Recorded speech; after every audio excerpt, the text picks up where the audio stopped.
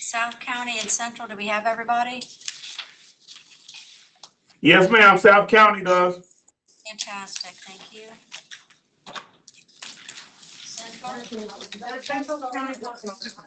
Oh, you're still working on it. We've got a big docket today, guys.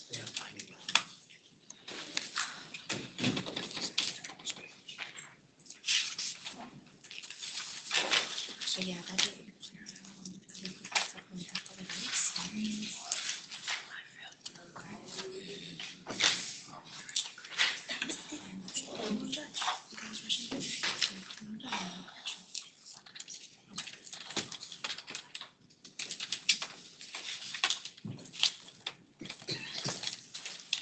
Okay, and I think I have Mr. Moyes, if I can go ahead and swear you in today.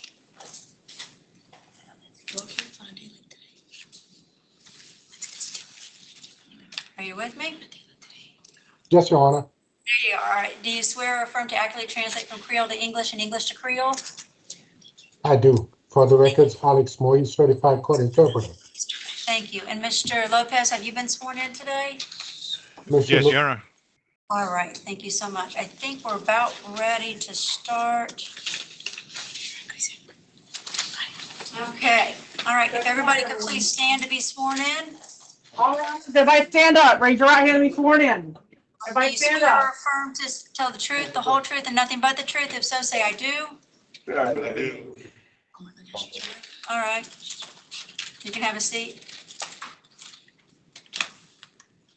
Okay, so I'm going to go over the colloquy, then I'll have Mr. Lopez go over, and then Mr. Moyes, you can go over, okay?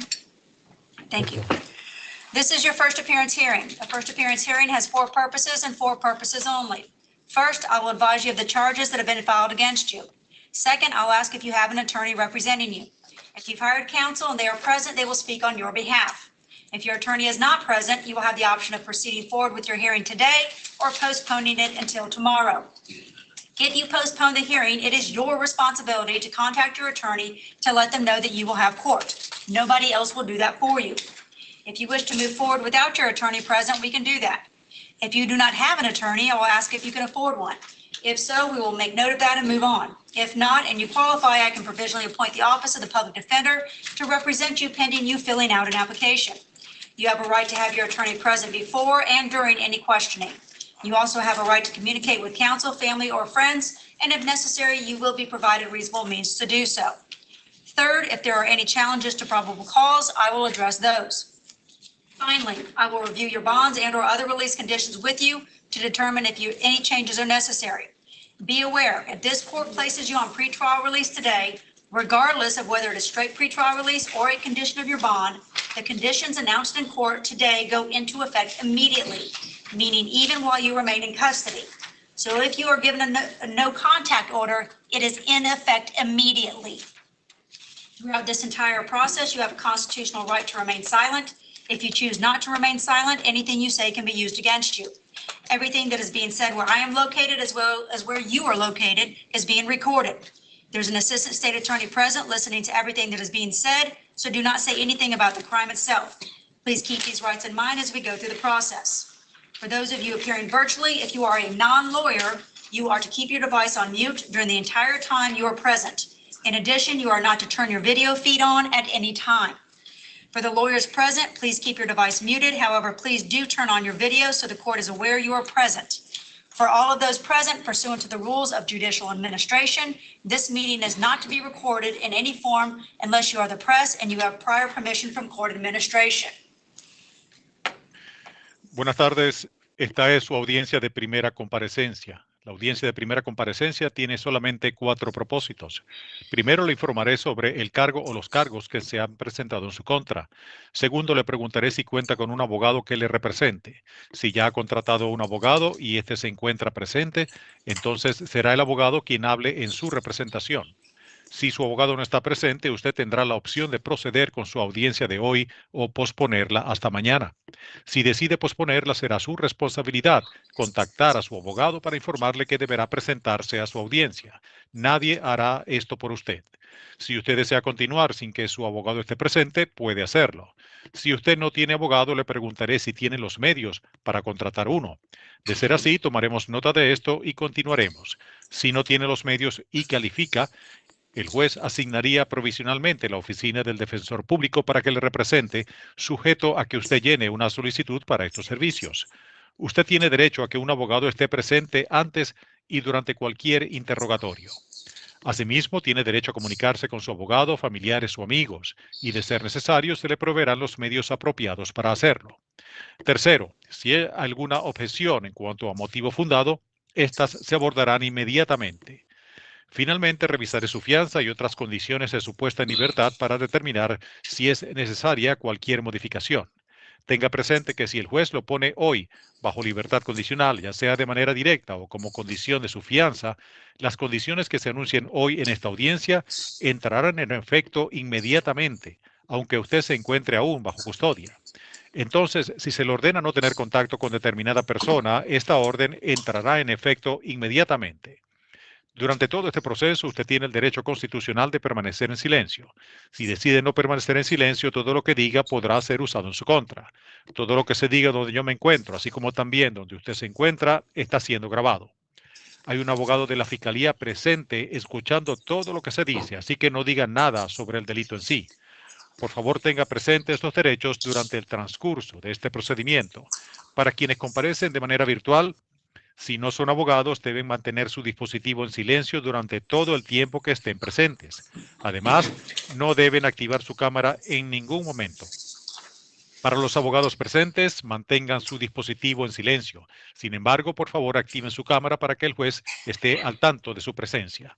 Para todos los presentes, conforme a las reglas de administración judicial, esta audiencia no podrá ser grabada en ninguna forma, a menos que usted pertenezca a los medios y tenga autorización previa de la administración del tribunal.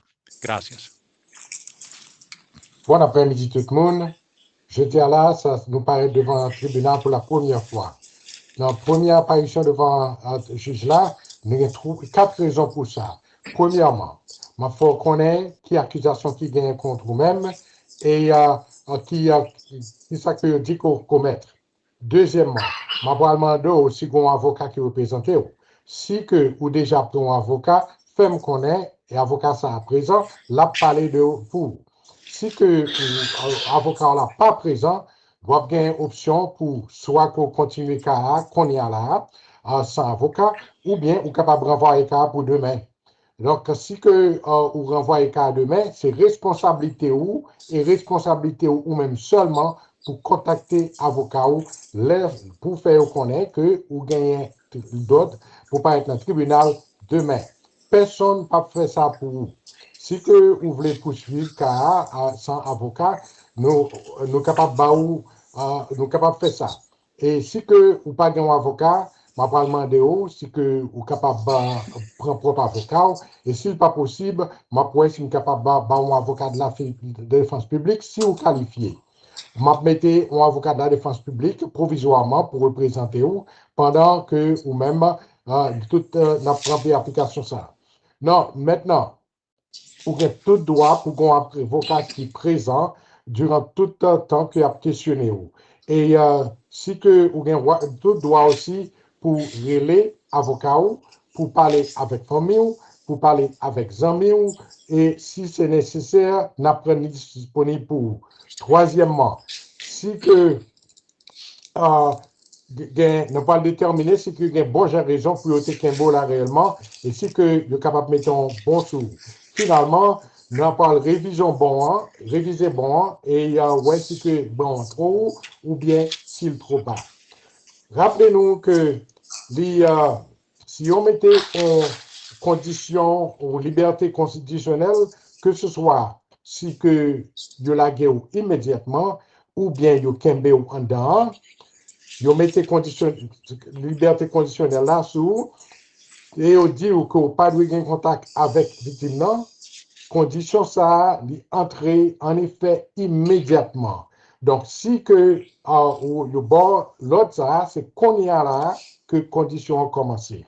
Pendant tout le process, vous avez tout droit constitutionnel pour être en silence pour ne pas dire rien. Si que vous choisissez pour être en silence, ou plutôt, si que vous choisissez pour dire un bagaille, connaît que tout ça qu'on dit, il y a enregistré et il est capable d'utiliser contre nous-mêmes. Raison, c'est que nous avons un avocat de l'État qui l'a capté de tout ça qu'on a dit et a enregistré ça qu'on a dit. Donc moi-même, m'a dit pas dit rien pour le moment. Pour l'autre monde qui apparaît virtuellement, et pour avocat, n'a demandé pour qu'un système en muet. Et aussi, pour les gens qui ne sont pas avocats, on a demandé pour ne pas lui mettre vidéo du tout. Donc, ainsi, avocats, eux-mêmes, capable de mettre, tendez, retirer sur muet, mais plutôt, ils sont capables de mettre sur muet, mais ils sont capables de mettre vidéo en. Il faut que nous comprenions tout, que personne n'est pas autorisé pour enregistrer session ça. Merci. All right, I have one non-interpreter case I'm going to call before we go into those. I have Gibson Nash. State law request here on this. Sanderson in his office. He has a private attorney, Corey Chastain, who's been here every day, and He's not here today. he is his attorney. I would waive the reading of the charges. All right, Mr. Nash, are you aware of the 3 charges you have against you, sir? I didn't understand that.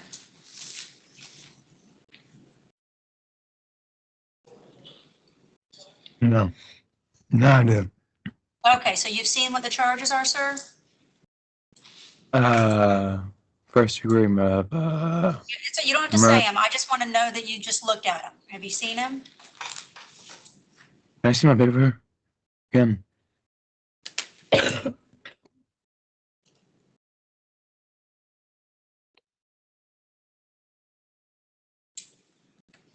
Yes. Okay, and now my understanding is you have an attorney, Mr. Chastain. He's not currently here. Do you want to proceed today without him, or do you want to come back tomorrow and have him present? Back in mom and come back present. Okay, so we're going to bring you back tomorrow. You need to contact Mr. Chastain to let him know that you're out of the hospital and you're ready to be seen, okay? Okay. All right, we'll bring you back tomorrow, sir. All right, I'm going to go with the Creole cases now real quick. I have Lernius Jr. Sinius. N'a demandé Lernis Junior Senius pour te paraître.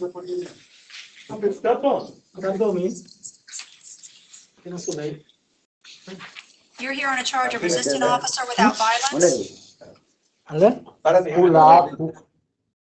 Ou là, parce que accusé qu'on t'a résisté un officier sans violence. You have an attorney?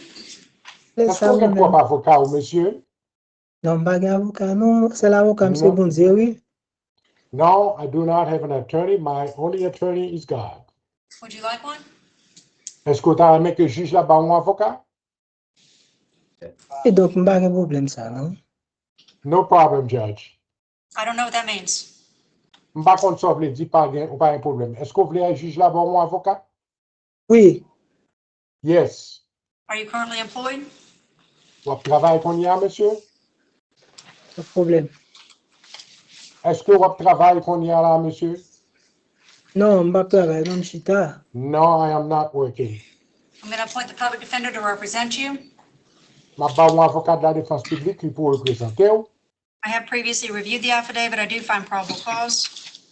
Je révise l'affidavit accusation contre moi-même. Moi, je ne que des bonnes raisons pour être québécois là. You have a bond of $1,000. Je mettez un bon caution sous de $1,000. Thank you, sir. Merci, monsieur, terminé. Jimmy Desir. Jimmy Désir. Sir, you're here on a charge of escape. Pour là, monsieur, il a accusé que ou t'es couru quitter officier. Battery on law enforcement officer. Ou t'es même agressé un officier de police. Tampering with physical evidence. En série d'évidence qui t'est gagné ou t'es causé que ou t'es essayé d'échanger. Resisting officer without violence. Ou t'as résisté au officier sans violence. Possession of paraphernalia. Ou gagné posséder des outils pour te prendre drogue. Possession of methamphetamine. Ou te posséder methamphétamine dans main. Petty theft. ou t'es fait vol, petit vol, and threat of death or serious bodily injury to law enforcement officer. et ou même ou t'es menacé pour te frapper un officier de façon que tu es capable de causer de dommages encore. Do you have an attorney, sir? No, Bon no, Your avocat, Honor. monsieur? No, Maggie. Non, I do not. Would you like one? Oui, Est-ce que tu as aimé que le juge là-bas un avocat? oui. Yes. You currently employed? Est-ce qu'on travaille qu'on y a, monsieur? No. Non. Non. I'm going to appoint the public defender to represent you. Ma ba un avocat de la défense qui pour représenter. I have previously reviewed the affidavit. I do find probable cause. Moi, révisé affidavit déjà. Moi, jeune qui a bon, j'ai raison pour être Kebo là. You have a bond of $20,000 on the escape. Ils ont mis un bon de 20 000 $ pour le fait que tu couru escape là. $5,000 on battery on law enforcement. 5 000 $ sur agression contre officier. $5,000 on tampering with physical evidence. 5 000 $ parce que tu as cherché changer évidence. $1,000 on resisting without violence. 1 000 $ parce que tu as résisté sans violence. $1,000 on paraphernalia. 1 000 $ parce que tu as un outil pour te prendre drogue là. $5,000 on methamphetamine. 5 000 $ pour methamphétamine là. $1,000 on petty theft. 1 000 $ sur petit vol là. And $5,000 on threat of death or serious bodily injury. Et 5 000 $ sur menace ou fait officier. All right, thank you, sir. Merci, monsieur, terminé. All right, that's all I had that needed the Creole interpreter. Thank you very much, Mr. Moyes. Your Honor, there was another name, Alex Pierre-Louis. No, they didn't tell me that. Alex Pierre-Louis? Judge, he says he doesn't need a Creole. Oh, he says he doesn't need one, so. Okay.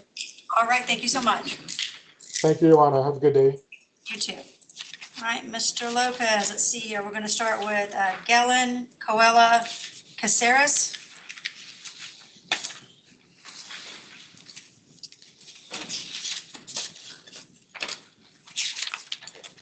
I need central unmuted. All right, sir, you're here on a charge of resisting officer without violence. Señor, usted está aquí por un cargo de resistirse ante un oficial sin violencia, Possession of paraphernalia and possession of methamphetamine. posesión de parafernalia y posesión de metanfetaminas. Do you have an attorney? ¿Usted tiene abogado? No. Would you like one? ¿Quisiera un abogado? No. No. Okay. I have previously reviewed the affidavit. I do find probable cause. Bien, ya he revisado previamente la affidavit en su caso. Encuentro que hay motivo fundado. You have a bond of $1,000 on the resisting, Tiene usted fianza de $1,000 por el cargo de resistirse, $1,000 on the paraphernalia, $1,000 por el cargo de parafernalia and $5,000 on the methamphetamine. y $5,000 por el cargo de metanfetaminas. All right, thank you, sir. Gracias, señor. João Rafael Faraz Santana. Sir, you're here on a charge of resisting officer with violence. Señor, usted está aquí por un cargo de resistirse ante un oficial con violencia. No. Yeah, you are. That's what you're here for. Sí tiene ese cargo, por eso se encuentra aquí. Do you have an attorney? ¿Usted tiene abogado? Creo que sí, tengo que ver con mi familia. I think so. I have to check with my family. Okay. I have previously reviewed the affidavit. State, I'm not sure that I saw the resisting with violence. I definitely saw resisting without, but it basically just said he resisted with violence. He revisado previamente la affidavit en su caso. Le hablo a la fiscalía. No creo que vi un cargo aquí de resistirse con violencia. Definitivamente veo un cargo de resistirse sin violencia. Last name is Faraz. Yes. It indicates the officer was injured taking him to the ground, but it doesn't indicate that he did anything to injure him. Indica que el oficial resultó lesionado cuando lo tiró al piso, pero no indica que él haya causado la lesión. ¿Cómo? Momento. Señor, escuche, haga silencio.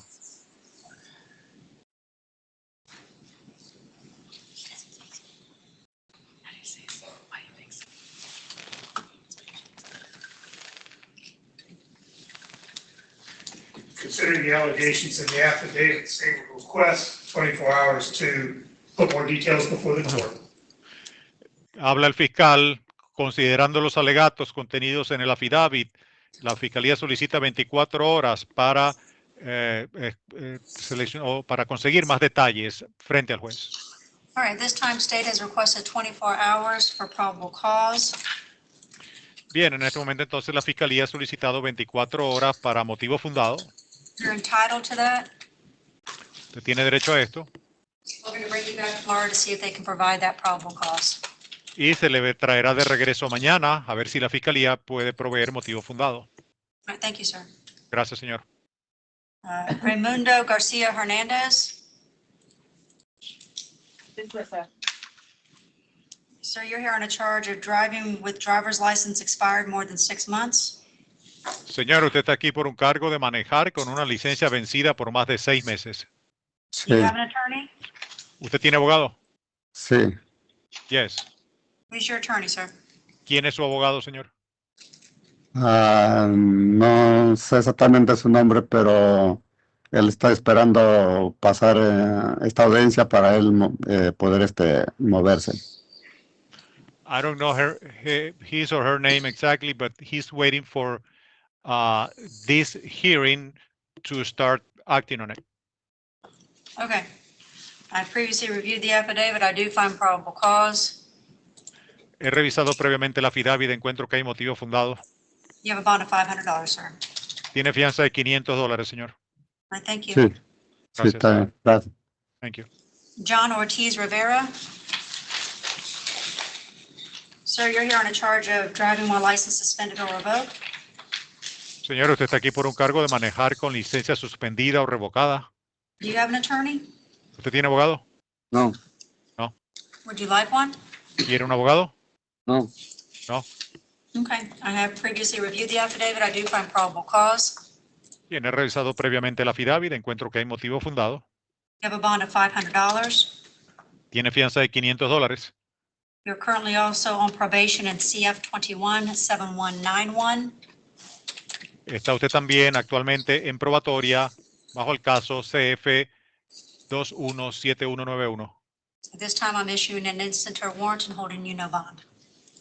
En este momento estoy dictando una orden inmediata para retenerlo a usted sin fianza. Thank you, sir.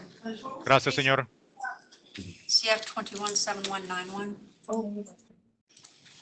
I'm looking at showcases for Edwin Alwin de Jesus.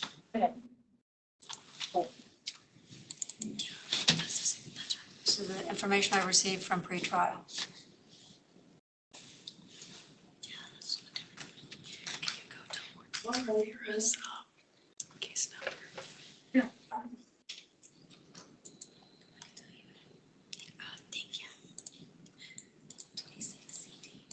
The 2021 CF 7191.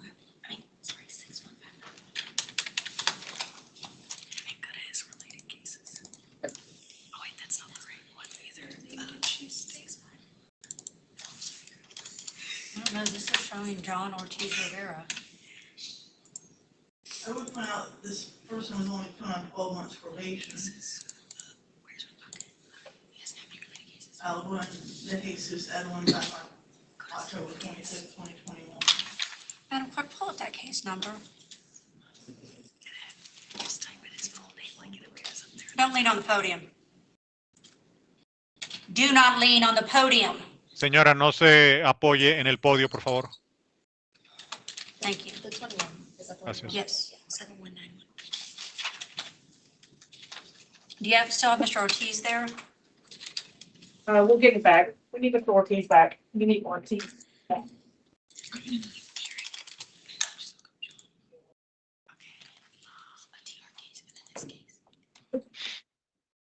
I don't know where you're getting your information from, but I'm looking at 7191 and it is not this defendant.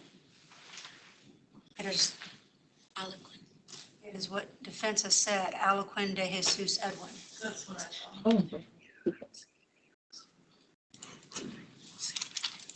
Judge, I'm looking through stat to see if it was an erroneous case number. However, there are many people with this name for me to search through.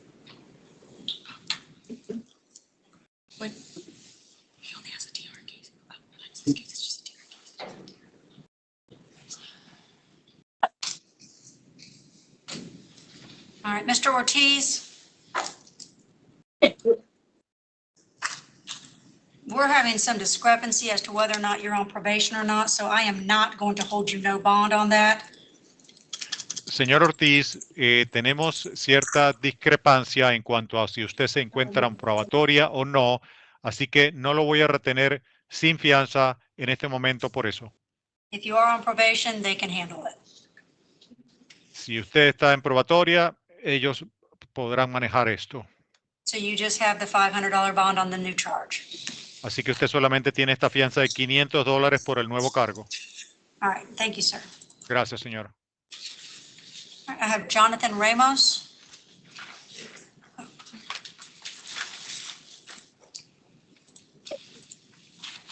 Sir, you're here on a charge of culpable negligence, Señor, usted tiene un cargo de negligencia culposa, interfere with traffic control device, interferir con un dispositivo de control de tránsito, criminal mischief, delito contra la propiedad, stealing and stolen property, negociar con propiedad robada, tampering with physical evidence, manipular evidencia física, conspiracy to commit grand theft, conspiración para cometer hurto en mayor cuantía and grand theft. y hurto en mayor cuantía. Do you have an attorney? ¿Usted tiene abogado? No. No. Would you like one? ¿Quisiera uno? Sí. Yes. And are you currently employed? ¿Usted tiene trabajo? Sí. Yes. About how much do you make a week? ¿Cómo cuánto gana a la semana? Como $400. About $400. I'm going to appoint the public defender to represent you. Le voy a asignar el abogado público para que le represente. I have previously reviewed the affidavit. I do find probable cause. He revisado previamente la affidavit en su caso. Encuentro que hay motivo fundado.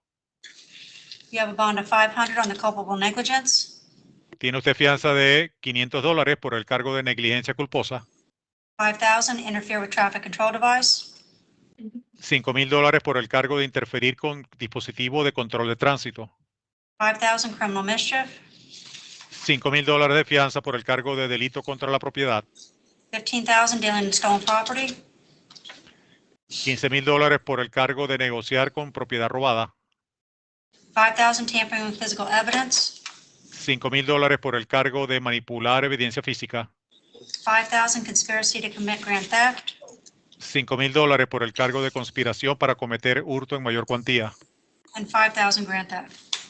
y $5,000 por el cargo de hurto en mayor cuantía. All right, thank you, sir. Gracias, señor. And I believe Wilda Ramos Cruz also needs the interpreter. Correct.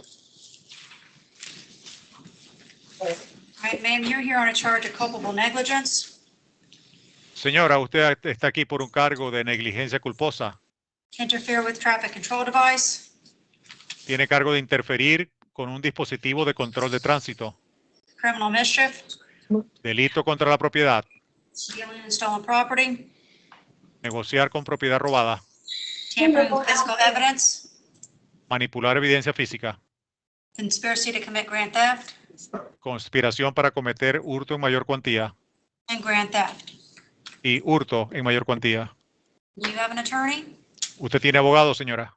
No. No. Would you like one? ¿Quisiera uno? Sí. Yes.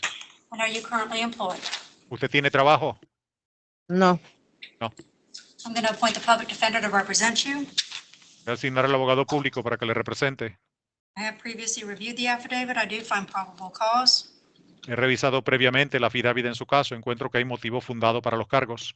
You have a bond of $500 on the culpable negligence, Tiene usted fianza de $500 por el cargo de negligencia culposa, $5,000 on the interfere with traffic control device, $5,000 por el cargo de interferir con dispositivo de control de tránsito, $5,000 on the criminal mischief, $5,000 por el cargo de delito contra la propiedad. $15,000 on the dealing in stolen property. $15,000 por el cargo de negociar con propiedad robada. $5,000 on the tampering with physical evidence. $5,000 por el cargo de manipular evidencia física. $5,000 on the conspiracy to commit grand theft. $5,000 por el cargo de conspirar para cometer hurto en mayor cuantía. And $5,000 on the grand theft. Y $5,000 por el cargo de hurto en mayor cuantía. All right, thank you, ma'am. Gracias, señora. Grisel Rivera, Sí, you're here on a charge of domestic violence, aggravated battery with a deadly weapon. Usted está aquí por un cargo de violencia intrafamiliar agravada con arma mortal. Do you have an attorney? ¿Usted tiene abogado? No. ¿No? Would you like one? ¿Quisiera uno? No. ¿No? Okay, I previously reviewed the affidavit. I do find probable cause. Bien, he revisado el affidavit previamente. Encuentro que hay motivo fundado para el cargo. You have a bond of $15,000. Tiene usted fianza de $15,000. If you are able to bond out, you will be placed on pretrial release. Si sale bajo fianza, va a ser puesta bajo condiciones de libertad condicional. You must report the day of or morning after your release and report every Wednesday. Deberá usted reportarse con los servicios de libertad condicional el día que salga en libertad o a la mañana siguiente. Y después de esto, deberá reportarse todos los días miércoles. In addition to the standard conditions of pretrial release, Y además de las condiciones estándar de libertad condicional, you are not to use, possess, or carry any firearms, guns, weapons, ammunition, or knives. no podrá usted poseer, usar ni portar ningún tipo de armas, armas de fuego, municiones o cuchillos. You are to have no contact with the victim directly or indirectly. No podrá tener usted contacto con la víctima en este caso, bien sea directa o indirectamente, In person, in writing, by telephone, page, or fax. ni en persona, ni por escrito o por teléfono, localizador o aparato de fax. Texting, email, social media, or through third persons. Tampoco por textos, correos electrónicos, medios sociales o a través de terceras personas. You must stay 500 feet away from the victim, victim's home, vehicle, place of employment, and or school at all times. Deberá usted mantenerse alejada al menos 500 pies de la víctima, la residencia de la víctima, su lugar de empleo o lugar de estudios en todo momento. You may return to the residence one time within 48 hours of your release from custody. Usted podrá regresar a esta residencia solamente una vez en menos de 48 horas después de haber sido liberada de la cárcel Accompanied by law enforcement to get your personal belongings. y deberá ir acompañada por algún agente policial para que usted pueda retirar sus efectos personales de la vivienda. All right, thank you, ma'am. Bien, gracias, señora. I believe that's it for the interpreter cases that I have. We have Rojo Hernandez, first name Pedro, R-O-J-O. Good afternoon, Your Honor. Attorney Melissa Flores on behalf of Mr. Pedro Rojo Hernandez. Oh, he's an This is a interpreter limited case? review- Yes, Your Honor, it's an interpreter case. Okay. This is a limited appearance for Mr. Rojo. We waive the reading of charges and enter a not guilty on behalf of Mr. Rojo. We're not at arraignment, we're at first appearance. Sorry. Esta es una comparecencia limitada a favor del señor Rojo. Renunciamos a la lectura de los cargos y presentamos declaración de no culpable a favor del señor Rojo. All right, Mr. Rojo, are you aware of the charge against you? Señor Rojo, ¿usted sabe cuál es el cargo o los cargos en su contra? Sí. Yes. Okay, and the attorney is here only on a limited appearance. Do you want to talk about are you going to hire an attorney or do you need the public defender? Y este abogado o abogada está aquí bajo una comparecencia limitada a favor suyo. Entonces, ¿usted estaría contratando un abogado privado o va usted a solicitar a un abogado público? Privado. ¿Puede repetir? Privado. Private attorney. Okay. All right, I have previously reviewed the affidavit. I do find probable cause. Bien, he revisado previamente la affidavit en su caso. Encuentro que hay motivo fundado para los cargos o el cargo en su contra. You have a bond of $500. Tiene fianza de $500. All right, thank you. Thank you, Your Honor. Gracias. Okay, I think that's it for the interpreter cases, Mr. Lopez. Announcement, Your Honor. Sure. ¿Alguien más para asistencia en español? Levante la mano ahora. I see no hands raised. Just one, Judge.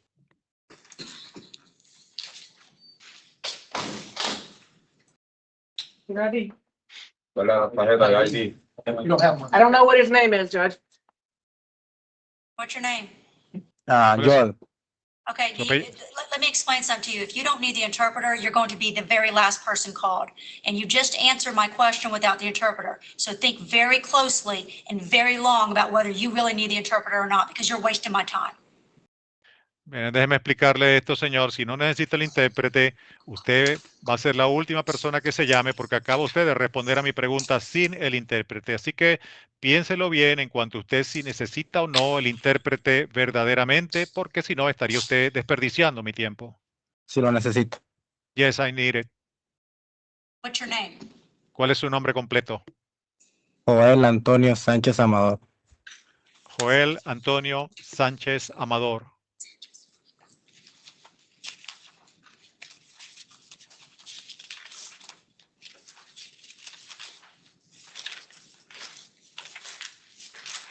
You're here on a charge of no valid driver's license. Señor, usted está aquí por un cargo de manejar sin licencia válida. Go to the report. Do you have an attorney? ¿Usted tiene abogado? No, Would you like one? ¿Quiere un abogado? no. Okay.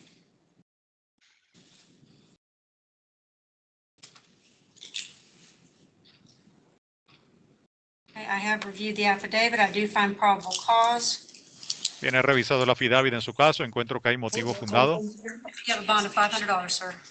Tiene usted fianza de $500, señor. All right, thank you. Gracias. Gracias. All right, thank you, Mr. Lopez. Thank you, Your Honor. May be excused. You may. Okay, we're going to go with our regular docket now. Please listen up very closely. Many of you are going to be placed on pretrial release today.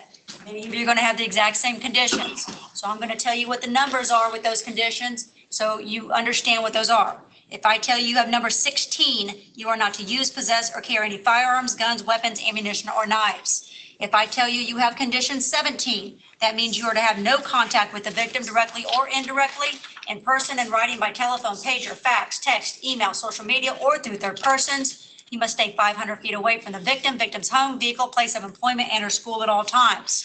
If I tell you you have condition 18, that means that you may return to the house one time within 48 hours of your release from custody, accompanied by law enforcement to get your personal belongings. Taryn Bronner.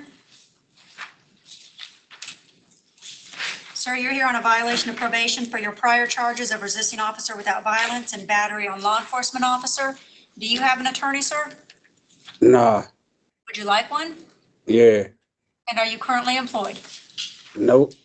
I'm going to appoint the public defender to represent you. I have previously reviewed the warrant. There is probable cause. This time you're being held no bond, sir. All right, thank you. All right, when my Antoine court date? Brinson, you're going to have to check your kiosk. I don't give court dates. Mr. Brinson, you are here on a charge of fleeing to elude officer, disregarding safety of others, resisting officer without violence, leaving the scene on public or private property without rendering aid to an injured person, possession of possession of a controlled substance without a prescription, possession of cannabis, driving under the influence, refusal to submit to a breath alcohol test, operating while driver's license suspended, second conviction, trespass in an occupied structure or conveyance, and a Leon County violation of probation warrant. Do you have an attorney, sir? Your Honor, apologies to interrupt, but this is a bring back from yesterday, and my understanding is, I haven't looked at the first appearance order yet. I believe Judge Rowe did appoint us to all the cases, and I informed the court that I had probable cause challenges on 3 of the counts. I asked. You find probable cause on anything? No, he didn't do anything. He just continued the whole case over. But I was trying to challenge yesterday, 3 of the charges, the controlled substance charge without prescription because it wasn't identified, the cannabis, not more than 20 grams because it wasn't tested. And then I would say for the driving license revoked, there's probable cause for an M2 driving license revoked, there's no prior allegation. I said that on the record, and then he just continued the whole thing for today. So I have not received any report from the state for those 3 counts. But I just wanted to let you know that's where we are. I received only one amended affidavit for today's docket. I did distribute that. I believe it was not for this case. Again, I apologize because of the length of the docket. Not as well prepared as I would like, but I believe we received no additional information in this case. Okay. Well, I have previously reviewed the affidavit. I do not find probable cause for the possession of controlled substance for reasons stated. You'll be ROR'd on that. I do not find probable cause on the possession of cannabis for reasons stated. You'll be ROR'd on that. As to the driving while license suspended or revoked, I do find probable cause for the lesser version of that. So you have a bond of $500. As to the remainder of charges, I do find probable cause. You have a bond of $15,000 on the flee to elude, $1,000 on the resisting without, $15,000 on leaving the scene, $2,500 on the driving under the influence, $1,000 on the refusal, $1,000 on the trespass, and you are being held no bond on the Leon County violation of probation. South County, you need to unmute your device and keep it unmuted, please. Thank you. All right, thank you, sir. Levon Brown. All right, sir, you're here on a violation of pretrial release capias issued by the Honorable Judge Carpanini on your prior charges of aggravated battery on a person using a deadly weapon and petty theft. Looks like you have private attorney, is that correct? Yes, ma'am. All right, do you want to proceed today without them, or do you want to be brought back tomorrow? Proceed today. Okay, I have previously reviewed the warrant. There is probable cause, and at this time, you are being held no bond, sir, okay? Okay. Thank you. Prince Cottle. Cottle? Yes. Sir, you're here on an arrest warrant issued by the Honorable Judge Wells on 4 counts. Do you know what those counts are? Yes. All right, do you have an attorney? No, I don't. Would you like one? No. Okay. I have previously reviewed the warrant. There is probable cause. State, you said you wanted to be heard? Yes, Your Honor, thank you. Scott Matthews on the record of the state. The case filing agent reached out to me this morning, not getting into details out of respect to the request from the defense. The state is requesting an enhanced bond for these counts because of the nature of the allegations specific to this case, as well as the anticipation that there are additional charges that are likely to be following. We're not asking the court to hold them on charges not before the court, but only to consider that the breadth of the behavior that's going to be alleged of the defendant extends beyond these counts. Thank you. Okay. All right. Having found probable cause, you have a bond of $25,000 per count. If you are able to bond out, you will be placed on pretrial release. You must report the day of or morning after your release and report every Wednesday. In addition to the standard conditions of pretrial release, you're going to have condition 22 and 25. Just make sure you read those whenever you get your paperwork so you know exactly what you cannot do, okay? Okay. All right, thank you. Thank you. Alan Davis. Sir, you're here on a charge of domestic violence, aggravated battery on a pregnant victim, and domestic violence false imprisonment. Do you have an attorney? No, ma'am. Would you like one? Yes, ma'am. Are you currently employed? I'm currently out on workman's comp. Okay, so do you have any source of income? Not at the moment, no. I'm going to appoint the public defender to represent you. I have previously reviewed the affidavit. I do find probable cause. You have a bond of $15,000 on the domestic violence aggravated battery, $5,000 on domestic violence false imprisonment. If you are able to bond out, you will be placed on pretrial release. You must report the day of or morning after your release and report every Wednesday. In addition to the standard conditions of pretrial release, you have conditions 16, 17, and 18, sir. What if I live out of state? Well, you're going to be here for a while. Moni Davis. Request to be heard on this. All right, sir, you're here on an arrest warrant issued by the Honorable Judge Waters on a charge of commit robbery with a firearm and armed burglary of a dwelling with a firearm. Do you have an attorney? No, ma'am. Would you like one? Yes, ma'am. Are you currently employed?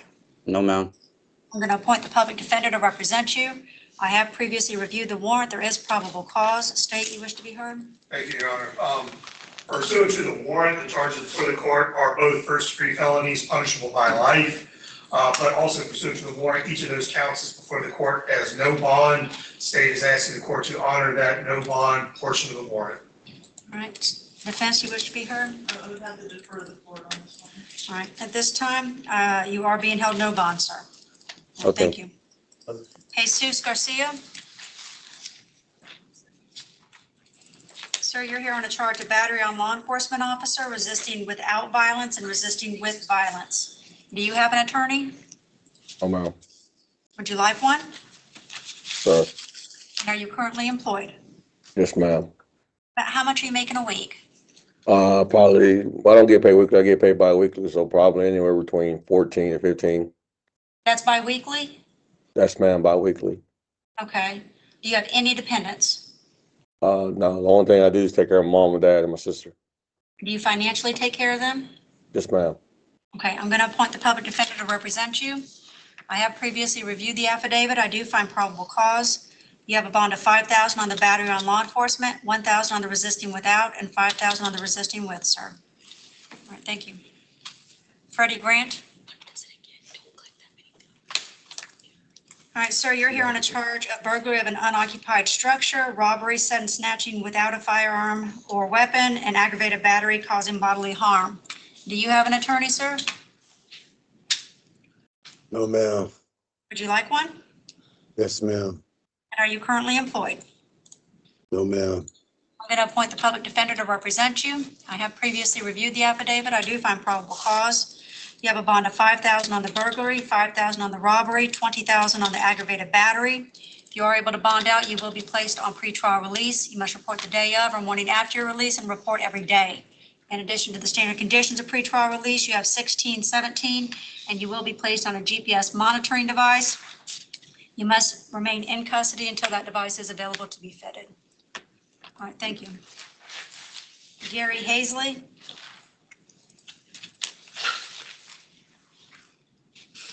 Ma'am, sir, you're here on a failure to appear capias issued by the Honorable Judge Corbett on a charge of driving while license suspended or revoked.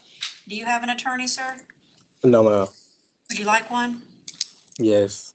And are you currently employed? Yes, but I just started working, so I haven't even got paid yet, so I don't know how much I'm making. Okay. How much do you make an hour? 15. Okay, and do you work like 40 hours a week? Yes. Okay. I'm going to go ahead and provisionally appoint the public defender to represent you. I have previously reviewed the affidavit. I do find probable cause. I'm going to give you a bond of $1,000, sir. All right, thank you. Thank you. Darius Johnson. Sandra Smith, Attorney's Office. We were appointed yesterday. I had a probable cause challenge on the date of birth alleged victim. I have received a new police report from the state today. You did? I didn't. Because the one yesterday had the date of birth of 1794. That's, they must have put this in right before I came to court, and that was the date I had. Yeah. Well, the new one has 6/16/61, so he is over 65. So, but Judge Grove did handle, my understanding, everything yesterday, other than, actually, I thought he handled it, but I don't know if he. We're just going to handle it today. How about that? All right. So, Mr. Johnson, you're here on a charge of domestic violence battery on person over 65. It looks like you were appointed the public defender yesterday. I have just reviewed the amended affidavit that was provided, so I do find probable cause for that charge. At this time, you have a bond of $5,000. If you are able to bond out, you will be placed on pretrial release. You must report the day of or morning after your release and report every Wednesday. In addition to the standard conditions of pretrial release, you have conditions 16, 17, and 18, sir. Okay. Ali Kibaru, Ms. Smith, he apparently was combative. I don't know if this is the first time. They gonna fight. This name sounds very familiar to me. This charge is an add-on, so I may be thinking of a prior account. I believe this incident occurred in the jail. I don't know if we already represent him on other matters, because he would have been in jail for something else. Are parties in agreement to proceed? Or do you State's want okay to? with it. Just one moment, I'm trying to see who his attorney is on the other cases. If my computer will load.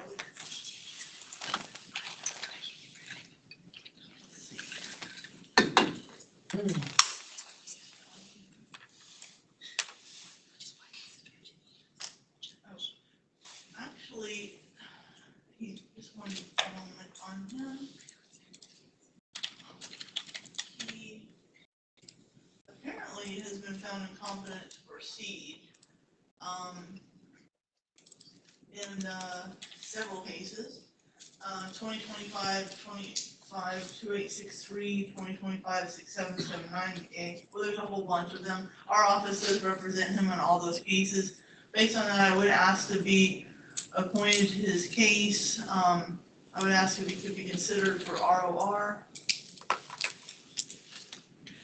State respectfully objects to that. I'm showing 9 open cases at this time. Okay. Well, at this point in time, Mr. Kibaru has the absolute right to come to first appearance. He has declined to do so, and that is his choice. So we are going to proceed at this time. He's here on an add-on charge of resisting officer without violence. I am going to go ahead and appoint the public defender to represent him. I have previously reviewed the affidavit. I do find probable cause, and at this time, he has a bond of $1,000. Thank you. Certainly, if the appropriate motion gets filed, we can address that. All right, Thomas Mills.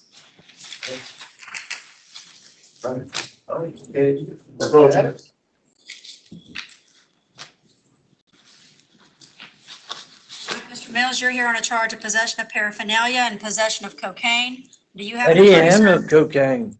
on me. Okay, do you have an attorney? No, no, Would ma'am. you like one? Yeah, And are you currently employed? no, I'm disabled for Okay, life. I'm going to appoint the public defender to represent you. I have previously reviewed the affidavit. I do find probable cause. You have a bond of $1,000 on the paraphernalia, $5,000 on the cocaine, sir. Thank you. What did I get? Yeah. All right, Romero Ortega. Mr. Ortega, you're here on a violation of probation for your prior charge of battery. Do you have an attorney, sir? No, ma'am. Would you like one? Yes, ma'am. And are you currently employed?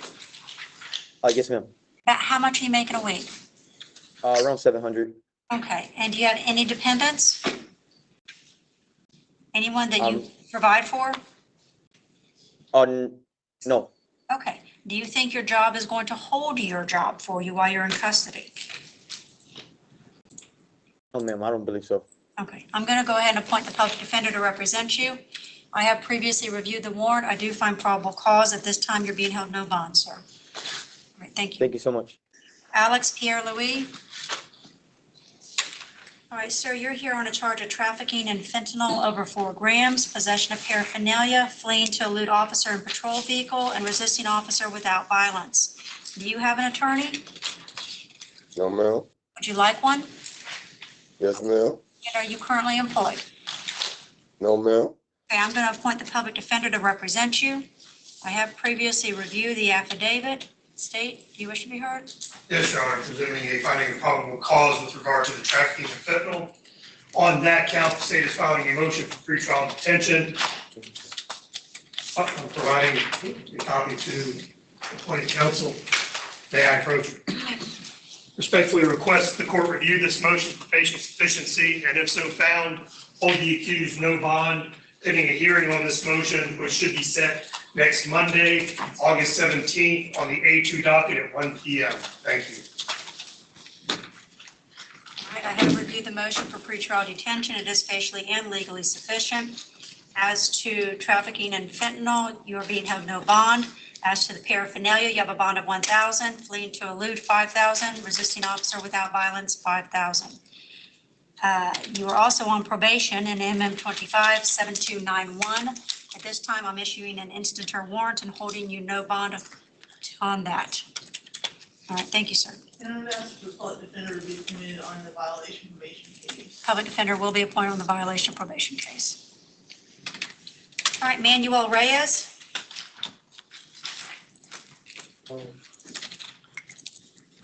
Sir, you're here on a charge of battery, burglary with assault or battery, resisting officer without violence, domestic violence battery, driving under the influence, criminal mischief, and refusal to submit to a breath alcohol test. Do you have an attorney? No, ma'am. Would you like one? Yes. And are you currently employed? No. I'm going to appoint the public defender to represent you. I have previously reviewed the affidavit. I do find probable cause. State will ask you for. Okay.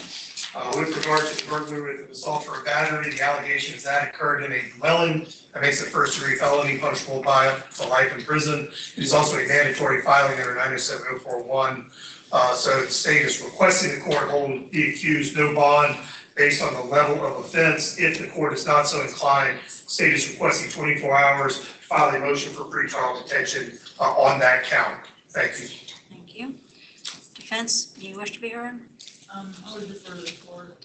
Okay, at this time, having found probable cause as to the charge of battery, you have a bond of $1,000. Burglary with assault or battery, you're being held no bond. Resisting officer without violence, $1,000. Domestic violence battery, $5,000. DUI, $1,000. Criminal mischief, $500. Refusal to submit to breath alcohol test, $1,000. If you are able to bond out, you will be placed on pretrial release. You must report the day of or morning after your release and report every Wednesday. In addition to the standard conditions of pretrial release, you are not to possess or consume alcohol or enter any bars or lounges. You will be subject to random breath test. You're to have no contact directly or indirectly with the co-defendant, and you'll have conditions 16 and 17. All right, thank you. Samuel Reyes. I'll be making the same request in this case. Sir, you're here on a charge of battery, burglary with assault or battery, battery on law enforcement officer, resisting officer without violence, driving under the influence, fleeing, attempting to elude with lights and sirens, driving while license suspended or revoked, criminal mischief, refusal to submit to a DUI test, resisting officer with violation, and warrantless violation of probation for your prior charges of resisting officer with violence, battery on officer, criminal mischief, petty theft, driving while license suspended or revoked, and leaving the scene of an accident with property damage. Do you have an attorney, sir? No, ma'am. Would you like one? Yes, please. And are you currently employed? No, ma'am. I'm going to appoint the public defender to represent you. I have previously reviewed the affidavit. I do find probable cause. State your argument's the same? Yes, Your Honor. Okay. Defense, your response is the same? Yes. At this time, you have a bond of $1,000 on the battery. You're being held no bond on the burglary with assault or battery, $5,000 on battery on law enforcement officer, $1,000 on resisting without violence, $1,000 on the driving under the influence, $5,000 on the plea attempt to elude, $500 on the driving while license suspended or revoked, $500 on the criminal mischief, $1,000 on the refusal to submit to DUI testing, $5,000 on the resisting with violence, and you're being held on no bond on all of the violation of probation charges. Judge, there was an extra charge that was on the booking sheet and affidavit that wasn't on our list. It was another DV battery.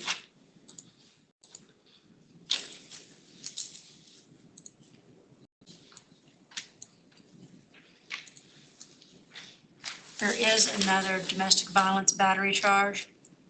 I find probable cause for that one as well. And you have a bond of $5,000 on that.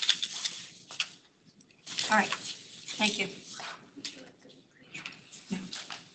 Mario Christian Rodriguez. Sanderson, the defender's office. My understanding, the division wants to have a contact with him, so he's asked for a while contact. Sir, you're here on a charge of domestic violence, aggravated battery on a pregnant victim. Do you have an attorney? No, ma'am.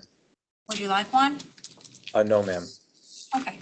I have previously reviewed the affidavit. I do find probable cause. You have a bond of $5,000. If you are able to bond out, you will be placed on pretrial release. You must report the day of or morning after your release and report every Wednesday. In addition to the standard conditions of pretrial release, you have condition 16, and you may have contact with the victim, but you may not be physically or verbally threatening, violent, or abusive in any manner whatsoever. Yes, ma'am. Thank you. Thank you. Julian Santiago. Sanderson, the defender's office. I do want to waive the reading of all of these charges. I believe there's 8 charges that are capital felony. All right, sir, you're here on 8 charges. Do you know what those charges are? Yes, ma'am. Okay, and do you have an attorney? No, ma'am. Would you like one? Yes, ma'am. Are you currently employed? Yes. Okay, about how much are you making a week? Around $350 on average. Okay, I'm going to appoint the public defender to represent you. I have previously reviewed the affidavit. I do find probable cause. Do you wish to be heard, State? State requests he be held no bond pursuant to the bond schedule. I believe it's a no bond. He's not entitled to a bond. Court is not so inclined. It is a mandatory filing under 907-041. Defense, do you wish to be heard? This time you will be held no bond, sir. Yes, All right, ma'am. thank you. Anthony Summers. Sanderson, the defender's office. I just want to waive the first charge on the docket from him. I believe it's a first-degree felony charge. I have no objection. I believe the other charges being announced, with the exception of there's another one.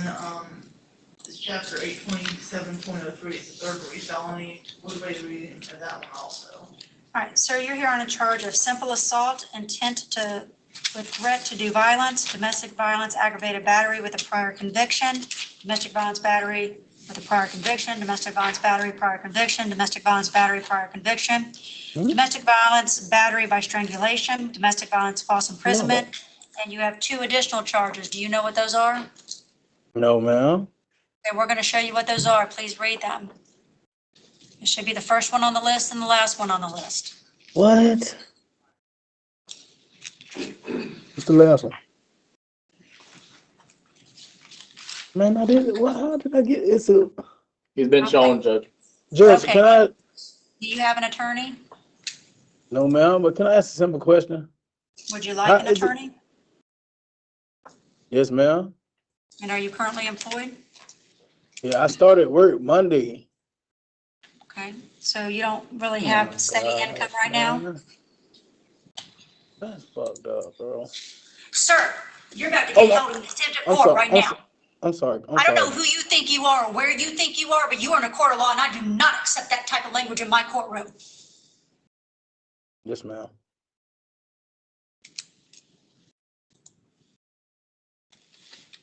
Do you have any steady income right now?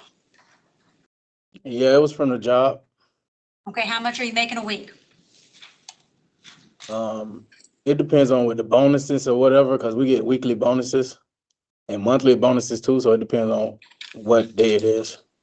Okay, well, you're gonna have to fill out the application to see if you qualify for the public defender then, okay? I have ma'am. previously reviewed the affidavit. I do find probable cause. State request to be heard. Yes? With regard to all counts except the simple assault, state is filing a motion for pretrial detention, providing a copy to appointed counsel. May I approach? You know, for clarification, were we provisionally appointed on this, or? Oh, I apologize. Okay, I don't know what he meant. okay. I would take it back. Sorry, Judge. Okay. I respectfully request the court review that motion for facial and legal sufficiency, and if so found, hold the accused on all of those counts, and for a hearing, it should be for that hearing, for that motion, it should be set on Monday, August 17th at 1 o'clock on the A2 docket. Thank you.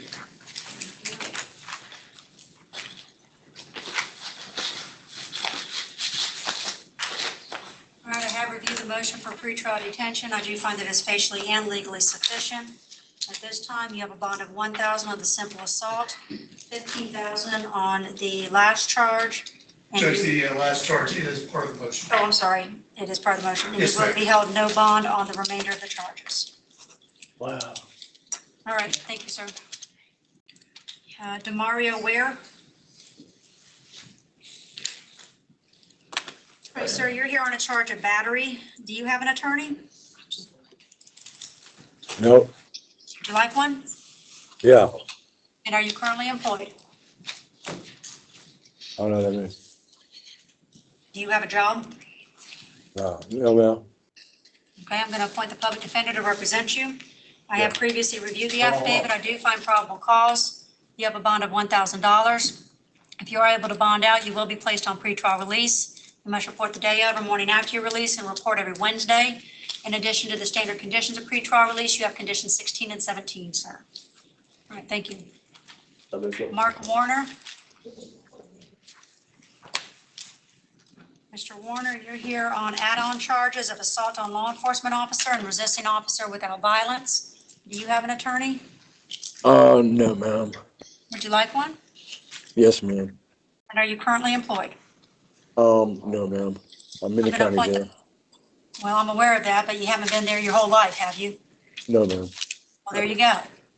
All right. I'm going to appoint the public defender to represent you. I have previously reviewed the affidavit. I do find probable cause. You have a bond of $1,000 on the assault, $1,000 on the resisting without, sir. Yes, ma'am. Are those felonies or misdemeanors, ma'am? Yes, No, are they felonies or misdemeanors? they're misdemeanors. All right, thank you, ma'am. Have a good day. I don't have the other 2 people. Is there anyone else left at South County? Yes, Judge. The last one is David Cum. He's the last one.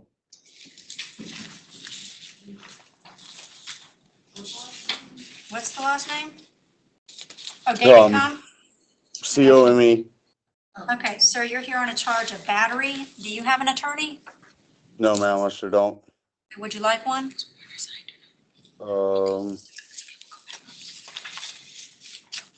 No. Okay. I have previously reviewed the affidavit. I do find probable cause. You have a bond of $1,000. If you are able to bond out, you will be placed on pretrial release. You must report the day of or morning after your release and report every Wednesday. In addition to the standard conditions of pretrial release, you have conditions 16 and 17, sir. All right, thank you. That's all we have for you, Judge. All right, have a good one. Elena Armstrong? Yes. You're here on a charge of possession of cannabis, possession of paraphernalia, and Orange County violation of probation charges of possession of tetradecannabis, possession of alcohol by person under 21, and alcoholic beverage open container. Do you have an attorney? No. Would you like one? Yes. Are you currently employed? Yes. How much are you making a week? Like, 100 or less.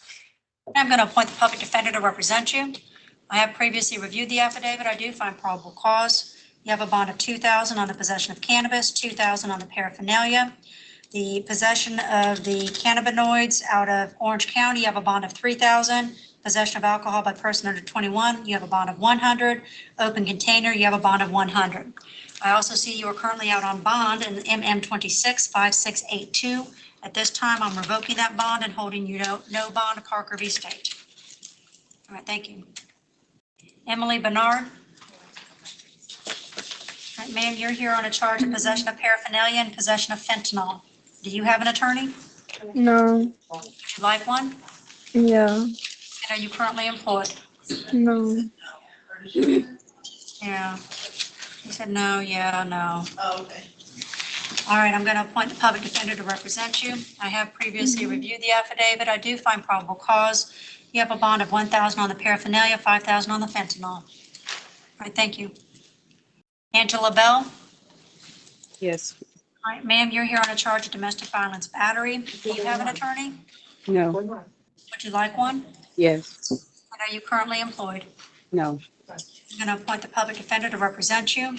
I have previously reviewed the affidavit. I do find probable cause. You wish to be heard, Ms. Smith? Yes, Your Honor. My understanding is she and the alleged victim in this case, who's one of the last people that we called, it was Shalexis Worrell, you'll be calling her later.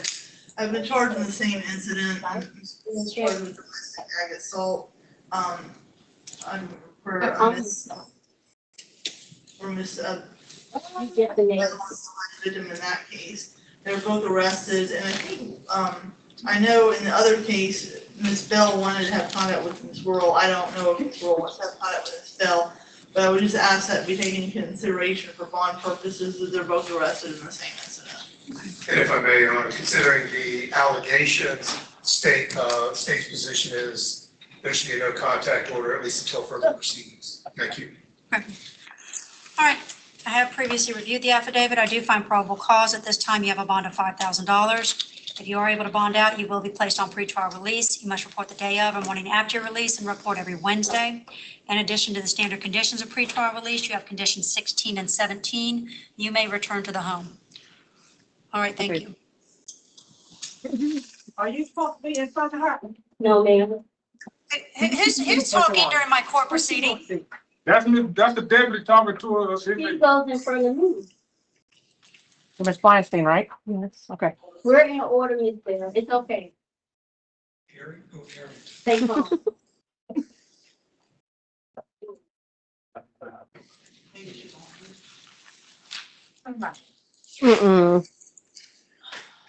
Does just Ms. Blystein need to go sit down for a little while? No, ma'am, it's not her. Well, she's up there giggling and laughing and leaning on the podium and putting her head down. Not funny. Apparently, she's having a really good time today. Ma'am, you're here on a charge of possession of paraphernalia and possession of cocaine. Do you have an attorney? No, ma'am. Would you like one? Yes. And are you currently employed? No. I'm going to appoint the public defender to represent you. I previously reviewed the affidavit. I do find probable cause. You have a bond of $1,000 on the paraphernalia, $5,000 on the cocaine. Brittany Brunel. Ma'am, you're here on add-on charges of criminal mischief and battery. Do you have an attorney? No, ma'am. Would you like one? Yes, ma'am. Are you currently employed? No, ma'am. I'm going to appoint the public defender to represent you. I have previously reviewed the affidavit. I do find probable cause. You have a bond of $5,000 on the criminal mischief, $1,000 on the battery. If you are able to bond out, you will be placed on pretrial release. You must report the day of or morning after your release and report every Wednesday. In addition to the standard conditions of pretrial release, you have conditions 16 and 17, ma'am. All right, thank you. Thank you. Caroline Butler. She refused. Do we wish to proceed without her?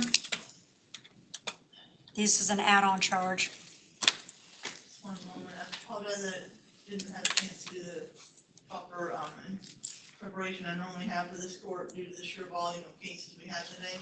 I just want to see if we represent her on her other case. Okay.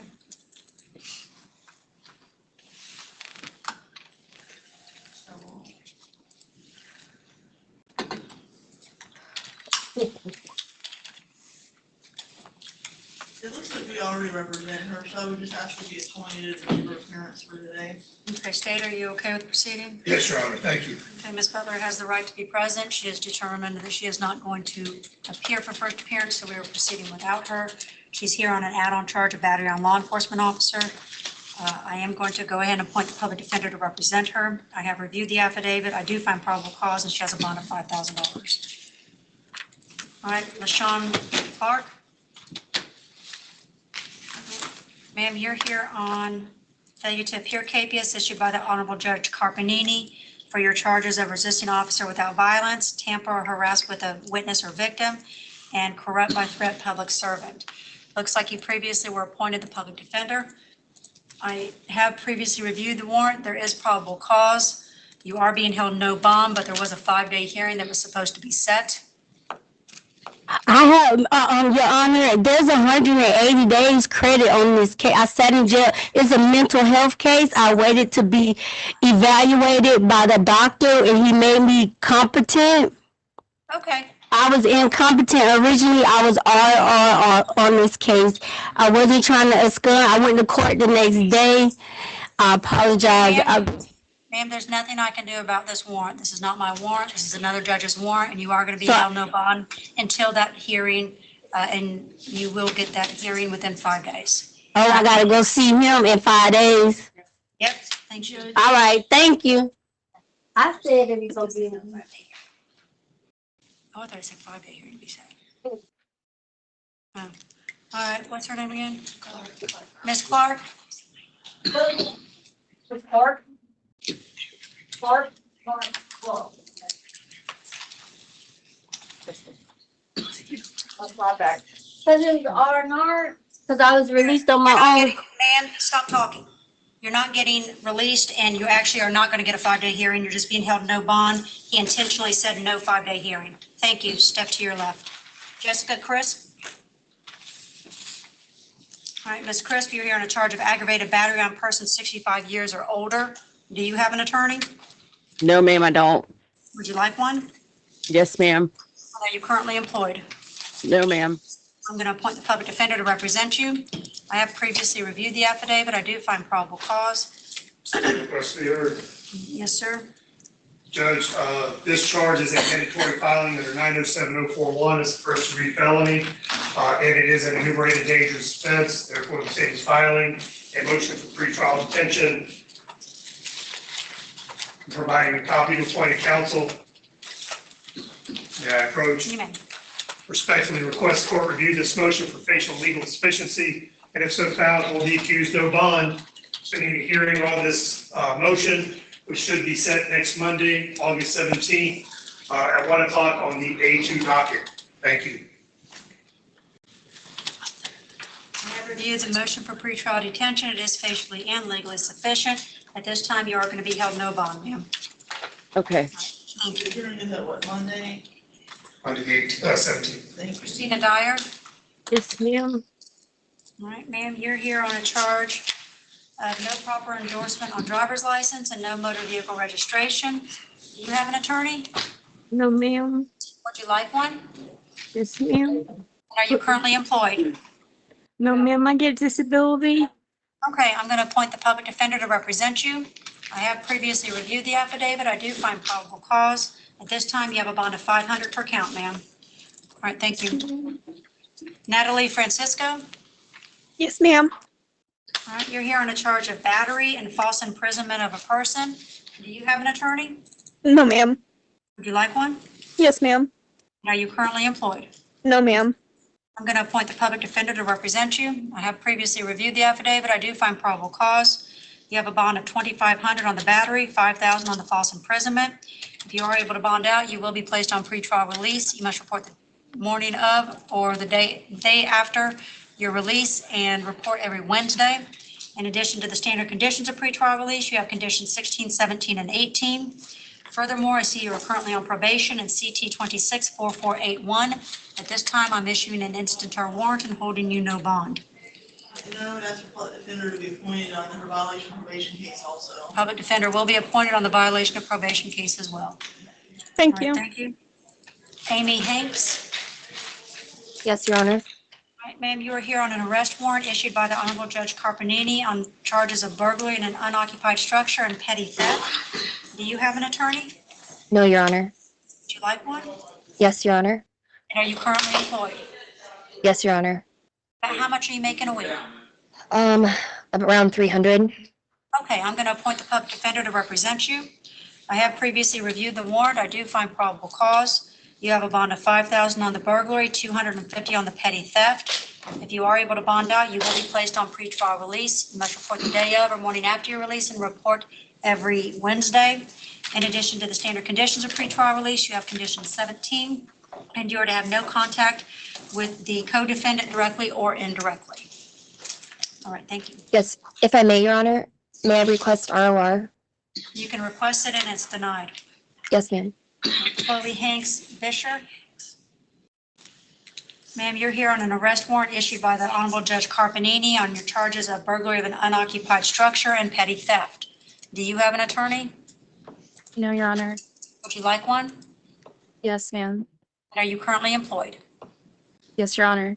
How much are you making a week? Around 300. I'm going to appoint the public defender to represent you. I have previously reviewed the warrant. I do find probable cause. You have a bond of 5,000 on the burglary of an unoccupied structure, 250 on the petty theft. If you are able to bond out, you will be placed on pretrial release. You must report the day of or morning after your release and report every Wednesday. In addition to the standard conditions of pretrial release, you have condition 17, and you are to have no contact directly or indirectly with the co-defendant. Thank you. Josie Hitchner. Ma'am, you're here on a charge of resisting an officer without violence. Do you have an attorney? No. Would you like one? Yeah. And are you currently employed? Well, I'm starting a new job in 2 weeks. So right now, are you employed? Currently, no. Okay, I'm going to appoint the public defender to represent you. I have previously reviewed the affidavit. I do find probable cause. You have a bond of $1,000, ma'am. All right, thank you. Sanbria Hooks. My understanding is the alleged victim wants to have contact with her, so he's gonna ask for no violent contact with the victim. Ma'am, you're here on a charge of domestic violence battery. Do you have an attorney? No. Would you like one? No. Okay, I have previously reviewed the affidavit. I do find probable cause. You have a bond of $5,000. If you are able to bond out, you will be placed on pretrial release. You must report the day of or morning after your release and report every Wednesday. In addition to the standard conditions of pretrial release, you have condition 16, and you may have contact with the victim, but you may not be verbally threatening or violent in any way whatsoever, okay? Okay. Thank you. Charisse Jackson. Ma'am, you're here on a violation of probation for your prior charges of burglary of a structure and 2 counts of possession of methamphetamine. Do you have an attorney? No, ma'am. Would you like one? Do I need one? Sure. Yes. Are you currently employed? No. I'm going to appoint the public defender to represent you. I have previously reviewed the warrant. There is probable cause, and at this time, you're being held no bond, ma'am. Thank you. Nancy Jaggers. Ma'am, you're here on a charge of possession of paraphernalia. Do you have an attorney?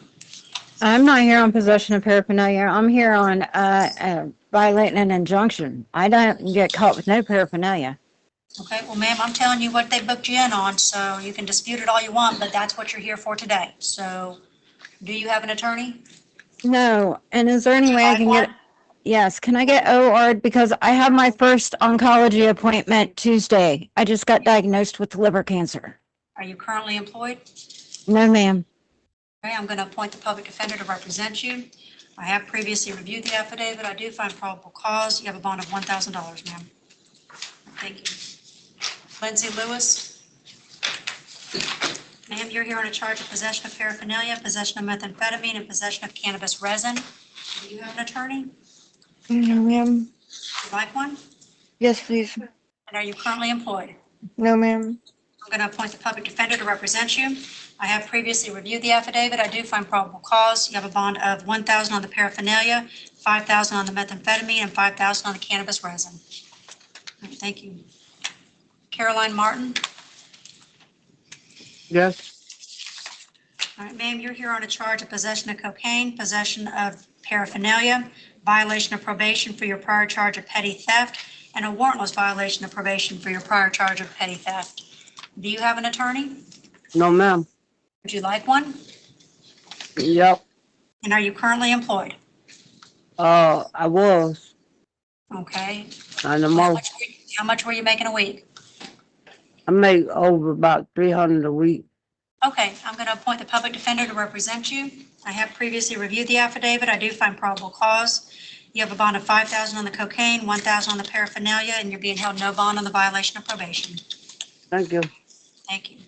Teresa Newburn. All right, ma'am, you're here on a charge of possession of a concealed weapon by a convicted felon. Do you have an attorney? No, ma'am. Would you like one? Yes, ma'am. Are you currently employed? No, ma'am. I'm going to appoint a public defender to represent you. I have previously reviewed the affidavit. I do find probable cause. You have a bond of $15,000, ma'am. How much? I had two different affidavits for her, so I just want to make sure that she's only How voting much did you pay? on that one charge versus the other ones that, on the other affidavit. Oh, hold on, I didn't have the other There's two one. different affidavits, I'm not sure which one they're going with. Hold on one moment, ma'am. Do you have a copy that I could look at? I don't.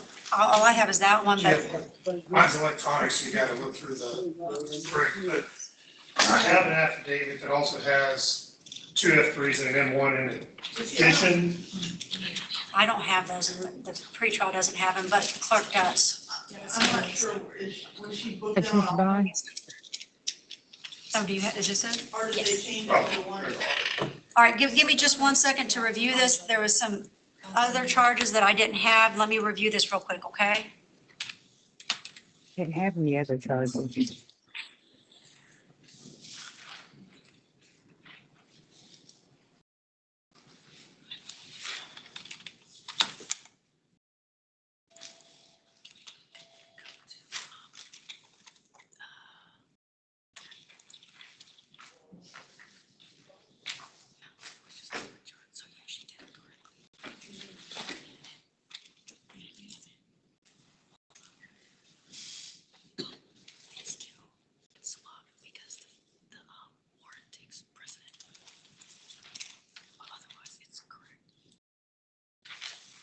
Okay, you go back to the original page. Okay, ma'am, you also have charges of possession of methamphetamine, possession of paraphernalia, and tampering with physical evidence. I have just reviewed that affidavit as well. I do find probable cause for all the charges. You have a bond of $15,000 on the possession of a concealed weapon by a convicted felon, $5,000 on the methamphetamine, $1,000 on the paraphernalia, and $5,000 on the tampering with physical evidence. And I just brought up that we're gonna have to come back tomorrow on those three additional charges. Understood. All right, thank you, ma'am. All right, thank you. Juanita Reed. Yes, ma'am. Ma'am, you're here on a charge of domestic violence aggravated battery with a deadly weapon. Do you have an attorney? No, ma'am. Do you like one? Yes, thank you. And are you currently employed? No, ma'am. I'm going to appoint the public defender to represent you.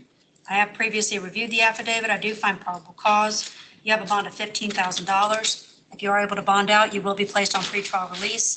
You must report the day of or morning after your release and report every Wednesday. In addition to the standard conditions of pretrial release, you have conditions 16, 17, and 18, ma'am. All right, thank you.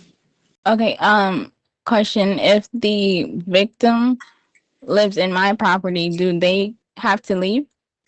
You can't go back there while they're there. Okay, so after they leave, I can go back. If they're not there, you can go back. If they're there, you cannot. Okay, Okay. thank you. Brenda Sasnet. Ma'am, you're here on a charge of manufacture or deliver narcotic paraphernalia. Do you have an attorney? No, ma'am. Would you like one? Yes, ma'am. Are you currently employed? No, ma'am. I'm going to appoint the public defender to represent you. I have previously reviewed the affidavit. I do find probable cause. You have a bond of $5,000. You're also currently on probation and MM 258208. At this time, I'm issuing an instant term warrant and holding you no bond. And I would ask to be appointed on that case also. Public defender will be appointed on that case as well. Yes, all right, thank you. Melissa Sermons. Yes, Your Honor. Ma'am, you're here on a charge of knowingly driving while license suspended or revoked. Do you have an attorney? Yes, I have attorney already. I'm a public defender. I'm Karen. And Ma'am, I didn't when I went to get my yes. you have that on this charge. Oh no, no, I don't have no attorney. No. All right, do you want the public defender on this charge as well? Yes, ma'am. Okay, I'm going to go ahead and appoint the public defender to represent you. I have previously reviewed the affidavit. I do find probable cause. At this time, you have a bond of $500. I also see that you're currently out on pretrial release and bond in CT 261064. At this time, I'm revoking that and holding you no bond, Parker v. State. Okay, Your Honor, why did you give my driving license back? You need to talk to your attorney about that. Oh, so no. Alexis Worrell. You're on a charge of domestic violence aggravated assault with a deadly weapon. Do you have an attorney? No. Would you like one? Yes, And are you currently employed? yes, About how much are you making a week? about 500. Okay, I'm going to appoint the public defender to represent you. I have previously reviewed the affidavit. I do find probable cause. You have a bond of $5,000. If you're able to bond out, you will be placed on pretrial release. You must report the day of or morning after your release and report every Wednesday. In addition to the standard conditions of pretrial release, you have conditions 16, 17, and 18, ma'am. Thank you. Natasha Zidich. Ma'am, you're here on an arrest warrant issued by the Honorable Judge Corbett on a charge of grand theft. Do you have an attorney? No, ma'am. Would you like one? Yes, And are you currently employed? no. I'm going to appoint the public defender to represent you. I have previously reviewed the warrant. There is probable cause. At this time, you have a bond of $5,000. If you are able to bond out, you will be placed on pretrial release. You must report the day of or morning after your release and report every Wednesday. In addition to the standard conditions of pretrial release, you have condition 17, and you're to have no contact directly or indirectly with any co-defendant. All right, thank you. All right, we got through about half the people. Are there any attorneys on the line now? Yes, Your Honor, I'm present. I don't know who I am and who that is. This is Attorney Huda Salah. Okay, and who are you here for? Brian Brandt. Brian Brandt? Yes, Your Honor. Okay, he's coming forward. All right, Mr. Brandt, you're here on a charge of domestic violence battery by strangulation. Are you representing him for today only or for the duration of the case? I'll be representing him for the duration of the case. Okay. And do you have any challenges? Your Honor, I have not, in all honesty, had a copy of the warrant to read through it, but my only request would be that you issue a reasonable bond in this case. And he is, I don't know if there's going to be a no contact where he won't be able to enter his home. I think I heard you say earlier, even if it's his home, he still won't be able to enter through it. So that would be really the only thing in mind, just that there would be a reasonable bond issued. All right, I have previously reviewed the affidavit. I do find probable cause. At this time, you have a bond of $5,000. If you are able to bond out, you will be placed on pretrial release. You must report the day of or morning after your release and report every Wednesday. In addition to the standard conditions of pretrial release, you have conditions 16, 17, and 18, sir. Thank you. All right, and for the attorney, can you please spell your last name for the record? Yes, Your Honor, it's Saleh. All right, thank you so much. Thank you. All right. Any other attorneys on the line? Your Honor, if I may, Department of Corrections, probation. Okay, I understand, but I need to find out first if there's any other attorneys on the line. Yes, ma'am. Any other attorneys on the line? Speak now or forever hold your peace. Okay, all right, Mr. McKinney? Yes, Your Honor. On Mr. Ortiz that you had earlier, that they could not determine if he was on probation or not. He was there on case 26 CT 6519. He is on probation out of Orange County, case 21 CS 7191 for 15 years with a term date of February 2041. Okay, well, I don't do anything that they're on probation out of county and they weren't arrested on a warrant list. I let them handle that. We can't get an instance, Your Honor? No, it's not a local, he's not on probation here. I'm not doing an instanter on another county. Thank you, Your Honor. Thank you. Paul Adderman? Yes, ma'am. All right, sir, you're here on a charge of tampering with physical evidence, possession of paraphernalia, and possession of methamphetamine. Do you have an attorney? No, ma'am. Would you like one? Yes, please. And are you currently employed? Yes. How much are you making a week? 500 a week, approximately. I'm gonna appoint the public defender to represent you. I have previously reviewed the affidavit. I do find probable cause. You have a bond of $5,000 on the tampering, $1,000 on the paraphernalia, $5,000 on the methamphetamine. I also see that you're currently on bond in CF 267087. At this time, I'm revoking that and holding you no bond Parker v. State, sir. Yes, ma'am. Thank you. Thank you. Noel Adorno? Ma'am. Sir, you're here on a charge domestic violence battery and domestic violence false imprisonment. Do you have an attorney? Yes, ma'am. I'm on bond on it in Lakeland. A public defender appointed in Lakeland. I was supposed to be at court today, this morning. So on this case, do you have an attorney? No, ma'am. Would you like one? Yes, ma'am. Has your financial situation changed at all? No, ma'am. Okay, I'll appoint the public defender to represent you. I have previously reviewed the affidavit. I do find probable cause. You have a bond of $5,000 per count. If you are able to bond out, you will be placed on pretrial release. You must report the day of or morning after your release and report every Wednesday. In addition to the standard conditions of pretrial release, you have conditions 16, 17, and 18. I also see that you are out on pretrial release and bond in CT 26 4201 and 4202. At this time, I'm revoking that and holding you no bond Parker v. State. All right, thank you. Ricky Allen? Ma'am. Sir, you're here on a charge of possession of paraphernalia and possession of methamphetamine. Do you have an attorney? No, ma'am. Would you like one? Yes, ma'am. Are you currently employed? No, ma'am.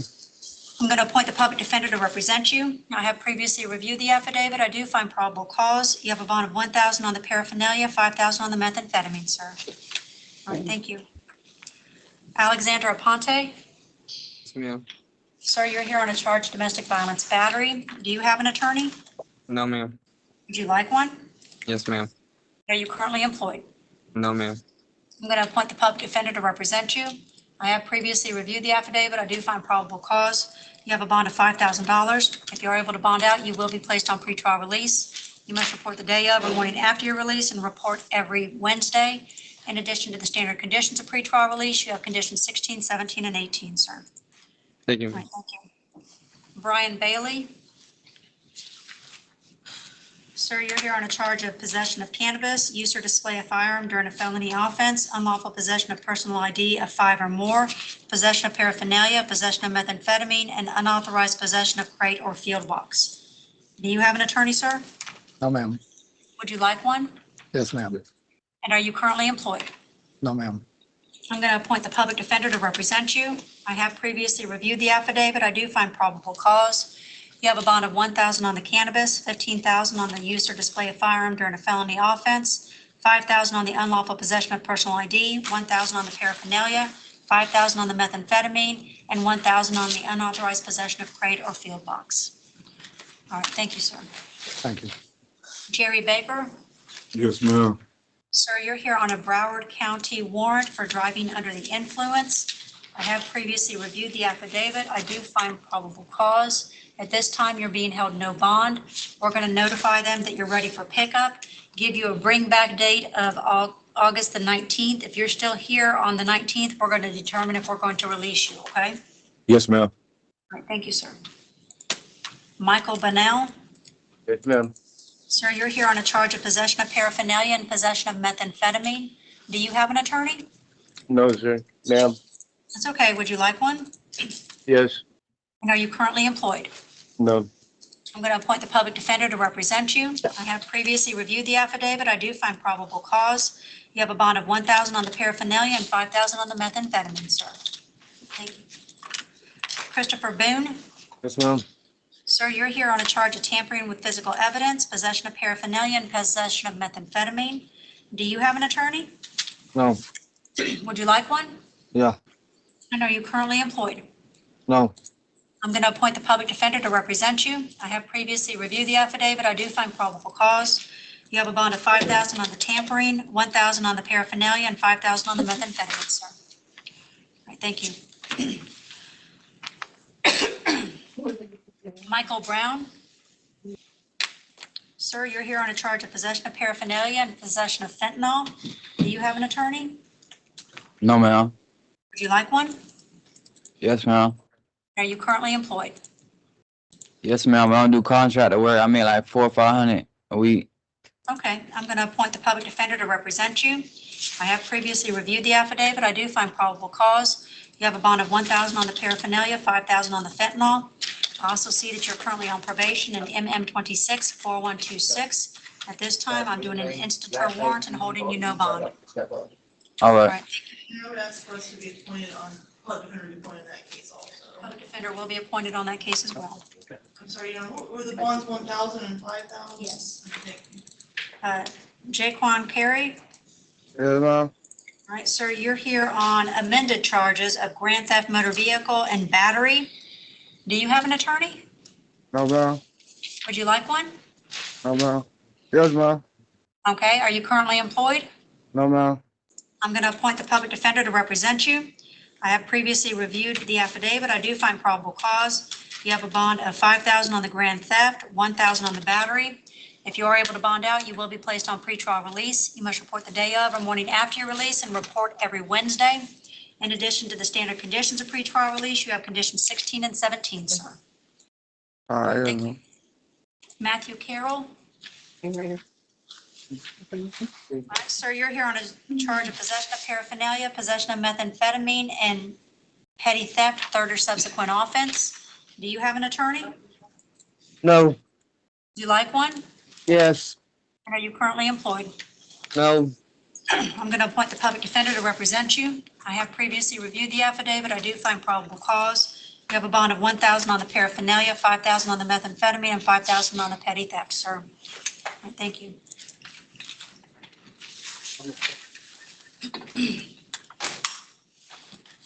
Dominique, Yes, ma'am. Dominique Cobb, okay. Yes, ma'am. Sir, you're here on keeping a shop or vehicle for drug use, attaching tag not assigned, failing to maintain vehicle liability insurance, possession of cannabis with intent to sell, resisting officer without violence, possession of paraphernalia, possession of cannabis over 20 gram, no motor vehicle registration, operating while driver's license suspended or revoked, and violation of probation for your prior charges of possession of cocaine with intent to sell, resisting officer without violence, and possession of paraphernalia. Do you have an attorney, sir? No, ma'am. Would you like one? Yes, ma'am. And are you currently employed? No, ma'am. I'm going to appoint the public defender to represent you. I have previously reviewed the affidavit. I do find probable cause. You have a bond of 1,000 on the keeping shop or vehicle for drug use, 500 on attaching tag not assigned, 500 on maintaining to maintain vehicle liability insurance, 5,000 on possession of cannabis with intent to sell, 1,000 on resisting without violence, 1,000 on paraphernalia, 5,000 on possession of cannabis over 20 grams, 500 on no motor vehicle registration, 500 on driving while license suspended or revoked, and you will be held no bond on the violation of probation, sir. All right, thank you. Martrick Cobb. All right, sir, you're here on a charge of simple assault. Do you have an attorney? No, ma'am. You like one? No, ma'am. Okay, I have previously reviewed the affidavit. I do find probable cause. You have a bond of $1,000. If you are able to bond out, you will be placed on pretrial release. You must report the day of or morning after your release and report every Wednesday. In addition to the standard conditions of pretrial release, you have conditions 16, 17, and 18, sir. All right, thank you. Thomas Criswell? Your Honor, Henderson Public Office, my understanding is this is a BOP out of Charlotte County. It wasn't noted on the docket, but he's on probation in Charlotte and he's supervised by Bartow. At least that's what the DOC website shows.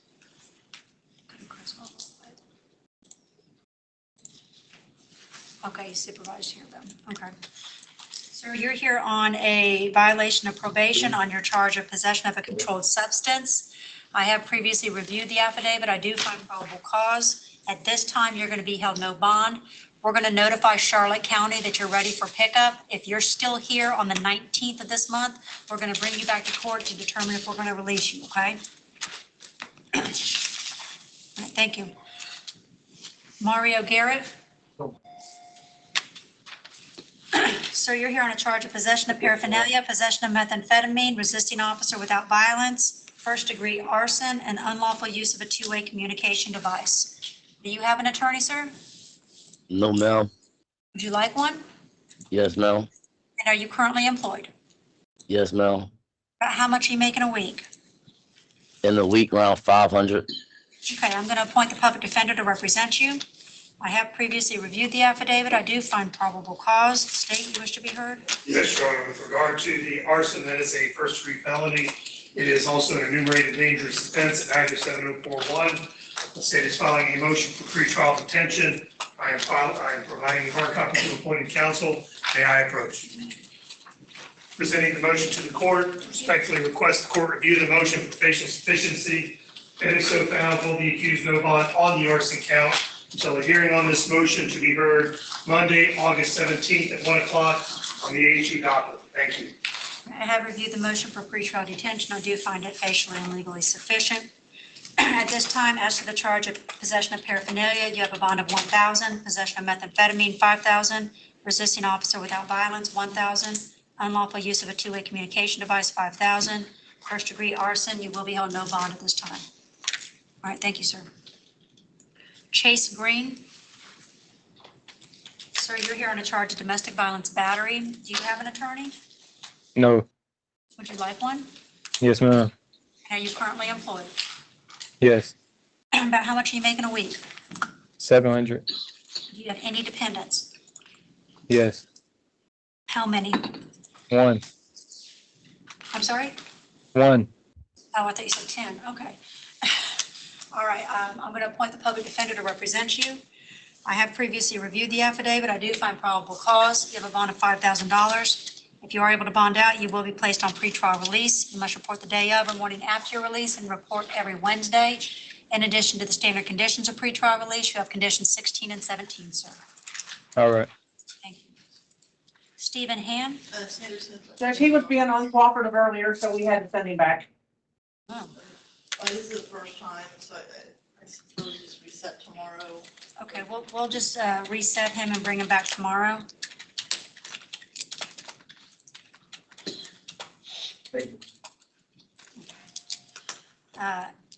Abdal Hassan? Yes, Your Honor. Sir, you're here on a violation of probation for your prior charge of driving under the influence. Do you have an attorney? No, Your Honor. Would you like one? Yes, ma'am. Okay, and are you currently employed? Yes, ma'am. About how much are you making a week? Around 500 after taxes. Okay, I'm going to appoint the public defender to represent you. I have previously reviewed the warrant. There is probable cause. At this time, you're being held no bond. Yes, ma'am. Roberto Hernandez. Sanderson, Public Defender's Office. I did a stipulation with the state. Yes, Your Honor. One of the resisting without violence charges, and then one of them, he should be released on his own recognizance, since it's two different officers. And state, you're in agreement with that? Yes, Your Honor, it's the same act, two officers. I also found that same when I was reviewing. All right, so sir, you're here on a charge of possession of cannabis, possession of an open container, resisting officer without violence, possession of paraphernalia, and possession of heroin. Do you have an attorney, sir? No, ma'am. Would you like No, one? Your Honor. Yes, Your Honor. Okay, and are you currently employed? Yes, Your Honor. Okay, about how much do you make a week? About 400. And I want to just be specific on the employment. After today, I'm not 100% sure. So I'm asking mercy to the court if you can ROR me so I can get back to that employment. I work Monday through Friday. I've never been a failure to appear. I've never had an FTA. Okay, well, let's step by step. So at this point in time, I am going to go ahead and appoint the public defender to represent you. I have previously reviewed the affidavit. I do agree with state and defense as to one of the resisting officer without violence. I do not find probable cause, and you will be ROR'd on that count. As to the remainder charges, I do find probable cause, and I will not ROR you on those. You will have bonds. So as to the possession of cannabis, you have a bond of $1,000, possession of an open container, $500, resisting officer without violence, $1,000, possession of paraphernalia, $1,000, and possession of heroin, $5,000. All right, thank you, sir. Thank you. Moselle Hill. Yes, ma'am. All right, Mr. Hill, you're here on a charge of possession of cannabis and possession of paraphernalia. Do you have an attorney? No, ma'am. Would you like one? Yes, ma'am. And are you currently employed? Yes, ma'am. Okay, about how much are you making a week? 400. I'm going to For appoint I'm going to appoint the public defender to represent you. I have previously reviewed the affidavit. I do find probable cause. You have a bond of $1,000 per count, sir. Yes, ma'am. Thank you. Arturo Huerto. Yes, ma'am. Sir, you're here on a charge of resisting officer without violence, possession of paraphernalia, and possession of methamphetamine. Do you have an attorney? No, ma'am. Would you like one? Yes. And are you currently employed? Yes. About how much are you making a week? 400. I'm going to appoint the public defender to represent you. I have previously reviewed the affidavit. I do find probable cause. You have a bond of $1,000 on the resisting, $1,000 on the paraphernalia, and $5,000 on the methamphetamine. Thank you. Robert Jacobs. Yes, ma'am. Sir, you're here on a charge of battery with a prior conviction. Do you have an attorney? No, ma'am. Would you like one? Yes, ma'am. And are you currently employed? Yes, ma'am. About how much are you making a week? 700. Okay, do you have any dependents? Yes, ma'am. I have two. I have a girlfriend and a 3-month-old baby. Okay, I'm going to appoint the public defender to represent you. I have previously reviewed the affidavit. I do find probable cause.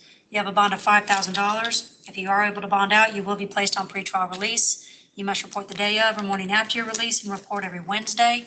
In addition to the standard conditions of pretrial release, you have conditions 16, 17, and 18, sir. Yes. Thank you. Wilner Joseph. Yes, ma'am.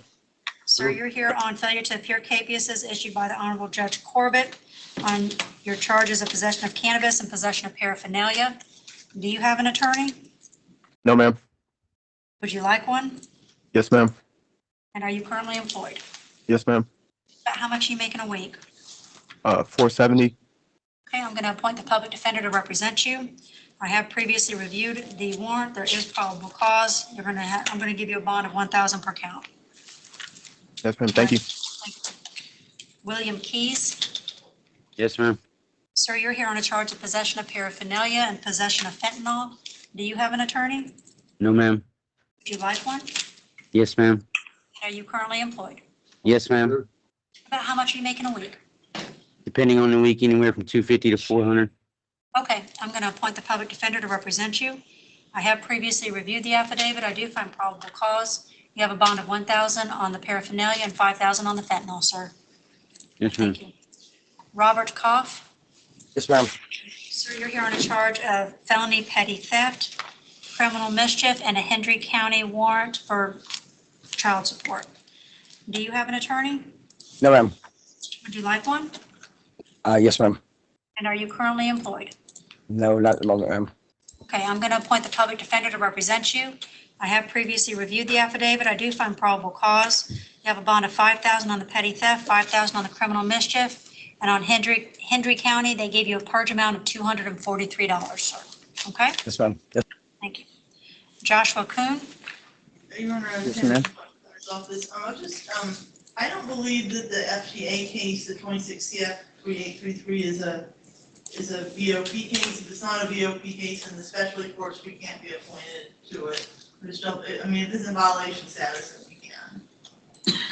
he's on probation on that case. Well, they're all on probation on Okay, that. I got you. Whether they go there on probation, the question is why he was in there, did he get violated? He's about to.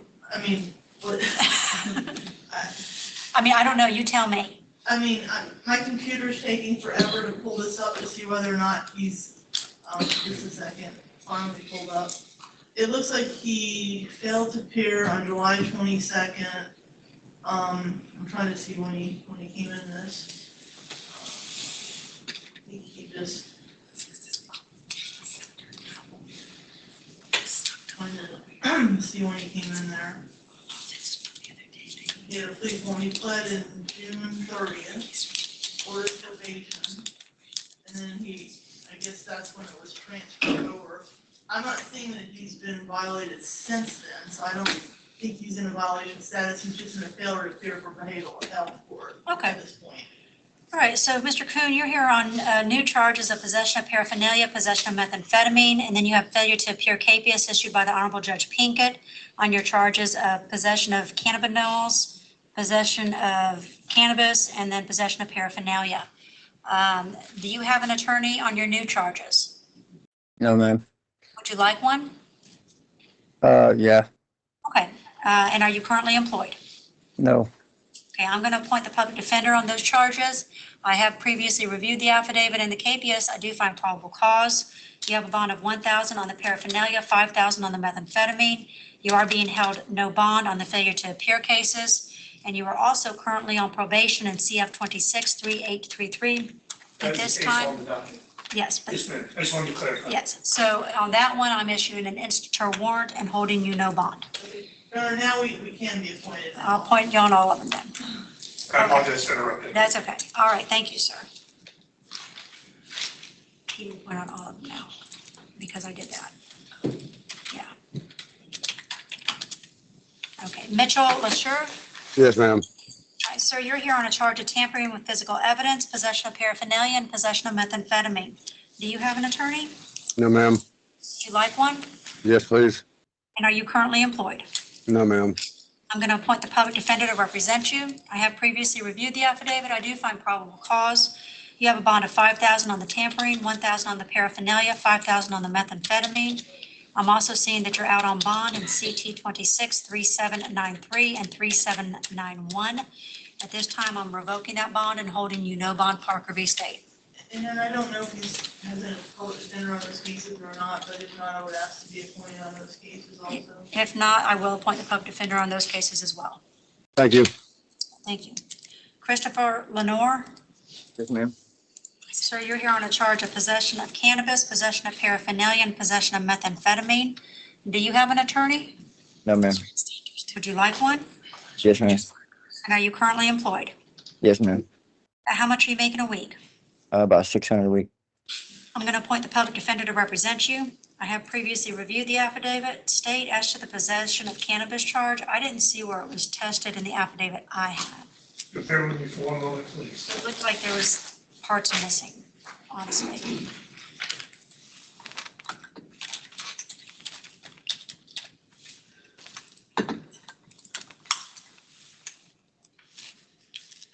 It says I collected the test using A, and then that's just it.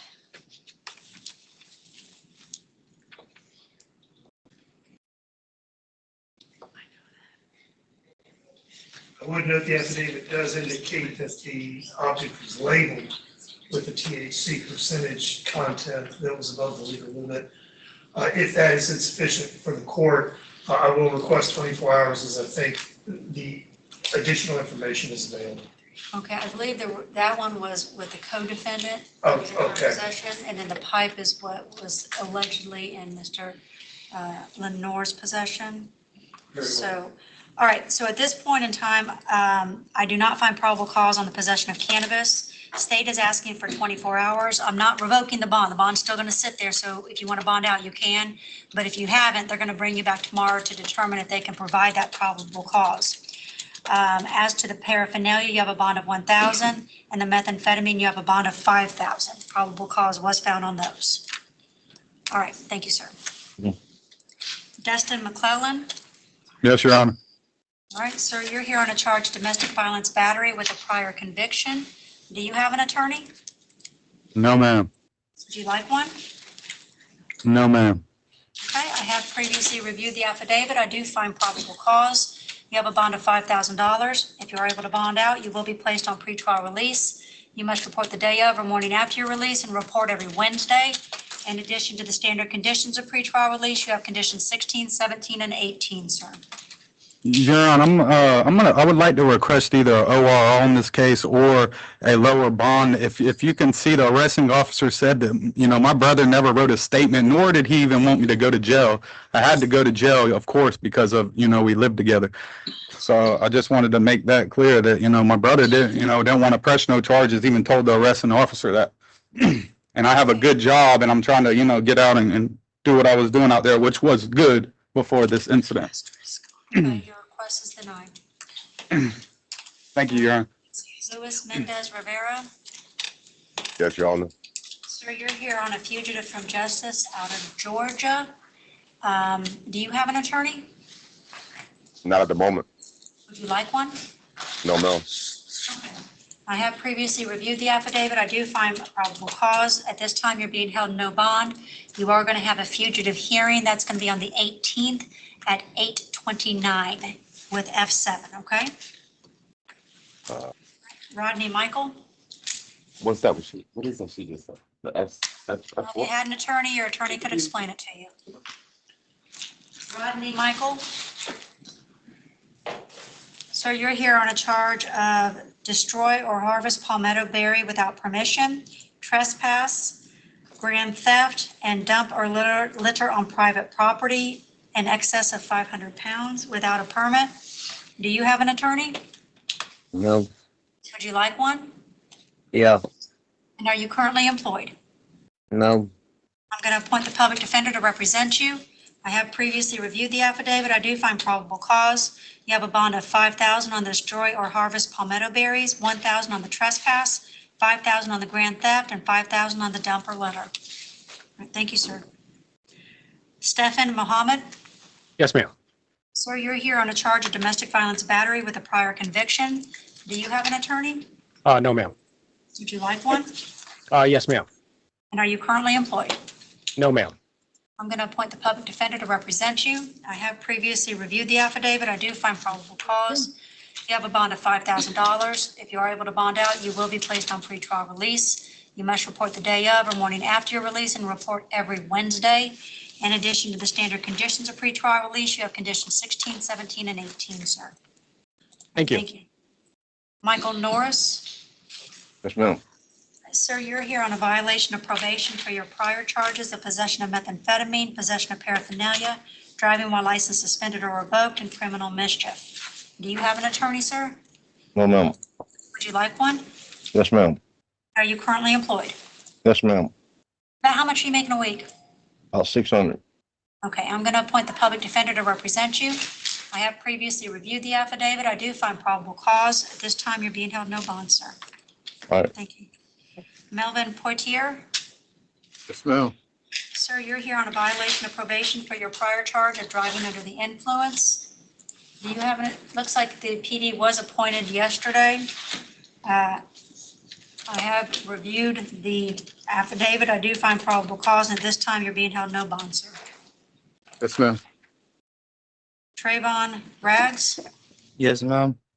Sir, you're here on a failure to appear capias issued by the Honorable Judge Stamey on your charge of battery. Looks like you previously were appointed the public defender. I have reviewed the capias. There is probable cause, and at this time you have a bond of $2,000, sir. Thank Okay, you. I was trying to see, could I get the bond to 1,000 because I wasn't able to leave Florida for due to my pretrial release condition. No, sir, this isn't my bond, this isn't my capias. That would be up to Judge Stamey to change the bond. Okay. James Reynolds, Yes, ma'am. sir, you're here on a charge of possession of paraphernalia and possession of methamphetamine. Do you have an attorney? No, ma'am. Would you like one? Yes, ma'am. Are you currently employed? No, ma'am. I'm going to appoint the public defender to represent you. I have previously reviewed the affidavit. I do find probable cause. You have a bond of 1,000 on the paraphernalia, 5,000 on the methamphetamine, sir. Thank you. David Robinson. Good evening, Your Honor. Good afternoon. Sir, you're here on a charge of domestic violence battery with a prior conviction, simple assault, intent, threat to do violence, domestic violence, simple assault, threat to do violence, and criminal mischief. Do you have an attorney, sir? Yes, and can I challenge the domestic violence previous conviction because I've never been convicted of a domestic violence. It doesn't have to be domestic violence. It can be any battery charge. Understood. Would you like an attorney? Yes, ma'am. Okay, and are you currently employed? Yes, and I'm currently under I currently have a public defender also. Okay, has your financial situation changed at all? No, ma'am. Okay, then I'll appoint the public defender to represent you on these cases. Ms. Smith? I do have some probable cause challenges on the 2 assault charges that he has, on the simple assault and also on the DV assault. I'm trying to see who's who at this point, but in the first one, he's told someone he was going to kill them, but then later head-butted the person on the forehead. So I guess the allegation for the assault was transferred into a battery at that point. And then as far as the other one's concerned, again, he said the same thing to the other person. I think there's 2 different people. I didn't see that it happened where he said something and then it happened, or it was going to happen but didn't happen, if that makes sense. It does. State? Judge, I would respectfully argue that the allegations in the affidavit indicate 2 threats with the apparent ability to carry out the threat, ensuing apprehension in the targeted victim, and some act on behalf of the accused to sustain that apprehension in each victim. If the court is not so inclined to find probable cause, I believe the information we would immediately have to present is already in the affidavit, so I would not be requesting 24 hours to perfect. Okay. I have previously reviewed the affidavit, and I do find probable cause for all counts. As to the charge of domestic violence battery, you have a bond of 5,000. As to each of the simple assault charges, you have a bond of 1,000. Criminal mischief, 500. If you are able to bond out, you will be placed on pretrial release. You must report the day of or morning after your release and report every Wednesday. In addition to the standard conditions of pretrial release, you have conditions 16, 17, and 18.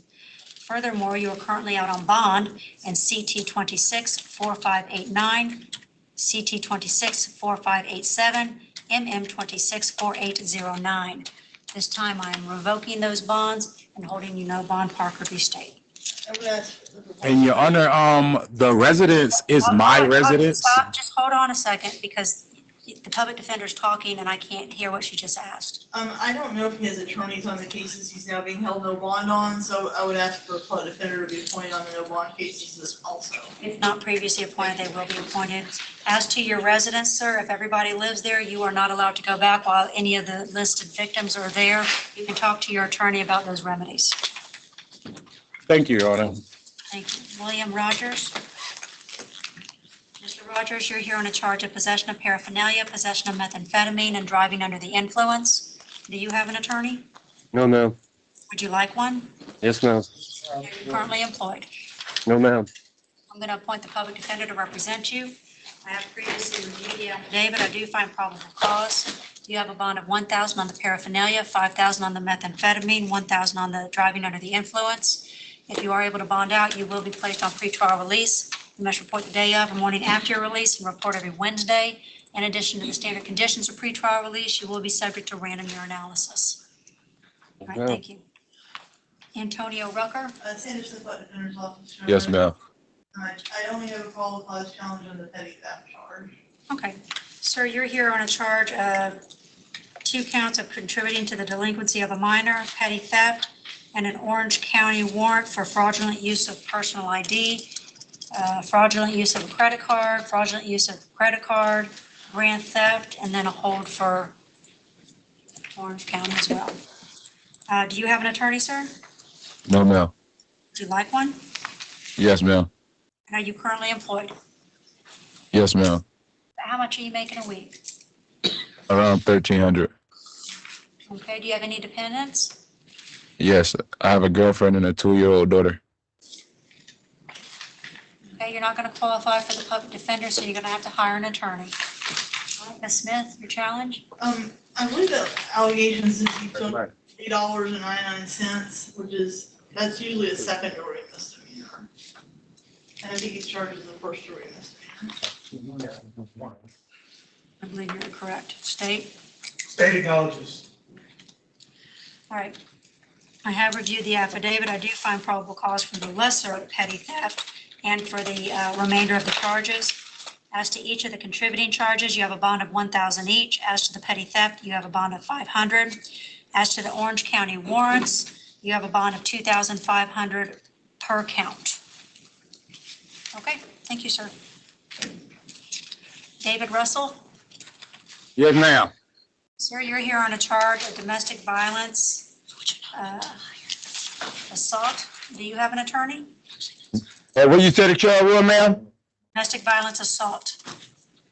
Domestic violence assault. How assault somebody? Do you have an attorney? Ma'am? Do you have an attorney? No, ma'am. Would you like one? Yes, ma'am. And are you currently employed? No, ma'am. I'm going to appoint the public defender to represent you. Yes, I have ma'am. previously reviewed the affidavit. I do, sir, we're not done. Oh, I didn't know. I'm sorry. You can leave when I tell you to leave. Yes, ma'am. I have reviewed the affidavit. I do find probable cause. You have a bond of $1,000. If you are able to bond out, you will be placed on pretrial release. You must report the day of or morning after your release and report every Wednesday. In addition to the standard conditions of pretrial release, you have conditions 16, 17, and 18, sir. All right, thank you. Thank you. If I may, with regards to Antonio Rucker, on the docket, it is indicated that one of the counts of Orange had no bond. I just want to clarify that. Yeah, it's not on here. Okay, thank you. I checked that because I was. Yes, ma'am, I just want to be address sure. that. Yes, ma'am. Yeah. Thank you. Okay, Eric Schiller. All right, sir, you're here on a charge of violation of injunction for protection against domestic violence. Do you have an attorney? I'll be speaking for myself. I was coming to the aid of a minor, and Okay, sir, we're not here to discuss the case. I just asked if you had an attorney. I I have was- previously, sir, don't talk. I previously reviewed the affidavit. I do find that there's probable cause. You have a bond of $10,000. If you're able to bond out, you will be placed on pretrial release. You must report the day of or morning after your release and report every day. In addition to the standard conditions of pretrial release, you have conditions 16, 17, and you will be placed on a GPS monitoring device, and you will remain incarcerated until that device is available to be fitted.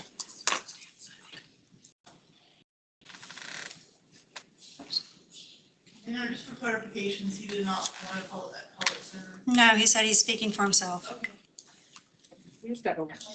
All right, May thank you. it be noted that I've been imprisoned for almost 24 hours falsely. Jordan Shapiro. Yes, ma'am. Sir, you're here on a charge of resisting officer without violence and camping on public property. Do you have an attorney, sir? No, ma'am. I'd like the public defender's office to represent me, please. Okay, are you currently employed? I am not, ma'am. Okay, I'm going to appoint the public defender to represent you. I have previously reviewed the affidavit. I do find probable cause. You have a bond of $1,000 on the resisting, $500 on the camping, sir. Ma'am? Your Honor? Yeah. Your Honor? Yes. Yes. I was told to let first appearance know to see if you can assist me. I was issued a notice to appear trespass for August 26th. I'm obviously in custody. I don't think I will bond out since that would have been my first appearance on the court date on August 26th for the trespass for the notice to appear. Could the public defender's office, who is there, also represent me? And also, I think it's Judge Flynn who would be presiding over the case Sir, I to don't have let any of them that. know I don't get an Sir, FTA? Sir, I don't have that case before me today. I have no paperwork on that case before me today. I have nothing on that case. You can go on the kiosk and you can request, fill out an application for the public defender through the kiosk there on that case, okay?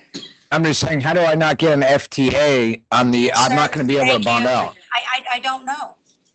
I'm not here on that case. Noah Simpson, Yes, ma'am.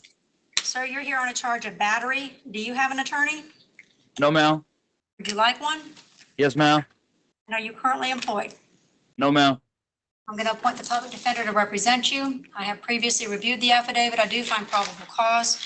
You have a bond of $1,000. If you're able to bond out, you will be placed on pretrial release. You must report the day of or morning after your release and report every Wednesday. In addition to the standard conditions of pretrial release, you have conditions 16 and 17, sir. All right, thank you. James Small. Sir, you're Yes, here ma'am. on a violation of pretrial release capias issued by the Honorable Judge Flynn on your charge of driving under the influence. Do you have an attorney? Enough for those charges, ma'am. Okay, would you like one? Yes, ma'am. And are you currently employed? No, I'm not.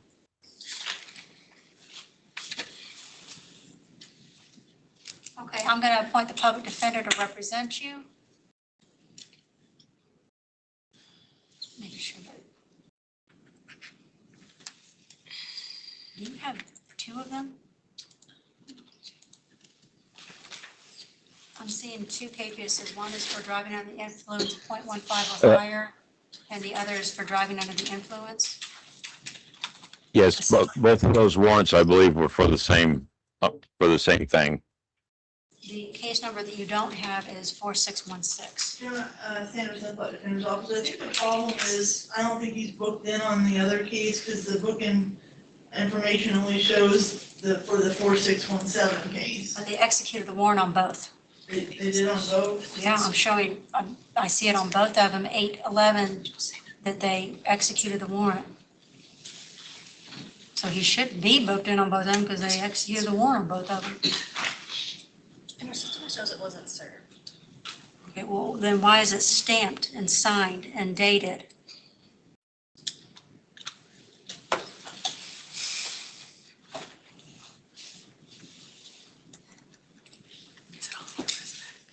And the sheriff's website only shows the one count. I don't know what to say about that other than it appears he's only in jail on the one case. Can we notify somebody that, once again, they've executed a warrant, but they haven't done anything with it? What's the last name? Last name is Small, date of birth 8/20/60. And this is in reference to the capias on CT 264616. It's showing that it was executed yesterday, but apparently they executed it and then they didn't book them in.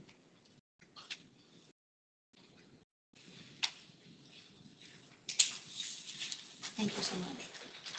All right, I'm going to go ahead and take care of both of these today. I'm having my bailiff send something over so they can put it in the system that you're actually in on both of them, because they executed both of them, so there's no reason for you to have to come back tomorrow. So yes, it's the same incident, but they've charged you at this point in time with two different DUIs, okay? But even though it was the same incident. So this time, Judge Flynn has done capiases on both of those, and on both of those, you are currently being held no bond. Okay, wait. Ma'am, one question. Am I still scheduled for court on the 28th of this month?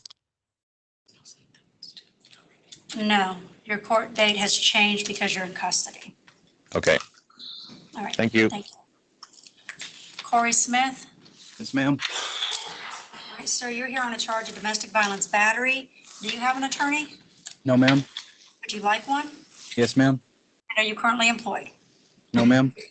Okay, I'm going to appoint the public defender to represent you. I have previously reviewed the affidavit. I do find probable cause. You have a bond of $5,000. If you are able to bond out, you will be placed on pretrial release. You must report the day of or morning after your release and report every Wednesday. In addition to the standard conditions of pretrial release, you have conditions 16, 17, and 18. Thank you. Thank you. Brian Teschner. Sanderson. Good afternoon. I have a qualified challenge of a driving charge. Hi, sir, you're here on a charge of possess, display, canceled, or revoked driver's license, driving while license suspended or revoked, third or subsequent offense, and possession of a harmful new legend drug without a prescription. Do you have an attorney, sir? No, ma'am. Would you like one? Yes, ma'am. And are you currently employed? Yes, ma'am. Okay, about how much are you making a week? About 400 a week. Okay, I'm going to appoint the public defender to represent you. Ms. Smith? In the affidavit, it only notes that it says, the very last paragraph, he has a prior conviction for driving on August 30th, 2024. I don't see that the second conviction for this to be a third-degree felony as opposed to a first-degree misdemeanor. Yes, ma'am. Okay. The affidavit reads that that conviction was for a second or subsequent, so my reading of what the officer put in the affidavit was that there was that conviction and is inferring there was another one prior to that because that conviction was for a second or subsequent. State would request 24 hours to provide that information unless it's already before the court under a dated file. Would not object to of course, a presumptive bond in the meantime. Okay.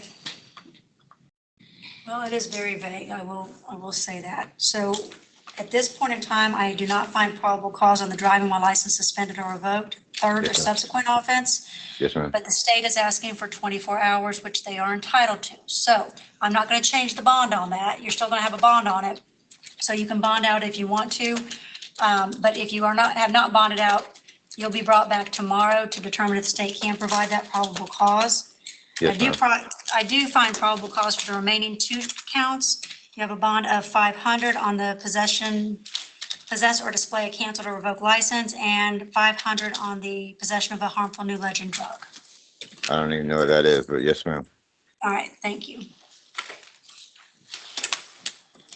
Shashrin Wallen, Yes, Your Honor. sir, Good you're evening. here on a charge of possession of cannabis, possession of paraphernalia, and driving under the influence. Do you have an attorney, sir? No, I don't. Would you like one? Yes, I would. And are you currently employed? Yes. Okay, about how much are you making a week? Just say 400 to 500. Okay, I'm going to appoint the public defender to represent you. I have previously reviewed the affidavit. I do find probable cause. You have a bond of 1,000 per count, sir. All right, thank Okay, you. thank you. Is that everybody? Yeah, but bring the call. All right, you guys have a good day. Be gone.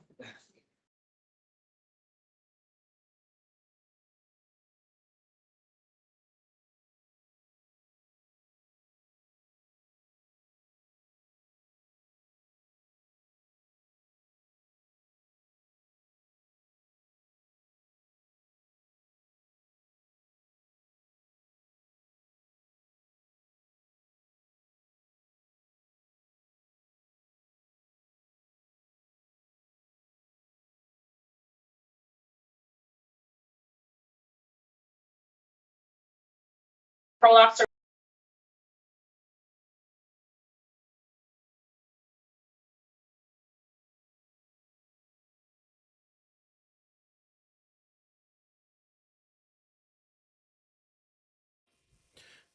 All right, all right. So court's going to be starting, I'm not court. This is going to be a parole board hearing for the state of Connecticut. It should be starting up in the next few minutes. For those of you that don't know who I am James Collect Call James, if you will, and I'm the host with the most right here at Collect Call From. I know there's a bunch of new viewers, so highly appreciate you guys. And if it's not too much trouble, I would ask you guys to hit that thumbs up or the heart to get us in the algorithm or whatnot. Everything that you guys do, it helps. Whether you're watching, whether you're hitting the thumbs up, whether you're dropping comments, whether you're rewatching the videos, whether you're sharing them, all of that helps out. Helping this platform grows. anyhow, I see that it's going to be starting up in the next moment or two. I try to run these hearings, whenever I have some free time or available. Guaranteed, you're always going to see the Arizona hearings streaming on a daily basis.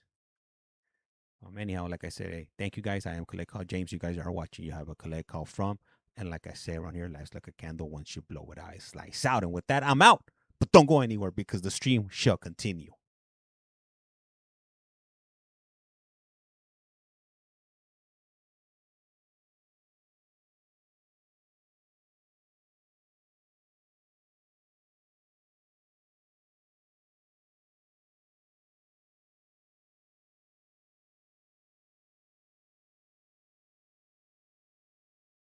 Good morning. My name is Pearl Officer Wengerson. Today is Wednesday, August 12th, 2026, and this is the hearing of the Connecticut Board of Pardons Parole.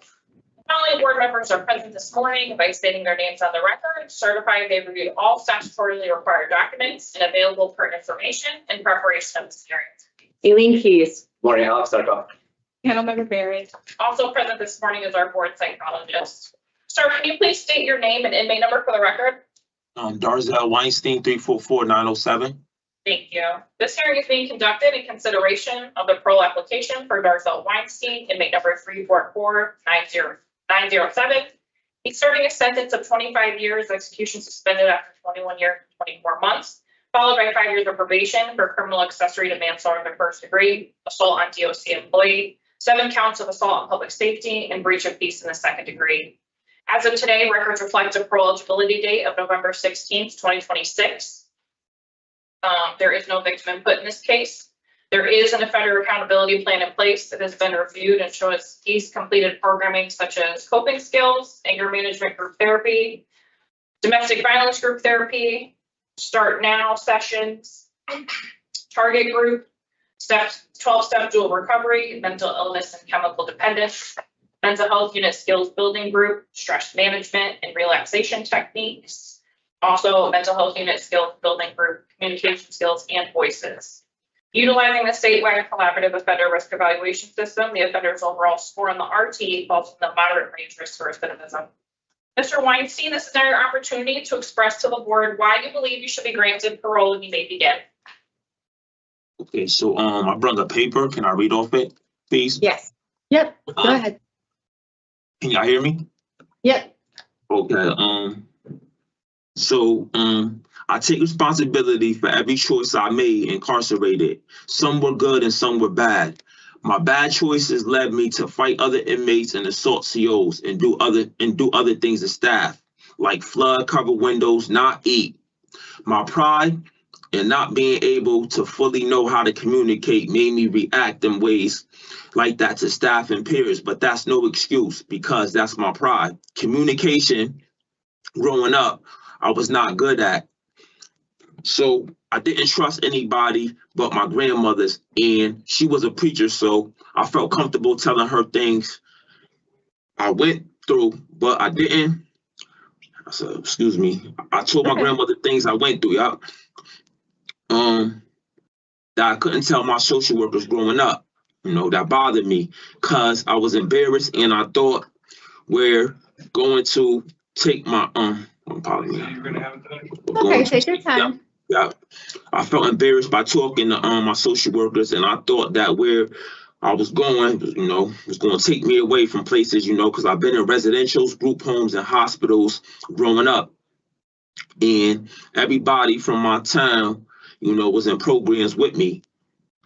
I had to, learn since I was incarcerated this big. When I see the men and myself, as when we was younger, growing up. So as I got older, I realized that, I didn't have nothing to prove and go to war with some of the guys. I just wanted to benefit them and help them better themselves, because that's what I believe the true friend did. My whole life, I was a soldier. Now I'm trying to grow and be a sergeant and help others grow. I felt this 19 years. I did. Most of my time was in SAG and in Northern and some in other programs. So when I was in population, I did groups, I did schooling, and I had jobs. I realized that population was better than being in all them programs I've been in, like segregation and being in Northern. I had a mental health history in prison, you know, growing up, but I used to deny it. And I said, my aggression is just one part of me. I am real loyal to myself, family, and friends, even though that they were not there for me. Every time my sisters and brothers got locked up and incarcerated, I got correspondence to write them. This is not the place, I tell them this is not the place I want them to be. They think it's cool because they see their big brother, the oldest, you know, so they keep coming back and forth to prison. So I had to get a point to them that beating myself up is not good, you know, and it's not good for them. I said, I learned from my mistakes a long time ago, but I didn't quite get to where I'm at, and I'm still growing. Excuses is not, you know, my type of ability. I never condoned excuses. I always wanted the real for myself and for others. You know, I never wanted attention, you know. I feel like my aggressions, most of my fights was cause, you know, I was triggered in trauma issues growing up. And now that I'm able to communicate better because of the groups I've been through, helped me a lot. And I'm better now. My history explains everything about me, you know. History is, you know, even though I changed, my history is still considered me as people look at me. But as this day goes, I'm still growing every day, you know. I pray and the Bible has helped me to better myself. Thank you. Thank you, Mr. Weinstein. Thank you very much for your statement. We have read about your case and we have reviewed your criminal history and additional supporting documents. We have read about your childhood and I'm sorry that you've struggled. You've experienced a lot, and I want to say that I'm sorry for that. It's nice to hear that you're growing and you're learning about yourself and you still have a big heart. So that's good to hear. And it's good to hear you acknowledge the things that have happened while you were incarcerated and reflect and learn from those things. We have developed some questions for you, so we're going to take turns asking questions to help us further understand where you are at and everything. We'll ask you those questions, and then I do believe we do have victim impact statements. Okay. As I misspoke earlier, we have victim services, Ms. Vasquez will be providing victim input. Thank you. Okay, so after we ask questions, once we're all done, then we're gonna pass it over to the victim services office so that they can share with us what the victims would like to say. And then we'll tell you our decision today, okay? Thank you. All right, thank you, Mr. Weinstein. We'll start with my colleague, Mr. Zarkov. Good morning, Mr. Weinstein. Good morning. So you've been incarcerated for quite some time. Yes. How have you changed from this incarceration? You said how have I changed? Yeah. You know, when I first came in, I couldn't communicate, you know, I couldn't talk about my feelings. I couldn't talk what was going on about me. I couldn't talk about why I was triggered. So over like about the last maybe 8 years, I got real better with that, you know. And I know I have my situations where, you know, I have had fights and assaults, but I always communicated ahead of time with either brass, let them know I was triggered by a staff member, or even like try to prevent from even fighting other peers, because I let words go, but I felt like they took my kindness for weakness. They kept triggering me, and I felt kind of aggressive being in blocks with them, and I felt like for my safety. And I defended myself, and I know it wasn't right. And I've been on mental health meds, and I kind of got, every year I've been getting lower and lower on my doses. I think prayer helped me a lot too, you know, because I grew up in church, you know. I always go to services when I'm in population. Also, I haven't been in population a lot this big, like I mentioned. So when I was in pop, I did everything I was supposed to do. I always had jobs. I always had going to school. I was always working out. That's a big thing. I've been writing. I just started my spiritual book a few days ago. I wrote 2 books already about myself. And I mean, what really changed me too is that as growth, I realized that I have to take chances. Like, you know, if I have to go to other prisons, I don't want to. If I have to go to other blocks, I don't want to. I have to learn how to manage that because I don't dictate what goes on in here. So, So I hear you saying that your communication is getting better in the last few years, right? Seems like you're learning how to manage yourself better with people. Why do you continue to get so many tickets?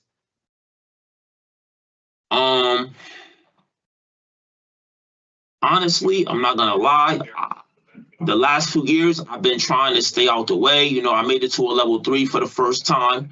You know, and I feel like, you know, the tickets I've been getting, I take responsibility for what my actions that I did.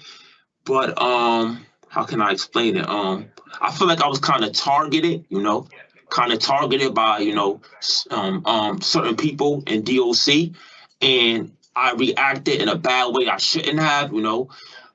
And I tried to communicate before I had acted that way, and I felt like nobody was hearing me when I reached out to them, so I didn't know what to do. I was kind of stuck in a predicament where I didn't know what to do because I reached out to people that I thought was going to help me, whether it was a social worker, a supervisor, and I felt like they just didn't want to help me, like just left me by myself to handle what I had to, my situation. So I didn't know what to do in that situation. You know, when it kept occurring with inmates and staff with me, so I reacted in the wrong way. After being kind of patient, I lost kind of patience because I didn't know what to do. Tell us about the last ticket. You had an assault on DOC employee just 2 months ago. In Corrigan, I was on the transfer list in Corrigan. That night, I had addressed the officer that it was an inmate they put across on me. I had felt uncomfortable because he was kind of looking at me with his sexuality, and I couldn't cover the window up, and I addressed it to the officer. So at garbage, you know, I had holded the trap, and they came, and the lieutenant was on the side of my trap. I couldn't see where he was at. And I kept saying, I couldn't see you. I thought he was going to use chemical agents, so I reached out the trap to grab his arm. And the CO in front of me maced me. And then I, you know, cuffed up eventually after, you know, I explained what happened on camera, and I told the brass that, you know, I just wanted to clarify it wasn't no things that's going to escalate from there.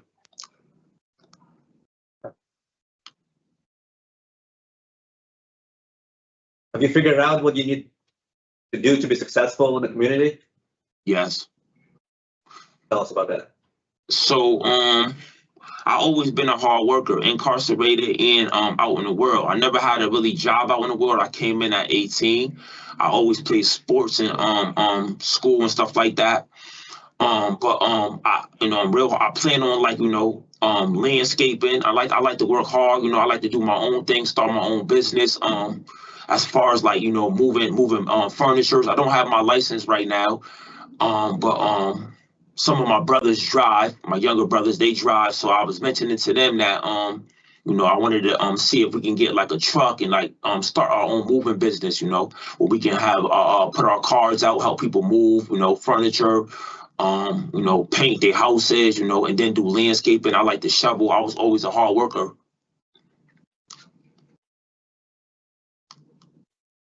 Okay, anything else other than working?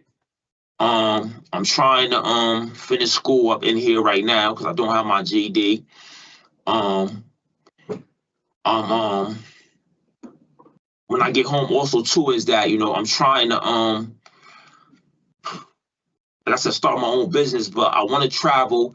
In order to do that, I gotta, you know, because I want to go places, I want to travel, and I want to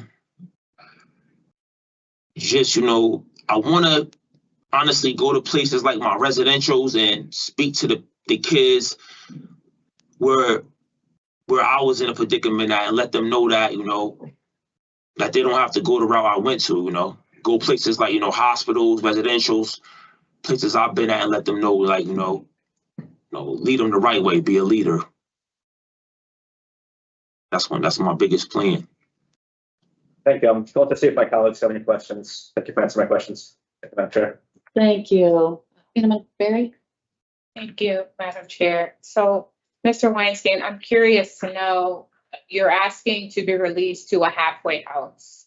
And you said several times that you try to communicate with the COs in there, what your issues are. How do you think that you will handle similar situations out in the community? Honestly, I'm gonna stay to myself, I'm gonna do the best I could, to start working. I'm gonna stop you, Mr. Weinstein, because if you're going to a halfway house, you're not going to be by yourself. Yeah, so there are going to be other people there, there's going to be staff there, and you'll have to comply. So what happens if something triggers you and you have to handle the situation? How do you handle that? I'm gonna let one of the staff know what's going on, with me, and see if they can help me out. And I'm just gonna, stay in prayer. I'm gonna continue to do working out, doing my reading and writing, and then, communicating with the guys in there appropriately, not trying to meet any new friends, not trying to, go to the halfway house and introduce myself to everybody in there, because I don't need new friends in there. I don't know what their situation is. I'm just trying to worry about myself. And if I have any issues, I'm going to approach the staff. Hopefully I have a social worker there I could work with and let them know what's going on with me. Have you ever lived in a halfway house when you were out in the community? No, I never did. I never been. This is my first time, seeing a parole since I've been down. I never been in a halfway house. And so you know that you would have been out if you wouldn't have received all these outside charges. Yes. So some I had caught earlier in my bed a lot when I was younger, and then I had recently caught a few in the last few years. So you do understand though that you can't go throwing feces or urine at those COs that are in that facility. They're just trying to make it a living. They are trying to support their families. Do you think that people such as yourself who physically or assault these people, do you think that it's deserving, that they're deserving of that treatment? It's not, and I was younger at the time, and there's no excuses for my behavior. I just, quickly reacted. Like I said, when I was younger, I really didn't communicate. I couldn't know who to talk to. I didn't address it with supervisors. I took it in my own hands, like I have recently did with the assault I just caught and the one at Osborne when I made it to a level 3. But I can honestly say that even back in the days and the officers that I have assaulted, I have, after that situation, we have became better in a relationship as far as as the years went by, I have apologized to them. We have been in the same facility with no issues. Some got promoted. Some was, I ran into my other facilities. We never had issues after that situation. We actually laughed about things and talked about things, and we kind of had a understand that after the situation happened with, when I assaulted them and, they was kind of apologizing to me about, why they were so hard at me and the things they triggered me. They didn't know at the time certain things, so. Yeah. So Mr. Weinstein, I'm curious to know how many times do you, when something triggers you, how much time between the actual triggering event to your speaking to the CEO to your becoming combative? Tell me about the time frame. So soon as I know an officer is targeting me, or getting aggressive with me, I will notify somebody that I'm comfortable with. I just don't notify any supervisor. I will stop somebody I'm comfortable with that I really trust, because I don't really trust a lot of people. So does that be 3 days between that time, or hours, or? It usually be as soon as possible, as soon as I find somebody, because usually It's always somebody on shift I'm usually comfortable with that I could reach out to. Or what I would do is I have a staff member, be like, excuse me, can you call down there so I can talk to a supervisor and let them know that I'm having an issue, that a supervisor I deal with, and if he's not, can you just send an email, get a message to come see me first thing so I can let them know what's going on with me because I'm getting upset. Okay, and then how long between that, when you ask someone to do that until you're acting out, how much time lapse? So I usually I'm patient, my patience has came a long way over in a few years. I can wait, I'm not eager to know because I know they have stuff to do. So maybe the next day they might not, be able to get to me. I'll be patient, eventually I'll sit there, I won't react. And if that officer is still bothering me, then I'll just lock up, But I try not to like go to the gym if I feel triggered. I won't go to school. I'll just isolate myself, if I feel like that's the best way for me. If I can't get a hold of somebody I could really talk to. Okay, so you talk to someone outside the cell within hours of the triggering event, and then you wait one day and you try to do your own thing to calm yourself down. And then, so how many days do you think? 5 days, 14 days? Before I would handle it in my own situation, like react. It'll be a while, Well, in the past, I will react instantly.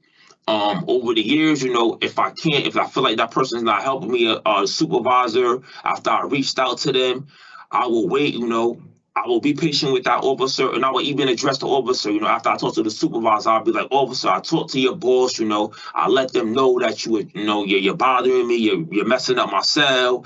You keep cussing at me. Can you please, just stop? Please, just leave me alone. I don't want to engage with none of the stuff you're talking about. I don't want to do nothing you're doing. So Mr. Weinstein, I hear you taking several steps to try to resolve the issue on your own, but yet you still have these 300 tickets, and many of them are for your assaulting DOC. So I'm going to guess that it's a matter of maybe 7 days between your speaking to them and your acting out. And I ask that because I think we live in a microwave society where we want everything instantly, but some things just don't happen that way. And I heard you saying that you're patient now and that you try to wait patiently and try to avoid confrontation, but I just find it hard to believe that you're saying to these officers, I don't like the way you're speaking to me, and they're cursing at you and you're not cursing back. So a lot of times, when as myself, I'm on the block, officers, tell you to use profanity when they tell you to lock up, not saying that, they intentionally mean to do that. When everybody's running around, don't got to be me. I could be, coming out the shower and they'd be like, oh, you guys locked up, and I just say, excuse me, I don't have to use profanity, to me, or, the guys, but we know when to lock up, we're men, but sometimes, it's colds happening, they get frustrated, they start, yelling, lock up. I understand it's not the ideal environment, but I feel like if you always bring it to their attention, that may be an issue for them. So I'm not saying that it's all your fault, and I'm not saying that it's all their fault. I'm saying that the record of your repeatedly assaulting these people who are trying to earn a living is concerning, because you're asking us to come out into the community, and we want the people in our society to be safe, and we want to have an understanding that you know how to resolve conflict without becoming violent with those people too. So, and everything plays, we understand that it started from your childhood. We understand that there are a lot of things being poured into this pot, and you're trying to navigate life with what you've been given. Can I say one thing? Go ahead. I'm going to cut you off. A lot of my tickets, a lot of my tickets was, also too, at the time when I was younger, I don't know, y'all know what panel is? They forced medication on me. Yes. Well, yeah, I do know what that is. Okay, so And I kind of, that was a lot of why my distractions was with the teams, because I didn't want to take a shot at the time, and I was, fighting them a lot. That was a lot of my distractions. And I haven't been piano in over about 9 or 8 years now. I'm on one pill right now, and I'm working on coming off that. And the reason I came off the piano was because Mr. Dr. Greg Burns gave me a chance. He put me on this pill I'm on now, and I've been on that for about, I think, 6 years now. I've been doing good with that, because nobody else was willing to take me off the piano completely. And he gave me that chance, and I always tell him thank you for that. And I haven't been piano ever since that, I haven't got distracted in over almost, I think, 6 or 7 years. Even though I caught the assault, I got maced a couple times. I always, cooperated, and a lot of my tickets was when I got distracted, it didn't stop from when I got the segregation.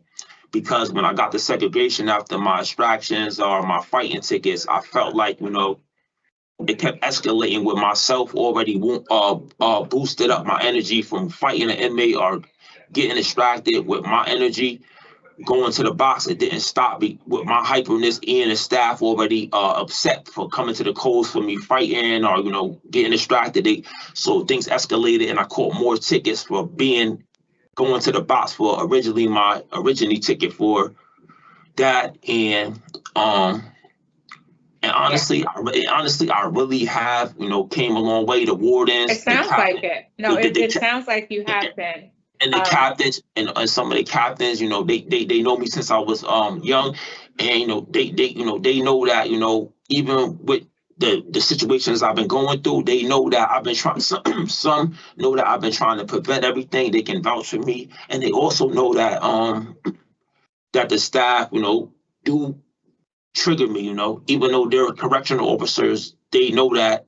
Well, so Mr. Weinstein, I'm going to stop you again. I hear you talking about triggers, but there's a way to avoid being triggered, and there's a way to avoid being where you are, and that is avoiding going to prison, period, by obeying the law, complying by the unit and the facility rules.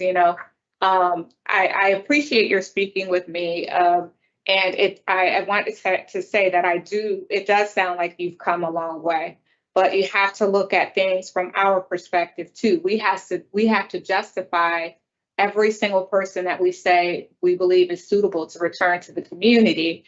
And although you completed a number of positive programs, and I do hear some change, that does not negate the behaviors, nor does it negate the disciplinary infraction. So it's going to be difficult, but we'll talk about your case and give you our decision. But I do appreciate your speaking with me, and I just wanted again to acknowledge that I see that I see some change. Thank you, Chair. And honestly, too, this is, like I said, this is my first time. I'm kind of nervous. I never had a parole hearing, so I told Ms. Vasquez this was going to be tough for me. I'm emotional right now because I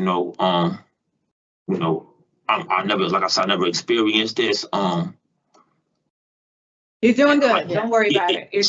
You're doing well. So and like honestly, everything I said to y'all was from the bottom of my heart and true, because I have no intentions of lying. I always be real with myself before I could be real with others. And I feel like it's y'all choice, but if y'all let me out there, I won't make a mistake. I can give that my word. My word is everything, and it's the staff know that, good and bad. My word is everything, and I feel like, I'm not gonna mess up, and I'm trying. I just talked to the deputy warden yesterday, and I told her that since I've been back, I haven't had no issues, and I'm just trying to grow. And my main thing, she asked me what's my biggest thing, and just to stay focused and continue to do good and not mess up and get out to the world. And my birthday was yesterday, so it was a blessing, that I seen another birthday, and that I'm actually in population for my birthday, because I spent so many birthdays in AS and in Northern that, I haven't spent so many birthdays in population. Yeah, I did see that. But it does sound like you're doing very well. You've had a lot of growth, a lot of insight. You're definitely on the right track. I love the honesty. You have to be honest with yourself before you can be honest with others. And I love hearing about your attempts to resolve a situation before it escalates. You really are. I do see you're raising yourself. You're doing a lot, and that's not easy to do for anybody. But you're doing it, and you're doing it in one of the hardest environments. And so I do want to recognize that, and that you sound really good. And we did. There was a message from one of the COs that was talking about, or an officer that was talking about your DRs, and did say that, they have improved, although you've still gotten, you're still getting some, but, they really are, there is change. We did receive some notice of that. And one thing I wanted to ask, one thing I want to say too, before I move on, is everything you were talking about, it sounds like you're a good friend to your family, your siblings, your younger siblings, and you want to go back to the residentials and tell the younger kids. And I just personally just want to say that I want you to tell yourself those things, talk to yourself that way, be your own best friend, and then try to keep your eye on the goal. Because you're still young. I know you just had your birthday, so if you're still young, you can have a full second life.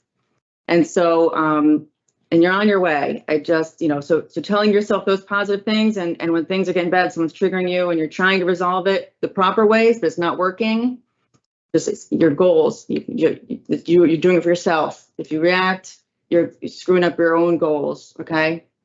But before I move on, I just want to go back. We haven't yet actually talked about the reason you're in there originally. In your interview with the officer, you did reflect on it, I thought, nicely, and we're talking about the guilt and responsibility that you feel.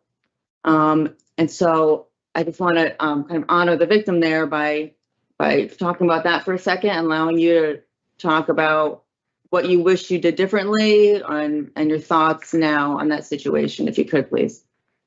So I have 3 other code Ds. One was my cousin, my girlfriend, and his girlfriend.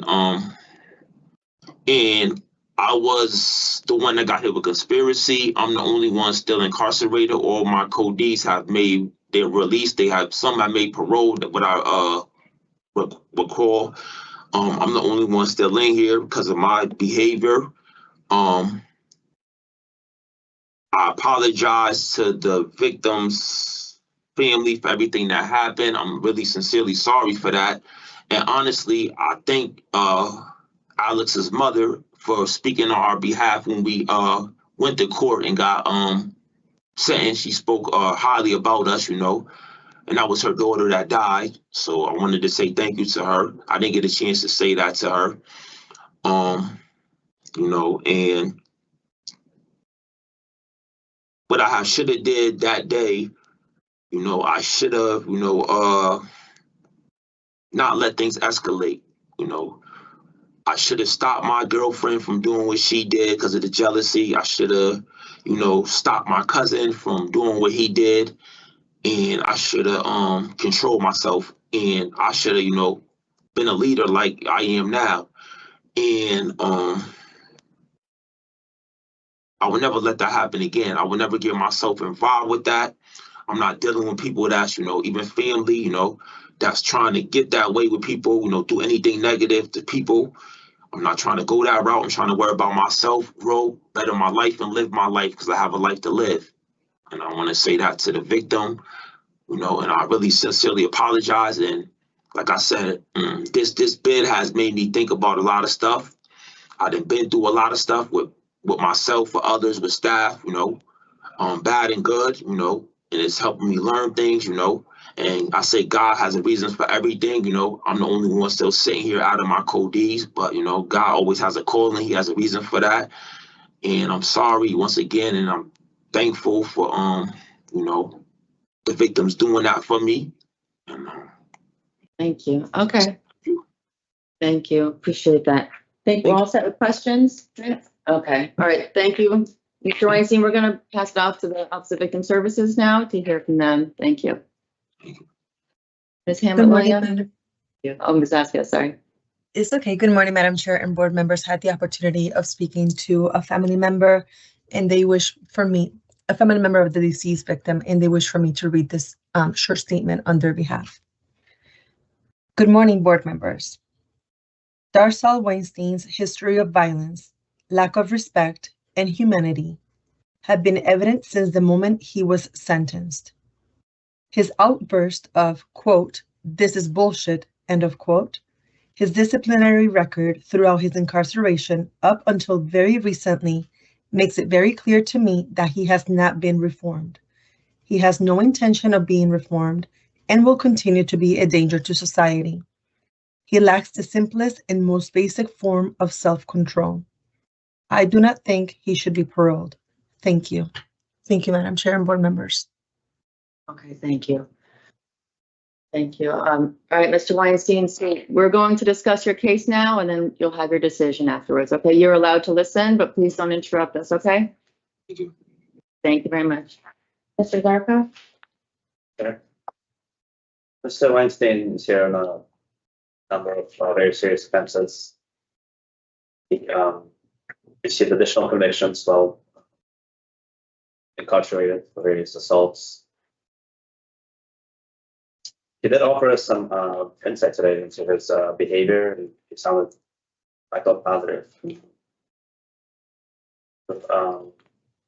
Read all about his history and his upbringing, and it was a tough upbringing. At the same time, we have a spinning record that pretty much stands out, over 300 or about 300 disciplinary reports. Some as recent as 2 months ago, saw from the DOC employee. I do agree that he's come a long way, it appears. I am motivated now today. I don't find him suitable. It's the nature and circumstances of the offense, injury and impact to the victim, and for institutional adjustment. Hopefully he continues to work on himself, and when it is time to go into the community, he'll be ready. He'll be very young, even at the end of sentence. Maybe 30. I'm now saying. Thank you, Madam Chair. I do not have Mr. Weinstein granted parole today either. I know that he's not done until 2030. And I agree that I do hear some change. I would extend an offer of rehearing him to try to give him some incentive to stop assaulting the officers and comply with the rules, and perhaps come back to see us.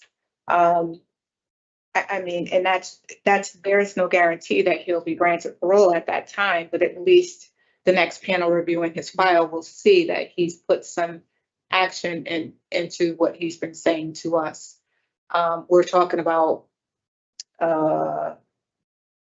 3 more years, almost, well, 3.5 more years in there. So I would be willing to perhaps rehear him at a later date. I agree. I think, unfortunately, as much as I hear positive things today, and I do think Mr. Weinstein has goals in mind, and he's learned a lot about himself and his behavior, and he's trying to work his coping mechanisms by reaching out to people for assistance before things escalate. We would like to see it more in action, I think, before he's released. But I agree with a rehear. I think give him another opportunity, like you said, to prove it, to show us and himself that he can do it. And then that would also be a nice gradual decline if he's granted before he begins probation, because he will have been in for a long time. He has been for a long time. Are we good with injury and impact to the victims, poor institutional adjustment, and nature and circumstance? Yes, both are fine. Okay. I would suggest a rehear date of, I mean, I have his estimated date is March 5th of 2030. I don't even think that that's right, but I would perhaps do a rehearing in 2028. That's where I am in March 2028, because he really needs to show us that he's capable of demonstrating at least a year and some time without disciplinary infraction. Yeah. I agree. Okay. So, and then is that sound good with you? So 2 years, November 28th? Or March? March of 28. March 28th?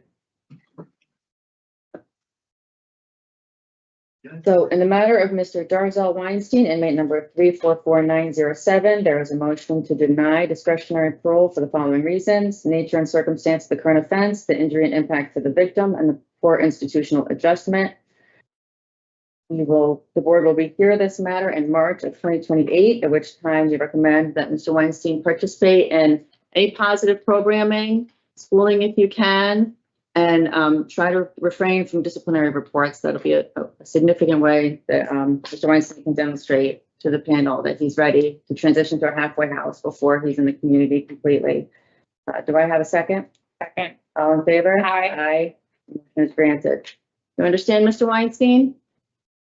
We couldn't grant you today because the DRs is just too much.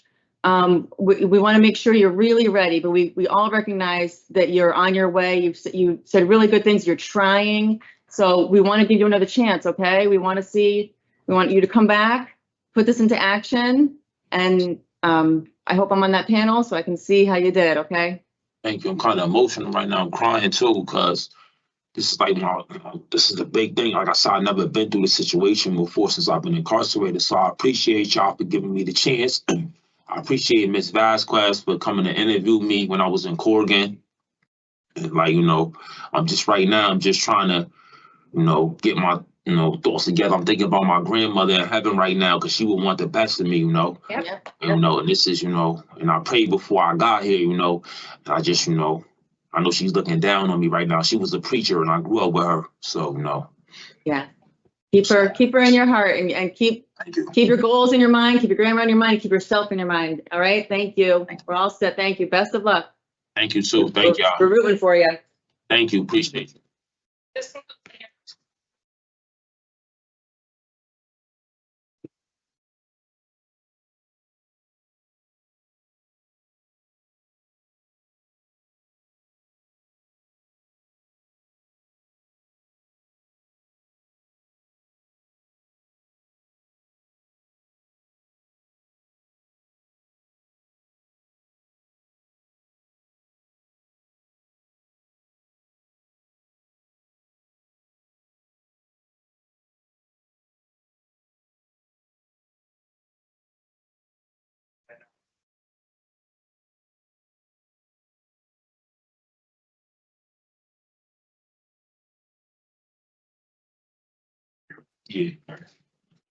Second. How are you? Jim Ontario? Yep, Ontario, and then I'm gonna slip in Cologne Perez and before those other three I mentioned before. Okay. No, that's So fine. Thank you for letting me know. Montero, Cologne Perez, Yep. it'll be Porter, Padilla, and Terp. Okay, thank you. You're welcome. I'm Montero. I'll see you in the green chair. Hello, how's everyone doing?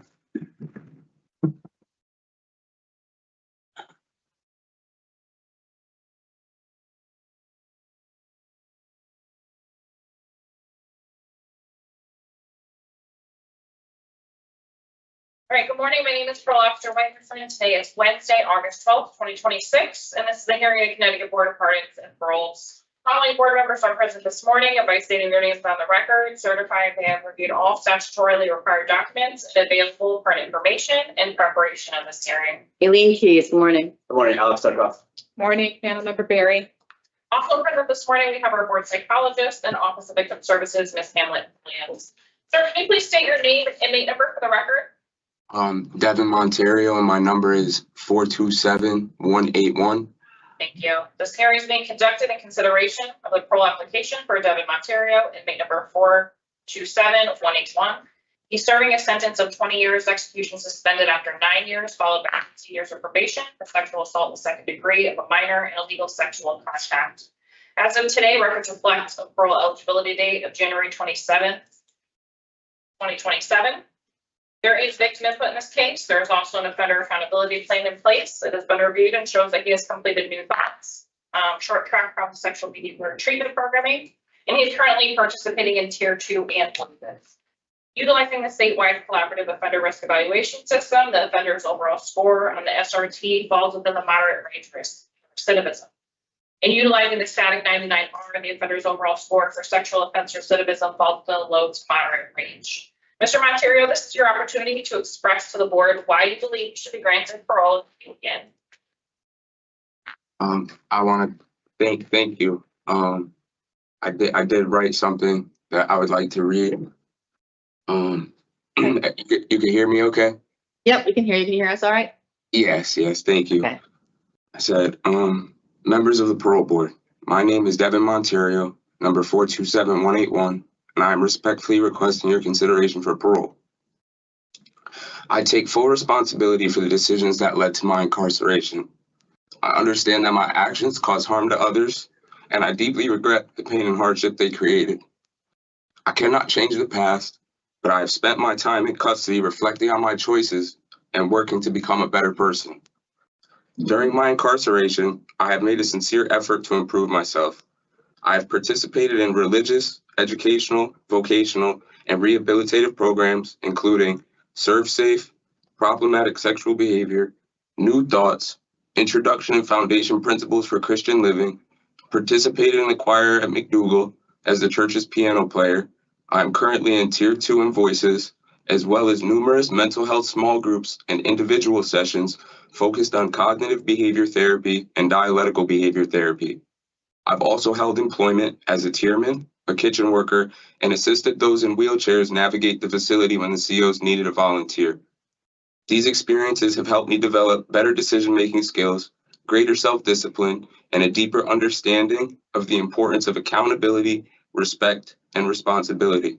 Although I've hit speed bumps over the course of my bid and caught multiple DRs, I apologize to those I love for my poor DOC disciplinary record, and I apologize that my poor decision-making may delay my homecoming.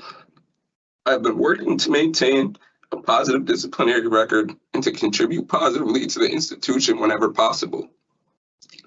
If granted parole, I have a clear plan for my future.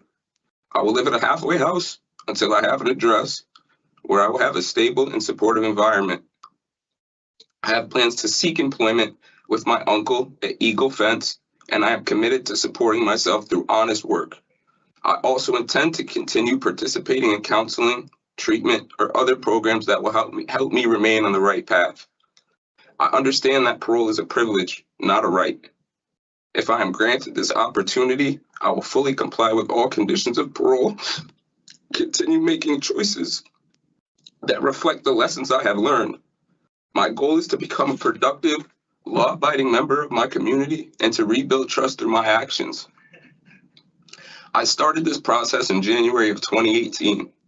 I was bonded out and placed on house arrest until my conviction and sentencing on August 26, 2022. I was 19 at the time of the incident and present myself to this board 4 months shy of a decade later at the age of 28, asking for a second chance. After 5 years on house arrest and 4 years incarcerated behind a wall, I understand how to be successful as a man. 1 Corinthians 13:11 says, when I was a child, I spoke like a child, and I thought like a child, I reasoned like a child. When I became a man, I gave up childish ways. Thank you for allowing me an opportunity to speak and for considering my application for parole, and I appreciate your time and thoughtful consideration. Thank you, Mr. Monterio. That was a very good opening statement. And we know this is a very difficult and emotional process and situation to be in. It has been a long time, adding in the house arrest and the time you've served. So we understand this is a big deal, a big moment. So you did well with your opening statement. I thank you for sharing that. We have reviewed your case and all of the supplemental documents associated with it.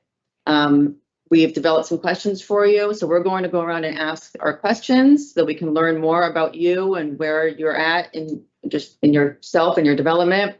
And then once our questions are finished, we're going to pass it off to the Office of Victim Services, who has some victim input. Then we're going to deliberate, and then you'll have an answer today, okay? Thank you.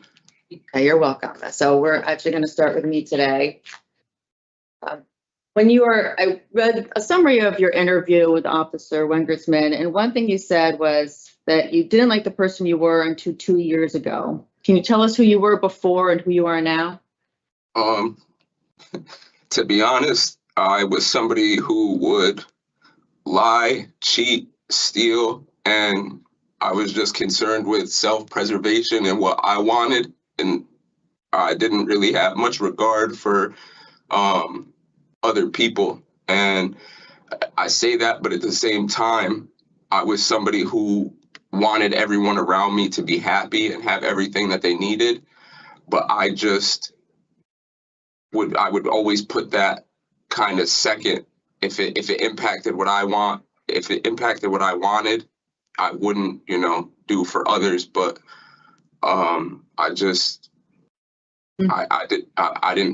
don't feel as though I was a good person. I'm still working on it. Yeah, we're all still working on ourselves. But okay, did you have something else you wanted to add? Sorry. Yeah, if you could just repeat the question, because I thought there was a second part. And if you could tell us who you are now. Now I'm somebody who is extremely self-reflective, and I try to do my best to weigh every option and every decision before I act, so that way I can think of what's best for my future and what's best for my loved ones and what's best for those who have supported me to this point. I think that I'm a better person than who I was, and I'm somebody who is extremely focused on being as successful as I possibly can be. So that way I don't ever put myself in this position again and ever put myself in a position to come back to jail. Thank you. One thing you had said when you were talking about who you were up until 2 years ago, was that you were, you'd lie, cheat, and steal. You were more concerned with self-preservation, a little regard for others, and that you wanted, happiness for others, and you wanted people to get what they wanted. But it was second if it impacted what you wanted. It was second to what you wanted. Do you think that contributed to the crime at all? I do. I didn't have any regard for how my decision was going to impact first the victim, and I also didn't have any regard for how it was going to impact my loved ones. And I can't even fathom the impact it's had on the victim and their family, as well as, those who thought I could never. Thank you. So when I had, further in the interview, and then reading the summary of your participation in the problem sexual behavior program, there's been some question about, fully taking accountability and responsibility. And, I know you brought it to trial and said, I believe that you plan to appeal when you get out. And then in your summary with the problem sexual behavior program, there was kind of some mixed information. Can you tell us what you are willing to share that you do take responsibility for? I take responsibility for everything that was alleged in court documentation. The discrepancies with PSB was, at the time, I was at a place where I wanted to appeal, and I was very afraid that depending on what I had said and what was written down over the course of that group could later be used against me. And so myself and the program, the individual that was running the program said, okay, well, let's take a generic situation and let's write about that, but still keep in your own mind, what your situation was. Okay. Yes. That was a good suggestion, I think, from the facilitator. Okay, so you do take responsibility for everything that was said in court, or that the victim states was part of the offense. Okay, thank you. Yes. So can you tell us, were you able to get a lot out of the problem sexual behavior program if you were still kind of not, a little in denial, or at least not fully, because we really want we want you to reap the benefits of these things. Having you do a program is not just to check something off. We really want you to come out better. That's the only point of this, right? So were you able to get things out of the program?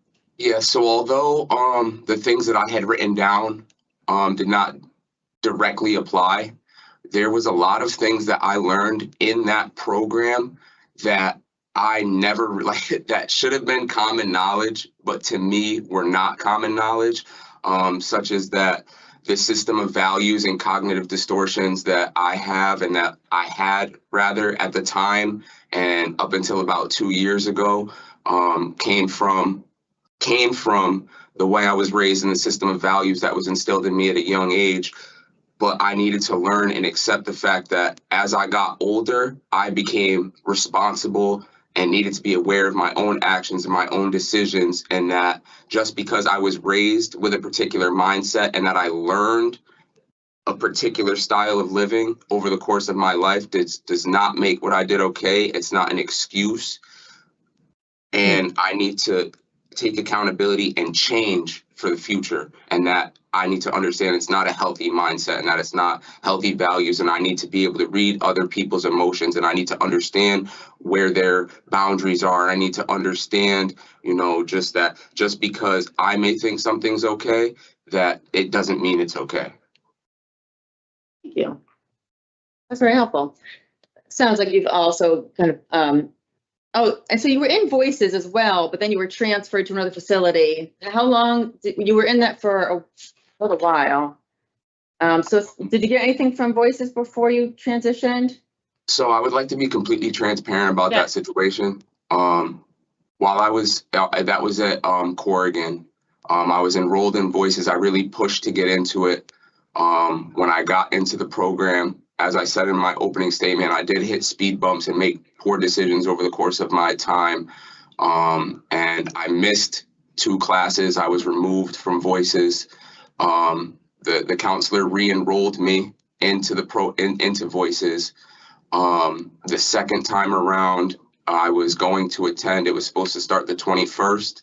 We were on lockdown. The group was canceled, and then I was assaulted myself, and I left 4 days later. I was transferred out. Thank you. I appreciate that. I'm sorry. I am currently in Voices. Again, right now I'm currently enrolled.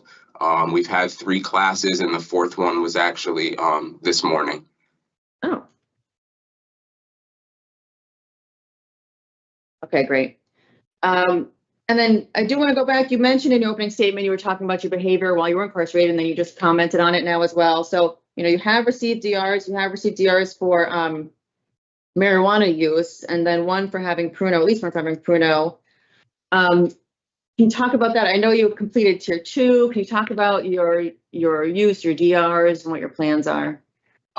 Yes. So I have 2 contraband tickets, both for possession of Pruno. And then I believe I have 4 tickets of intoxication for marijuana, and then I have 1 ticket for a theft and 1 ticket for refusing housing.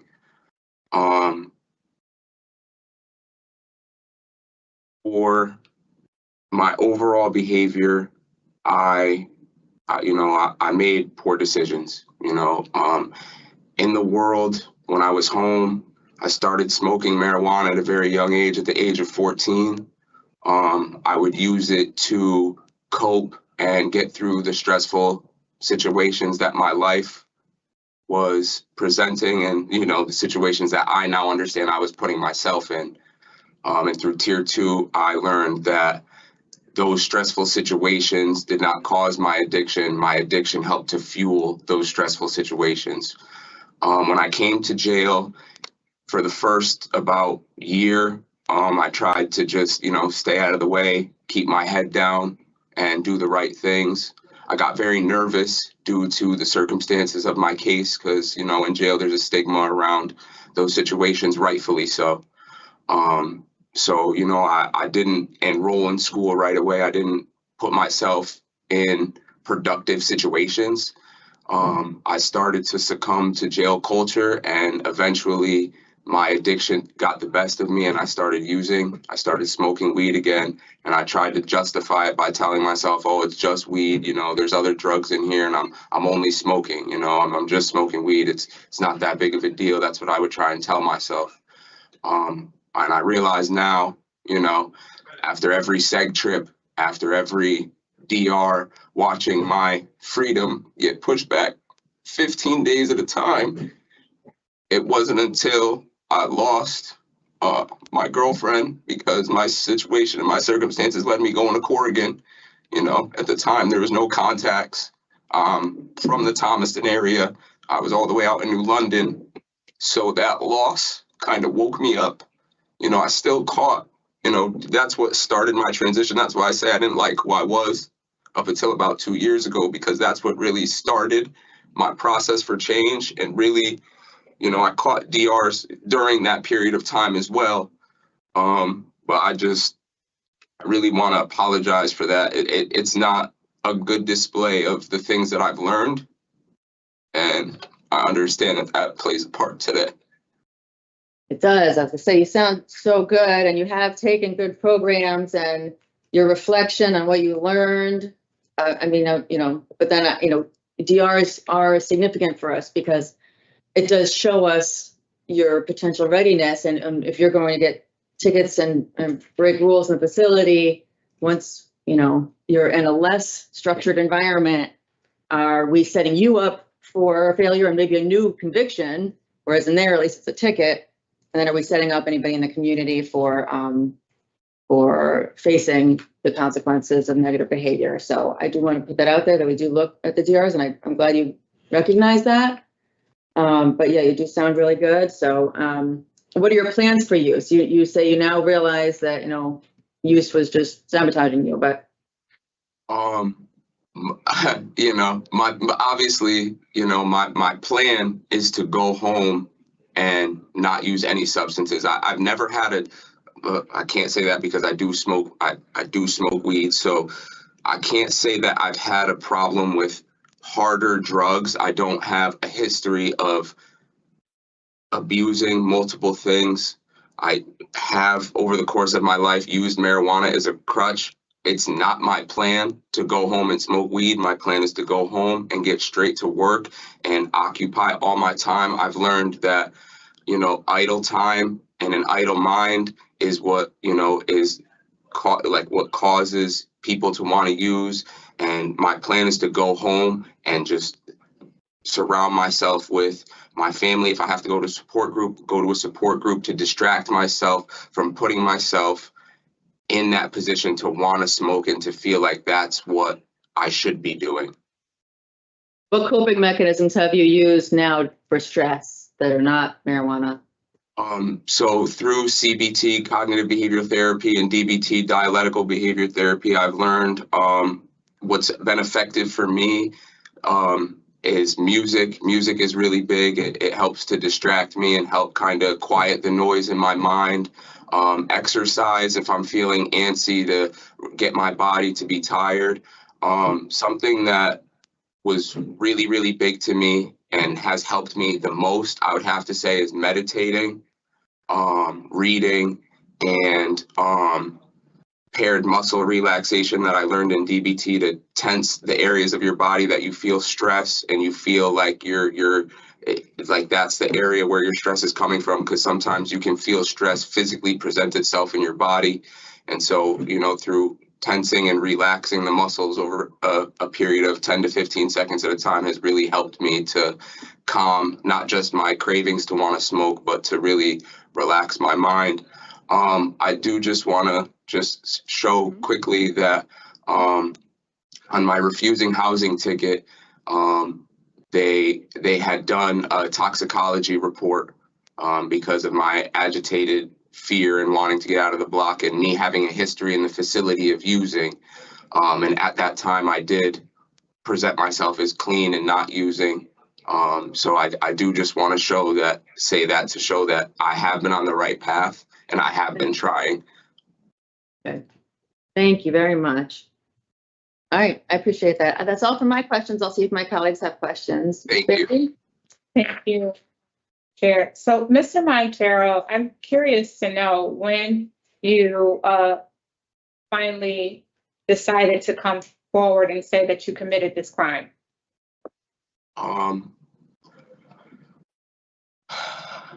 You said when? When?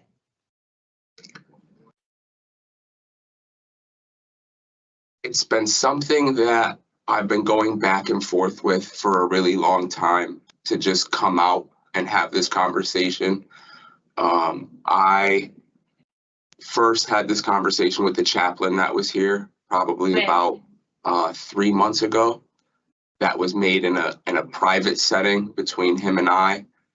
But I would have to say that I did not intend on making any of that public to other people outside of religious services until my interview with Miss W.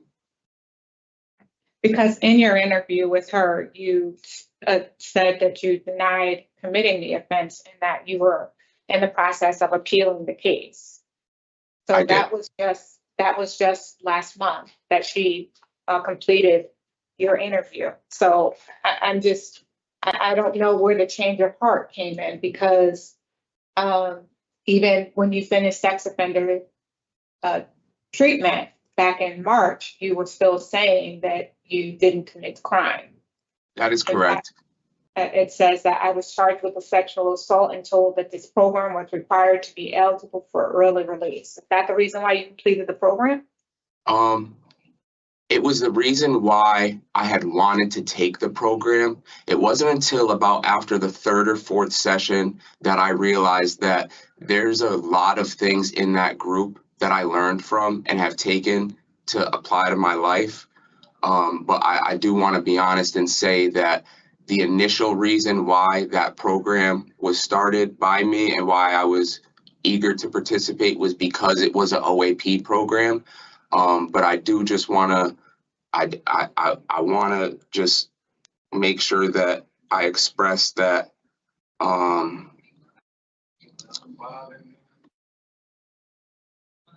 although the reason why I was denying what was going on was because my main priority was trying to preserve my appearance to others. And I realized that it's not about what others think of me. It's about what's best for making me better and what's best for preventing my reoffense. You know, I denied it for a long time because... Well, you denied it up until last month. And so now you're sitting before us and you're telling us that you committed this crime after inflicting, making the victim look as if she was not telling the truth. And I mean, in a review of your documents, it says that you said that you were 20 years old and you had consensual sex with a 16-year-old. I'm not sure what you were reading to make you think that it was consensual and that she, wanted to engage in this kind of behavior. But one, the age was way off. And two, a person under, a certain age cannot consent to sexual activity. So it baffles me that now you're sitting here and you're making it seem as if you had this epiphany. And now, I take responsibility for my actions. I did do this to this victim when for I don't know how many years you've been denying committing this crime. So I do just want to say, as I had told the previous panel member, when I was taking that program and I was writing things out for that program, it was under a different scenario. What's the scenario? The scenario was that it was consensual sex with a misunderstanding of the law. That was the scenario. A misunderstanding of her age as well, because she wasn't 16, she was 11. That is correct, and that's why the situation that I had wrote about on paper is not the reality of the situation. It was just what I was doing to satisfy the written portion of that program. I have to tell you, Mr. Montero, that's not really helping me in terms of your early release, because how do I know that you're not saying anything just to satisfy us? That we want to hear that you did it. No, we want to hear what the truth is. I mean, you've been adamant, I'm appealing this case, and I'm just like, appealing the case under what basis?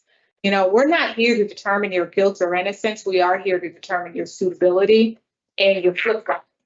you're not showing any consistency here. So while you're very well spoken and you come across very humble, I just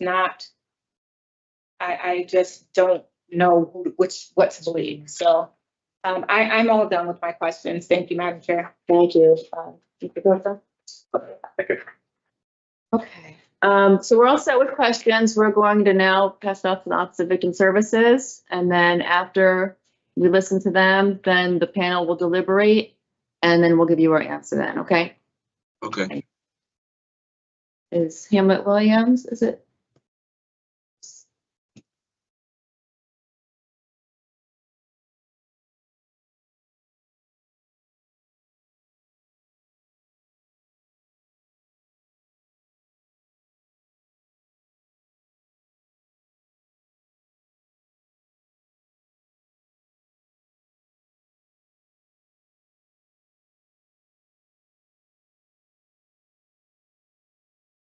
Mrs. Williams, are you there?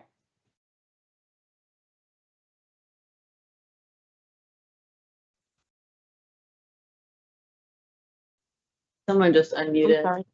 Okay. Yes, thank you. Thank you so much, Madam Chair.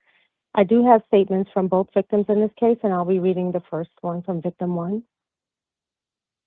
To the members of the parole board, first off, thank you for informing me of this upcoming hearing and giving me the chance to speak on this matter. I admit I was not very pleased to see that this man was going to very soon be given the chance to roam free again. He has destroyed a part of me that I don't think I will ever get back. I am about to be 25 years old next month, and I still have to go through every day being ready to fight for my life at any moment because I can't trust anyone. Any and everyone is a possible threat in my mind. I live in a constant state of fight or flight that I can't shut off. It's exhausting to live like this. I'm still to this day in therapy trying to make my life just a little more livable each day. And I work so hard to do that.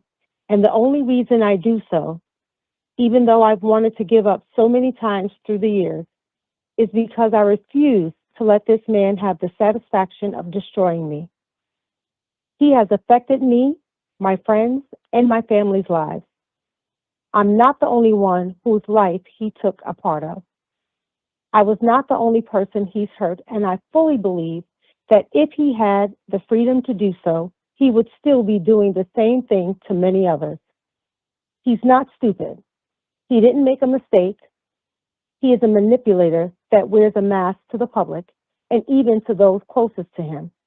But some have come to experience the real person underneath that mask, and I hope and pray no other unsuspecting souls ever have to come across the real him. I hope you guys can take what I've said today into consideration before coming to a decision. Thank you all again for giving me the chance to speak on this matter. The next statement reads, to members of the board, I would first like to start by thanking you for doing your duty and providing a letter informing me that he has been set for parole, and I would like to thank the state of Connecticut itself for giving me the opportunity to write a statement on the outcome of this hearing. It is with great displeasure to hear that this man, who has wronged not only me, but my family, friends, and so many others, is being given the opportunity to walk out on release of the given sentence we had concluded in trial. The things that have happened to me because of his actions have put a scar on my life, and I would see it as justice that he at the very least serves out the remainder of his sentence. This is the man that made me hate leaving my bedroom door open and unlocked as an 11-year-old up until now, 10 years later. Before this, I was a normal, happy, fun-loving, and trusting kid you would ever meet. I loved cheerleading and going to the mall and fairs with my friends until the man here today ripped all of that away from me. For the past 10 years of my life, I have had to mature and grow up way faster than the other kids, and I had to understand so many things that I shouldn't have had to at such a young age. This is a man who took my childhood away, who made me have to learn how to count my fingers when I would freak out at night, even knowing every door and window was locked. He took the safety I had as a child, and he's the reason I have to learn how to trust anyone and everyone I meet. He is manipulative. He is a manipulative, compulsive liar who had believed that assaulting me and others was something he could get away with and tried to do so. So with the fact that if I or others did not come forward, I wholeheartedly believe that Devin Monterio could and would still be committing these actions. I believe it is in the best interest for the safety and well-being of myself, others, and the community that he be denied his chance at parole. I would like to thank you once again for hearing what I have to say, and I sincerely hope you take every word of my statement into consideration while making your decision. Thank you. Thank you, panel. Thank you. As you mentioned, Mr. Monterio, we're going to enter deliberation now. You're welcome to listen. Just please don't interrupt, and then you'll have your answer. Thank you. Welcome. So, Mr. Monterio, certainly these are crimes that, as the victims bravely shared, left a significant impact on them, on two young ladies, or children at the time, and now young ladies. He is estimated as likelihood to recidivate sexually at 4 out of 5, or the need score, excuse me, is 4 out of 5, excuse me. He did not have a criminal history prior to this. He has, although received 7 DRs during this sentence, including some last year, 3 for intoxication, with the most recent intoxication ticket in December last year. He had December, October, and June. He does have some great insight, as shared today. He does have lots of support in the community. He was serving some period of time already in the community. He was under house arrest for about 4 years before incarceration, and then now about 4 years of prison time. The minimization, as my colleague had mentioned, or the denial up until very recently is concerning. And then, of course, the ongoing marijuana use up until recently is concerning. And then in light of the victim's comments, I'm leaning toward deny for today. He does have, his end of sentence is not estimated to be until January 2031. I consider rehearing if the panel is interested, but I'd like to listen to my colleagues and hear your thoughts. Well, it's a denial for me today as well, for many of the reasons that you just stated. Mr. Monterio has a lot of more work to do, in my opinion. While I know he's participating in all the programs that are applicable to his crime, and he appears to have gained some insight, I'm just not sure if it's authentic. So, you know, for me, based on the injury or impact to the victims, in the nature of this crime, I have him denied. I would not be opposed to a new hearing date, but I also am not going to advocate for another hearing date. Thank you. Panel members are up. Thank you. I agree with both of you. I was troubled that he hasn't really taken responsibility until today. I am glad he is finally taking responsibility for what he's done, the harm that he's caused. The disciplinary reports are concerning. I am open to a rehear. Not done until 2031, so he has a ways to go. we'll give some time for him to demonstrate, to continue to abstain from marijuana use, as he deals with challenges. And, continue some programming. What are we thinking for a repair date? Yes. 2 years?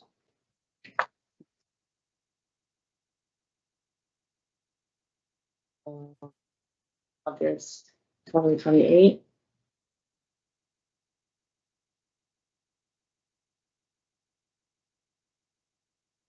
And our reasons again are injury and impact, nature and circumstance and for institutional adjustment. Yes.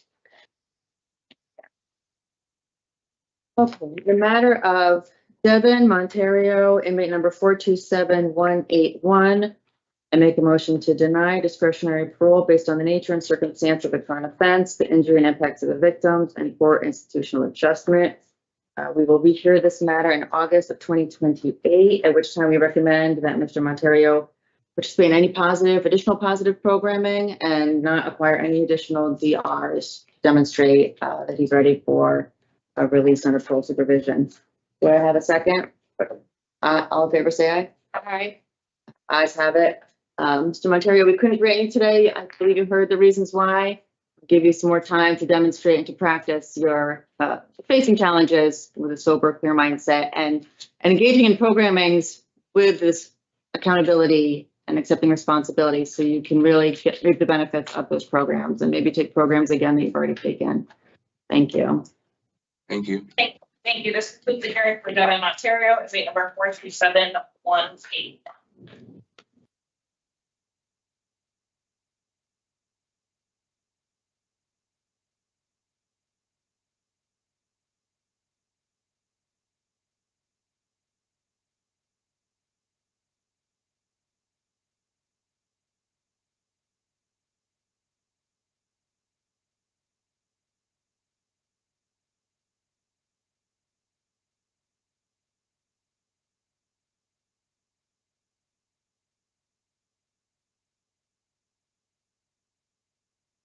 All right, Mr. Colon Perez.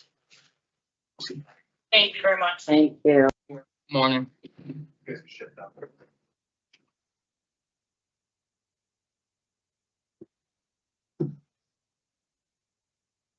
morning. My name is Parole Officer Layersman. Today is Wednesday, August 12th, 2026, and this is the hearing of the Connecticut Board of Pardons and Paroles.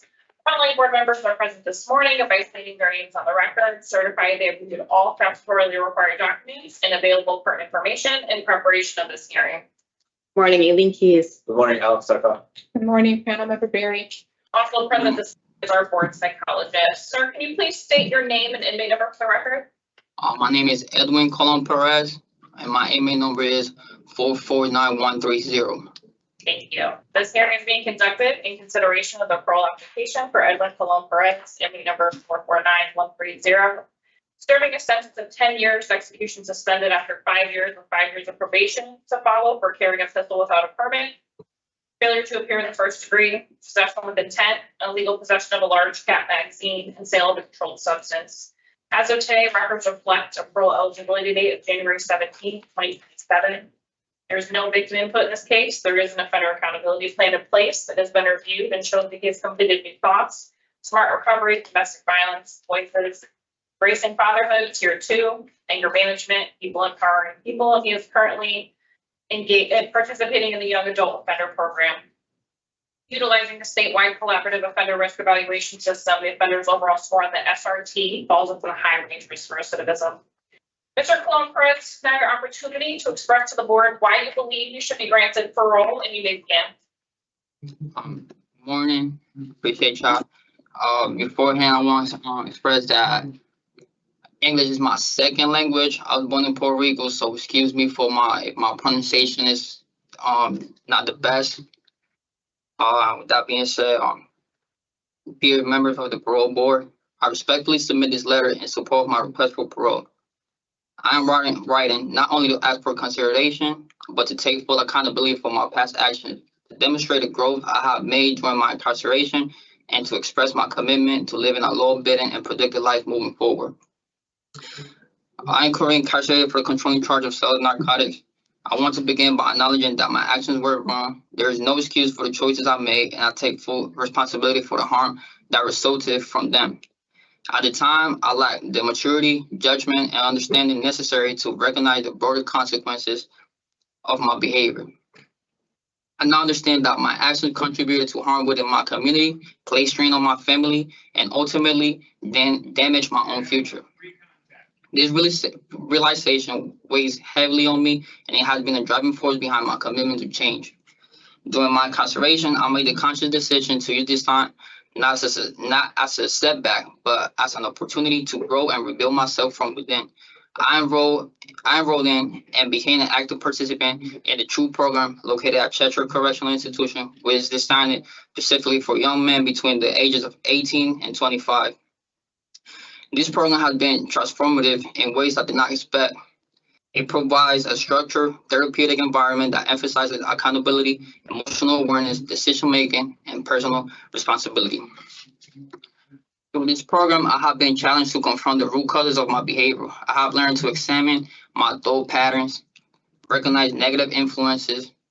I have learned to examine my adult pattern, recognize negative influences, and develop healthier coping mechanisms. The structure and guidance over have helped me reframe my value system. I no longer think in terms of short-term gain, but instead focus to better manage my emotions, communicate effectively, and make decisions that align with a positive and lawful lifestyle. One of the most impactful parts of this experience has been reflecting deeply on how my actions affected others. I have thought about the people in my community whom have been harmed directly or indirectly. I have thought about my family who have supported me despite my mistakes and the disappointments and pain my actions caused them. Most importantly, I have reflected on my role as a father. My son deserves a present, responsible, and positive role model. I regret that my past actions have taken me away from him, and I am determined to make meaningful changes so that I can be the father he needs and deserves. If granted parole, my primary focus will be rebuilding my life in a positive and structured way. I am fortunate to have a strong and supportive network waiting for me. This includes my mother, siblings, and the mother of my child, along with his grandmother. They have all expressed their willingness to support me in my transition back into the community, and I am deeply grateful for their continued belief in me. In addition to family support, I have taken concrete steps to ensure stability upon my release. I have secured housing, which will provide me with a safe and stable environment. I also have employment opportunities lined up, allowing me to become financially independent and contribute positively to society. Having a job will not only support me economically, but will also help me reinforce discipline, responsibility, and routine in my daily life. I want to emphasize that my desire for change is genuine and unwavering. I understand that trust must be earned, not given, and I am prepared to demonstrate through my actions that I am committed to living a different life. I have learned from my mistakes, and I carry the lessons with me every day. The person I am today is not the same person who made the decisions that led to my incarceration. For certain, mindset, one that prioritizes responsibility, accountability, and respect for the law. I am determined to use my experiences as a foundation for positive change, not only for myself, but also as an example to others who might be at risk of making similar mistakes. I understand the seriousness of this request and the responsibility that comes with being granted parole. If given this opportunity, I will comply with all conditions set by the board, and will remain committed to continuous self-improvement. I will actively engage in recommended programs, maintain employment, and uphold the standards expected of me as a member of the community. Thank you for taking the time to review my letter and consider my request. I do not take this opportunity lightly, and I am asking for a second chance to prove that I can live a life defined by integrity, responsibility, and purpose. Thank you. Thank you, Mr. Colon Perez. Your English is very good. But so thank you for that opening statement. I hope you can hear us okay. If you need us to repeat anything, please let us know. We have looked into your criminal history. We've read the supporting documentation, and we've developed questions that we can learn a little bit more.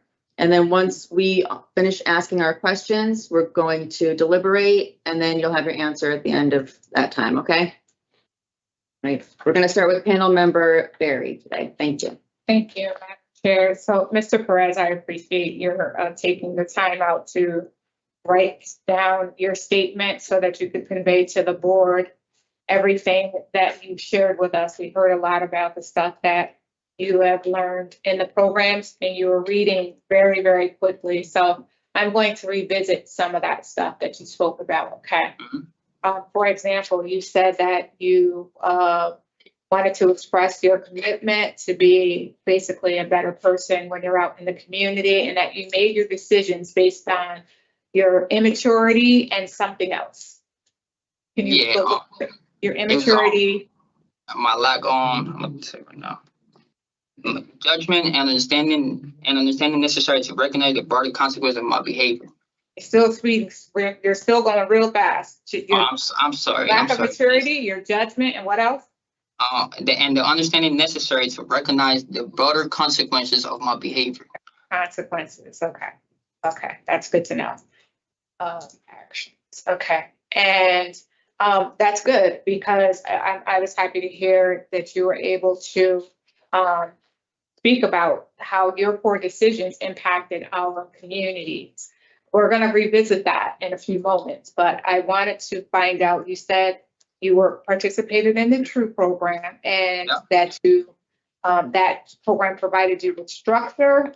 You had another list of things. I just wrote down structure and healthy coping mechanisms. That's it. That's all I got.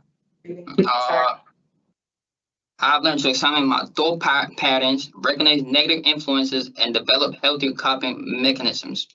Structure and guidance have offered me, have helped me reframe my value system. Okay. Did anyone help you write that letter? Yes, our mentor did, because so one of my main focus when I came to prison was learning how to articulate myself better, and so I wrote the letter, and I got a mentor. He's been real helpful with this, and he told me new words and new ways to phrase what I want to express. Your mentor, I'm assuming, is in the TRUE program, in the TRUE unit? Yes. What's that person's name? Jermaine Young. Jermaine Richards.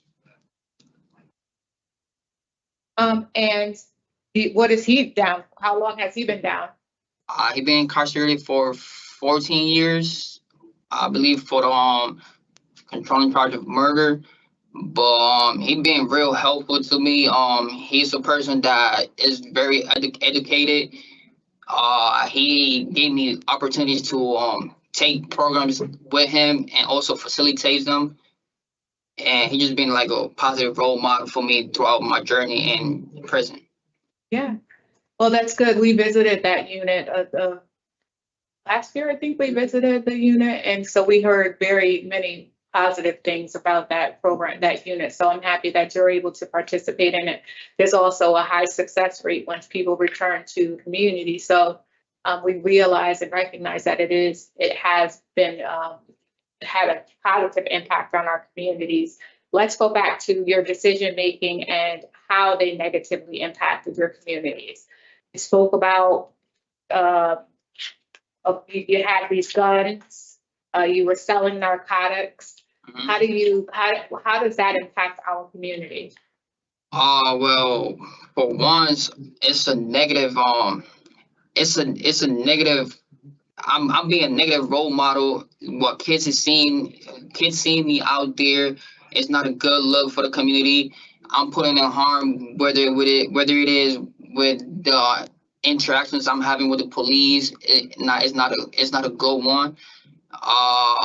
The people that comes around when I'm engaging in these activities, they people that, even though they make wrong choices too, they don't add nothing good to the community, you know. So just for the kids to have to see me perform these things is just probably the worst harm I could cause. It's just, I'm going to just add a little bit to that. It's not just the kids that see you engaging in this stuff. It's everyone that lives in that community who knows that, you know, Mr. Perez carries a gun, that Mr. Perez likes to discharge the gun, you know. Bullets don't have anyone's name on it. They don't discriminate. They kill innocent people every single day.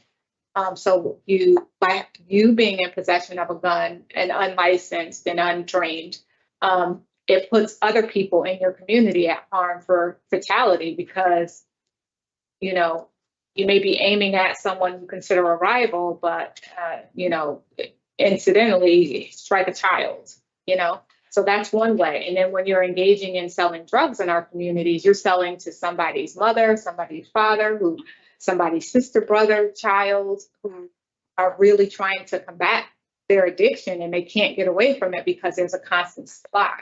You know, so it's just a vicious cycle. When you sell drugs, people know that you have money, you know, so they try to rob you, so you need a gun for protection. Like, it's just a vicious cycle. And I'm happy to hear that you are able to recognize that, although you didn't say what I said in terms of, you know, that it does impact our communities greatly. I heard you talk about having a strong support network. You named your mom, your siblings, your girlfriend's grandmother. You intend to work. You said you had stable housing. You intend to live with your mom? So one of the groups I took, PEP, People Empowering People, one of the sessions they talk about setting SMART goals, which would be specific, measurable, reasonable, and time. And so then we learn about how we gotta set short-term goals and then mid-term goals and long-term goals. So my short-term goal would be get out to society, get out to the world, get in touch with and rebuild our relationship I have with my son. I'll be living on my mom's. I got opportunity for like my brother. He works at a restaurant. He could get me a job there. My friend, he got a job doing landscaping, and he could get me a job there as well. So within my first 6 months, I plan to live with my mom and save some money so I could move. So, and you weren't working when you were out in the community before, I'm assuming, because you were making a lot of good money by selling poison. So, well, but now you're willing to work a regular 9-to-5 job.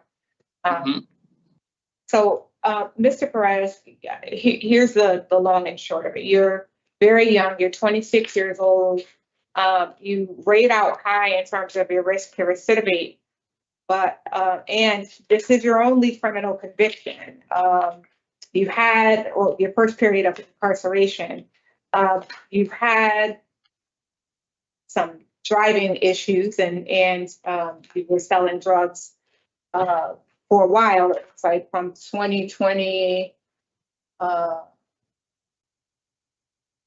of 2024, it looks like, but in 2023. But you only received the one ticket that you got early last year for intoxication. You took some Suboxone, but you've been able to refrain from doing that. You've taken a number of positive programs. You have community support. It sounds like you've gained some insight into your behaviors and you have a viable release plan. Your drug score is 5. Can you tell us why? Yeah, so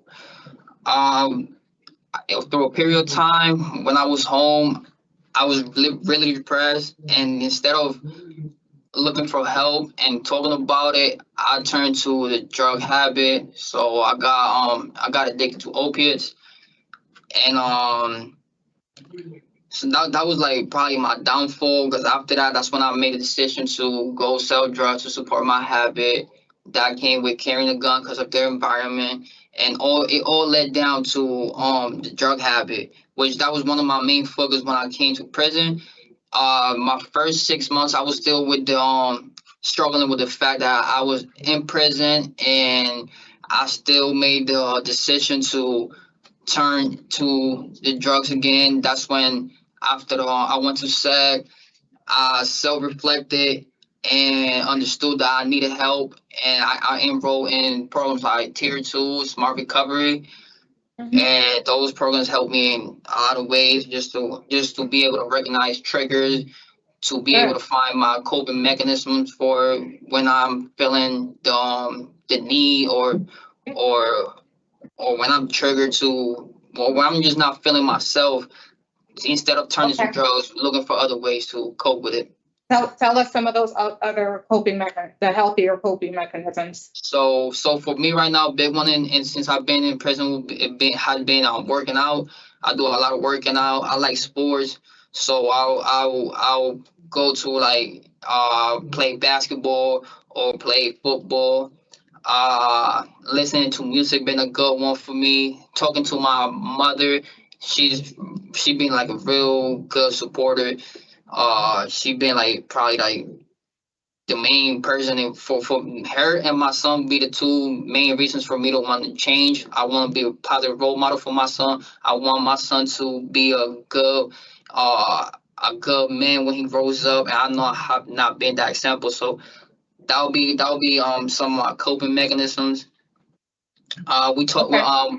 We learn about breathing skills, breathing techniques for whenever my mind is maybe my mind might be maybe bothered, racing, yeah. Just to acknowledge those feelings and sit and breathe and get through the process. Yeah.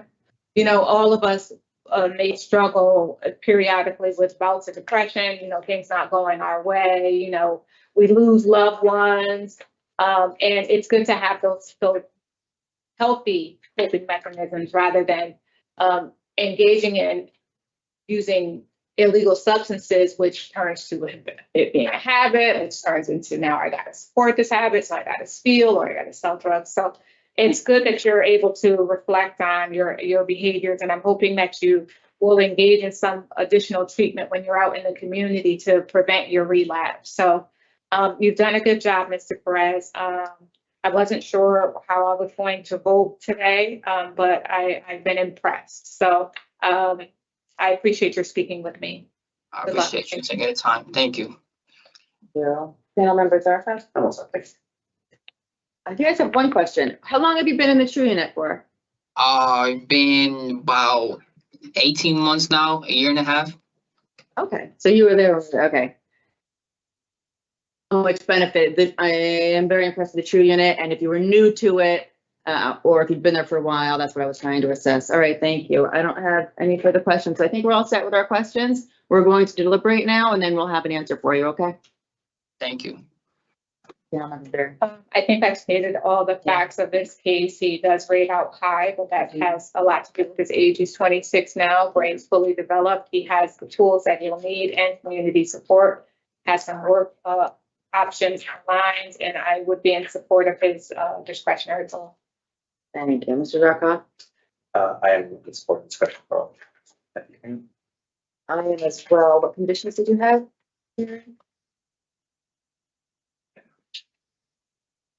I had no co-defendant. And I had no driving. Do you have a valid license now? Because I know you were driving without a license. So that was one of the, in my short-term goals would be that I go home and get my driver license, get an appointment for my permit. Okay. And then get my license. All right. Okay. And what was the date of his? No, January 17th. Yeah, 1/17/27. Okay, great. All right, so that's it. And we have confirmed sponsors. We don't need to have a house. That's all we have? Great, okay. In the matter of Mr. Edwin Colon Perez, inmate number 449130, there is a motion to grant discretionary parole on or after January 17th, 2027 with the following conditions in addition to the standard conditions. No driving without your parole officer's permission, and no contact with co-defendants Ramon Aponte, Anthony Rodriguez Diaz, and Jose Rodriguez Diaz. Do I have a second? All in favor? Aye. The motion carries. So you have been granted. Congratulations. We wish you the best of luck. The no driving is without your parole officer's permission. So if you work on getting your license and everything, then obviously you can let your parole officer know and then you can drive, okay? Thank you. Right, best of luck. Thank you. Appreciate you guys. This concludes the hearing for Edwin Colon Perez, inmate number 449130.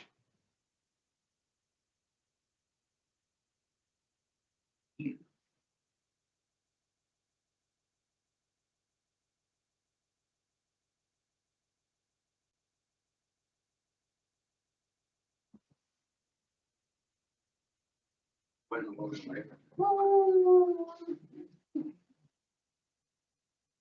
morning. Morning, Mr. Porter. We're gonna get started in just a second, okay? All right.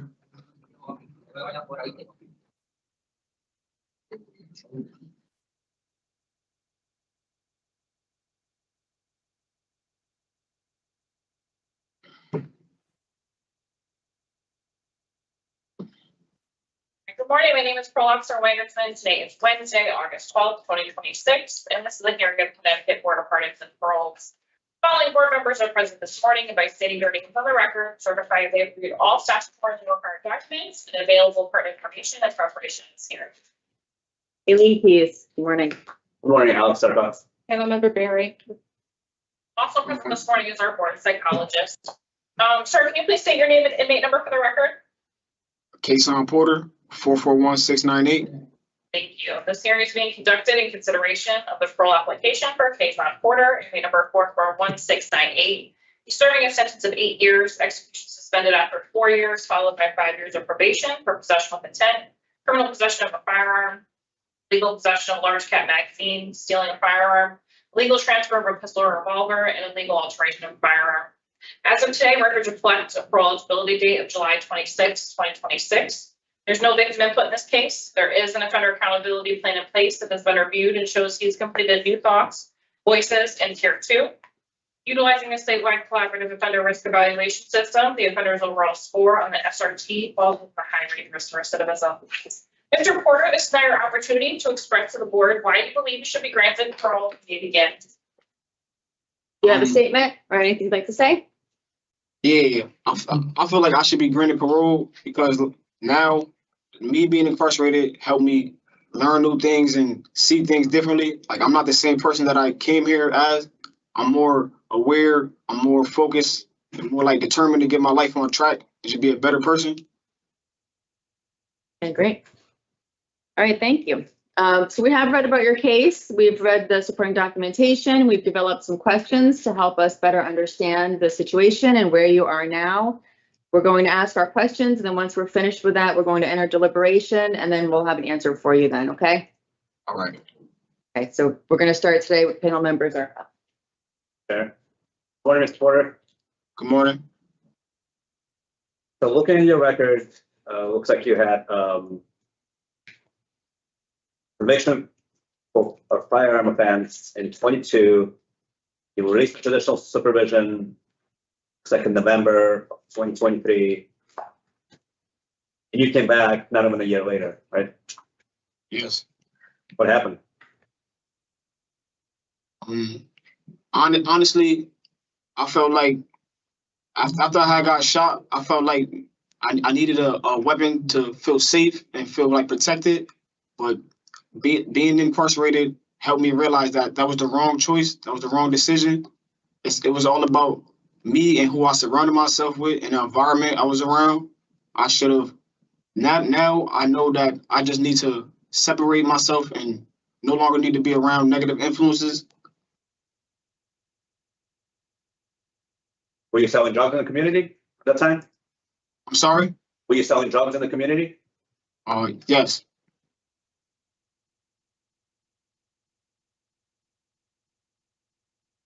How are you going to protect yourself when you're released this time?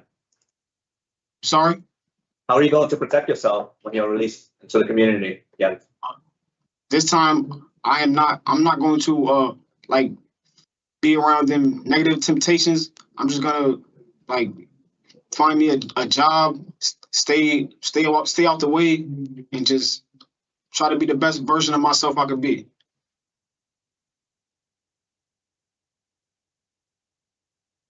If you do get another conviction for a firearm offense, what do you think your sentence will be? Sorry? If you do get another gun conviction? Yes. What do you think your sentence will be like?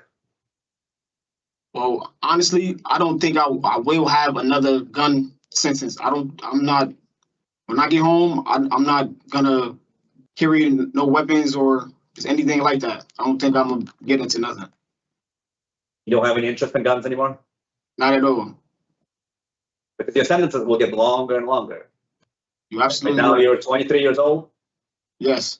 you get another one, if you get two more, then you're gonna get longer, much longer, right? Yeah. I'm sure you've seen people around you who are serving very long sentences. I have. All right, let's talk about the period of incarceration. You've completed some programs. And, did you complete Voices twice? I did. And what made you take it again? I honestly wanted to just I wanted to see if I get like a different perspective and a different learning process from two different teachers. Did you get a different perspective? A little bit.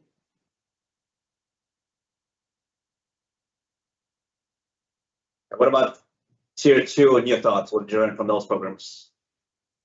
In tier 2, I learned that all drugs kind of affect your decision making, and it can cause you to make the wrong choices. And new thoughts, I learned that that just everything just. I'm sorry. I'm a little nervous right now. I'm sorry. Okay, you're doing well. Yeah, sorry. I learned that in new thoughts that you have to really think about what you're doing, what you do. Everything is just. Damn, I'm sorry. It's okay. You're doing well. Yeah, it's just in new thoughts. You took tier 2 twice as well, right? Yeah, yes, I have. Yeah. Your alcohol and drug score is 3, right? Can you talk about your history with substances? I know you've used marijuana quite a lot. Have you tried anything else? Honestly, no. Marijuana was the only my only drug choice. You haven't used any other substances in the community? No. Well, sorry. Maybe I got drank a little bit of liquor, but not really.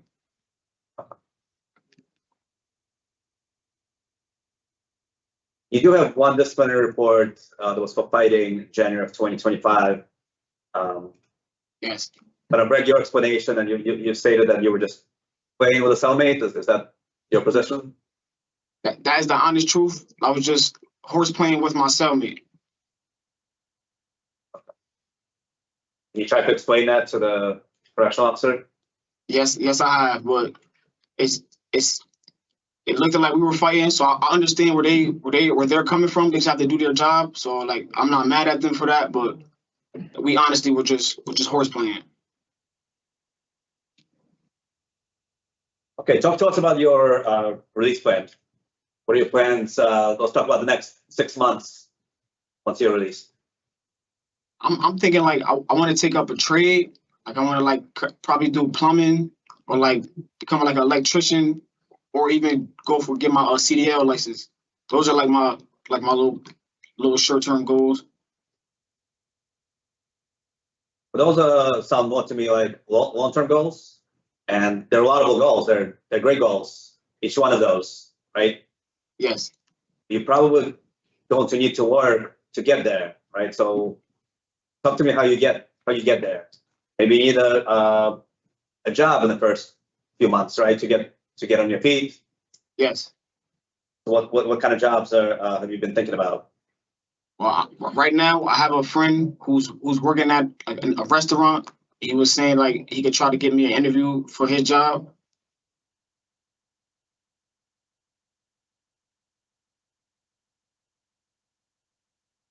Okay, doing what? A restaurant. I'll be the fry cook or the dishwasher.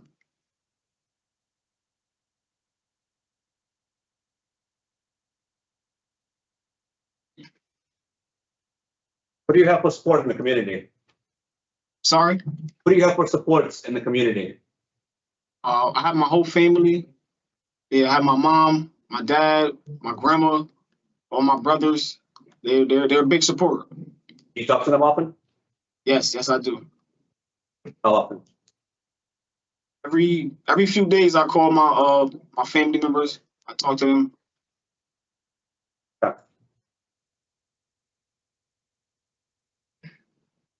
Talk to us about how you've changed from this whole incarceration. Honestly, I feel like my thought process is different. I won't just go home and like make the same bad choices that I made in the past. I feel like I'm much older now, and like I'm just real eager to do the right thing, and to just like really just get my life in order. I don't want to be back here. I want to be home doing the right thing, being the best I could be. Okay, well, thank you for answering my questions. I'll see if my colleagues have any. Chair. Thank you. Panel Member Perry? Thank you, Madam Chair. So, Mr. Porter, were you living with your mom when you committed these crimes? Yes, I was. So you had guns and drugs in her house? Yes. Did she know that? No, she didn't. I mean, I'm not understanding why you would bring that kind of stuff into her home.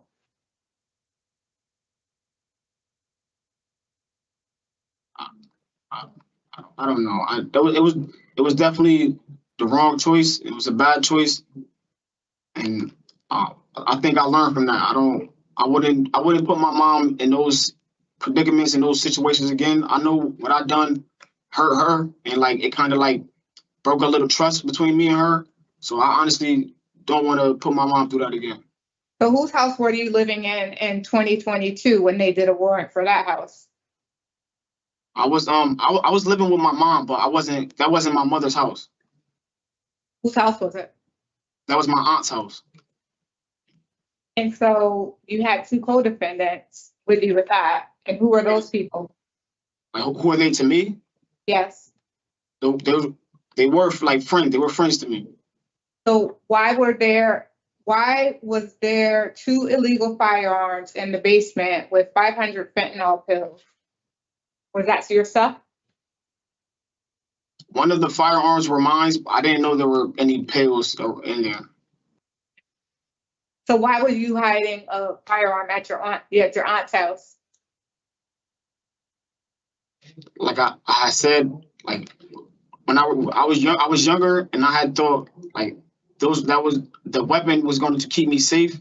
So that was the bad choice that I made. But now I just know that that wasn't the right choice.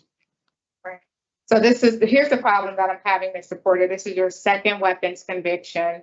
You were on TS when you committed this offense. Like you were only out there. They released you in November of 23, and by June of 24, you were already back. You were arrested for a new gun conviction. I mean, you were still under supervision because you didn't complete that sentence until October of 2024. But you were in prison because you got this new charge. It's just, I mean, you're just wasting your life. Why haven't you finished school? Why weren't you participating in high school like you were supposed to? You want to be in the street?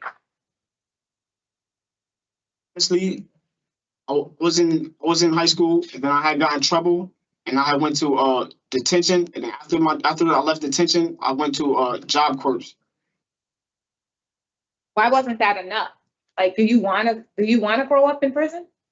Not at all. Do you like being there? Not at all. So why do you continue to do the same thing and expect to have a different outcome? Do you think they're not going to be watching you, sir? No, I don't think that. I just felt like I felt at the time those were like my best options, but I wasn't seeing clearly, and I didn't realize that was not the right choice to make. Yeah, you knew it was the wrong choice. You knew you weren't supposed to have it, but you were doing it, like you said, to try to make a few bucks. You needed the guns for protection because you were selling the drugs. It's just a vicious cycle, Mr. Porter. You know, you're still so young. And, you know, you didn't even get an opportunity to start the 5 years of the 5 years of probation that was attached to your original sentence. And now you're back with 5 more years. Like, I just, it's sad, you know? Or 4 years. All right, I'm all set, Madam Chair. Thank you. When you said at one point, you didn't think you were thinking clearly, you did acknowledge daily marijuana use. Do you think your marijuana use influenced your decision-making at all, or the friends you kept, or anything like that? Absolutely. I feel like any drug, any choice, I feel like it definitely has an effect on your thought process. And like motivation to stay committed to your goals and Absolutely. You are currently working an off-grounds job at a recycling plant, right? Yes. Is that something you can keep when you discharge? Can you keep that job after, or is it only tied to being incarcerated? You can't. I think it's only tied to being in here. That would be a great experience to put on a resume to help you, or, and maybe you'd be able to find a recycling plant or something doing similar work. Okay. In the community. I think that's all I have for questions. No additional questions, right? Okay. We don't have victim impact, so we're going to begin deliberation now, and then we'll have an answer for you shortly. You're welcome to listen, just please don't interrupt, okay? All right. Thank you. Family members, Zarko? Thank you, Madam Chair. So Mr. Porter is 23 years old, 21 years old when he committed that's offense in 2024. Was released on traditional supervision for firearm offense, and then about 6 months later or so, picked up another gun charge, which of course is very concerning. He's done well during this period of incarceration, especially for someone so young. He does have one disciplinary report for fighting that he did explain to us. That was in January of 2025. Completed a number of positive programs, including New Thoughts, Voices twice, and CO2 twice. Explained that he wanted to get a different perspective by taking 2 programs another time. He's been working in a facility. I'm willing to grant him another chance. I'll go out on discretionary parole. Thank you. Councilmember Berry? Thank you. So I'm struggling on because this is his second gun conviction, as stated. And he is so young, and I tend to be a little more lenient with the younger offenders, with the hopes that they turn their lives around. I just don't understand why you're out on transitional supervision and you have an officer that is there to help you, and yet you still make the decision to go out and obtain another gun and sell drugs. So it's going to be a no for me today. I recognize Mr. Porter's efforts, and I really would love to support his going home early. I'm just not convinced. I'm just not there yet. Yeah, I definitely understand all sides. He does estimate highly likely to recidivate, and he was on transitional supervision, as you mentioned. But I have recognized that he completed great programs. I like that he asked to take 2 of those programs, which are both quality programs, again, the second time. I do like that the facility has entrusted him with an off-grounds job. He does have a sponsor, although it is with his mother, who is a positive sport, but that is also where he was committing his crimes at the time. But I am willing to give him a shot. So I will be in favor today. What did you have for conditions? Just have 7 conditions and 2 co-defendants. That's all I had as well. Okay, this will be majority decision.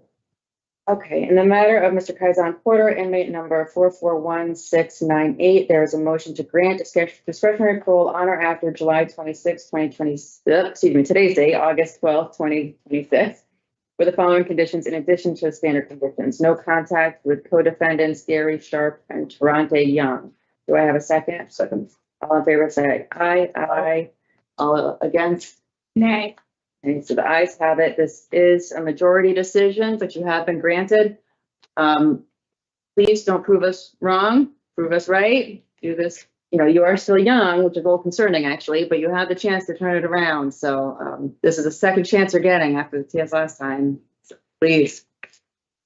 Take count. All right, that's it. Thank you. Thank you.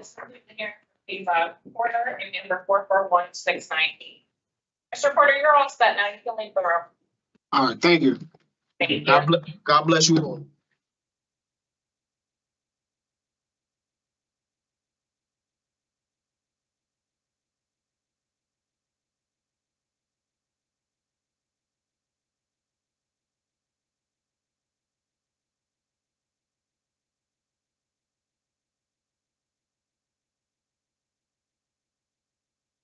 Hello, how you doing?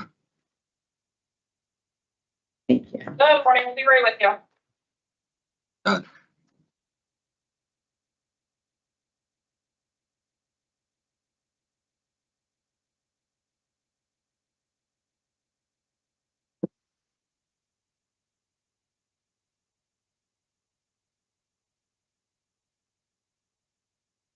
right, good morning. My name is Paul Wangerson. Today is Wednesday, August 12th, 2026, and this is the hearing of the Connecticut Board of Pardons and Parole. Following board members are present this morning, and by stating their names on the record, certify they've reviewed all statutorily required documents and available pertinent information in preparation of this hearing. Eileen Keys, good morning. Morning, I'll start off. Panel member Barry. Sir, can you please state your name and inmate number for the record? David Padilla, 447079. Thank you. You're welcome. This hearing is being conducted in consideration for the parole application for David Padilla Neves, inmate number 447079, serving a sentence of 8 years, execution suspended after 3 years and 6 months, followed by 4 years of probation for possession with intent and criminal possession of a firearm. As of today, records reflect a parole eligibility date of September 22nd, 2026. There's no victim input in this case. There is an offender accountability plan in place that has been reviewed and shows that he's completed New Thoughts, Voices at Tier 2. Utilizing a statewide collaborative offender risk evaluation system, the offender's overall score on the SRT falls within the moderate range risk for recidivism. Sir, this is now your opportunity to express to the board why you believe you should be granted parole, and you may begin. Yes, I wrote a letter right here. My name is David Padilla, and I'm writing this letter to express my remorse and speak about the changes I have made during my time in jail. I take responsibility for my past actions and understand that my choices are what brought me here today. Spending this time away from my family and loved one has given me a lot of time to reflect on my life, my decision, and the kind of person I want to become moving forward. During my time here, I have tried to stay productive and continue improving myself. I completed programs, work outside clearance jobs, and help whenever I've been needed within the facility.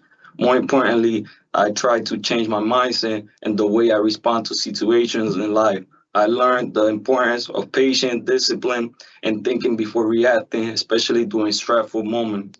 My faith has also become very important to me during this time.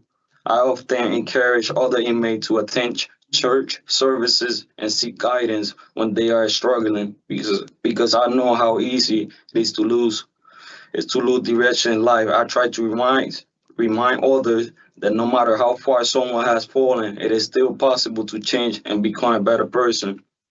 Before being incarcerated, I was involved around youth basketball programs and saw how important positive influences and mentorship can be for young people. That experience stayed with me because I seen how easily people can let down the wrong path without guidance or support. As I continue thinking about my future, I develop goals that are very, very important to me. I want to continue my education, build a stable career, and continue becoming a better man for myself and my family. One of my biggest goals is to study criminal justice and eventually work towards becoming a correctional officer in the state of Connecticut. I understand my past made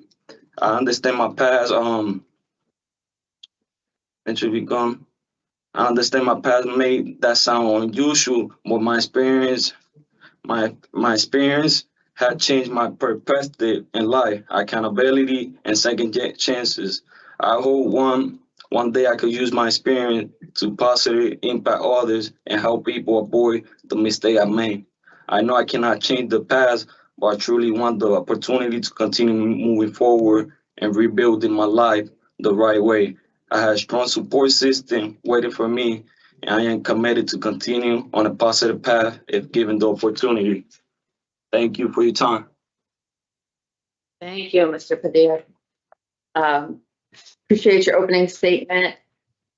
So we have read your file and the supporting documentation. We've developed some questions that we're going to ask you. And then once we finish asking our questions, we're going to deliberate and then give you an answer today, okay?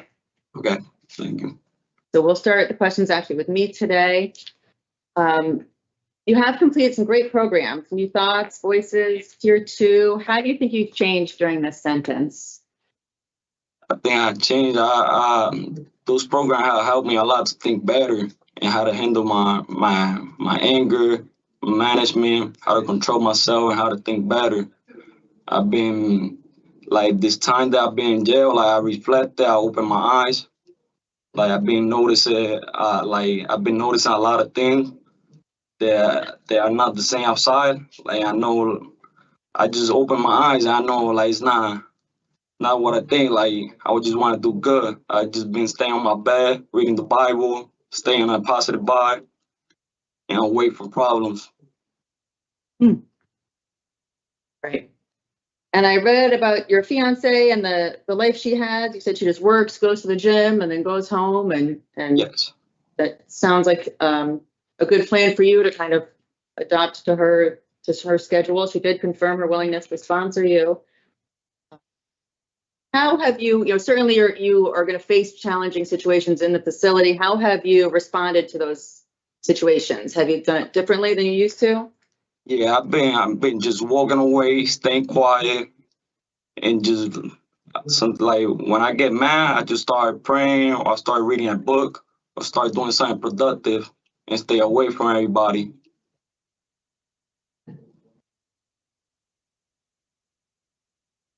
You indicate, when we're talking about your work history, that you had worked in construction full-time until you missed 2 days of work. Why did you miss those days of work? 2 days of work. 2 days I missed from work, I was sick. I was completely sick. Like Did you call them? Yeah, I called them. They knew about it. But they still let you go? Yeah.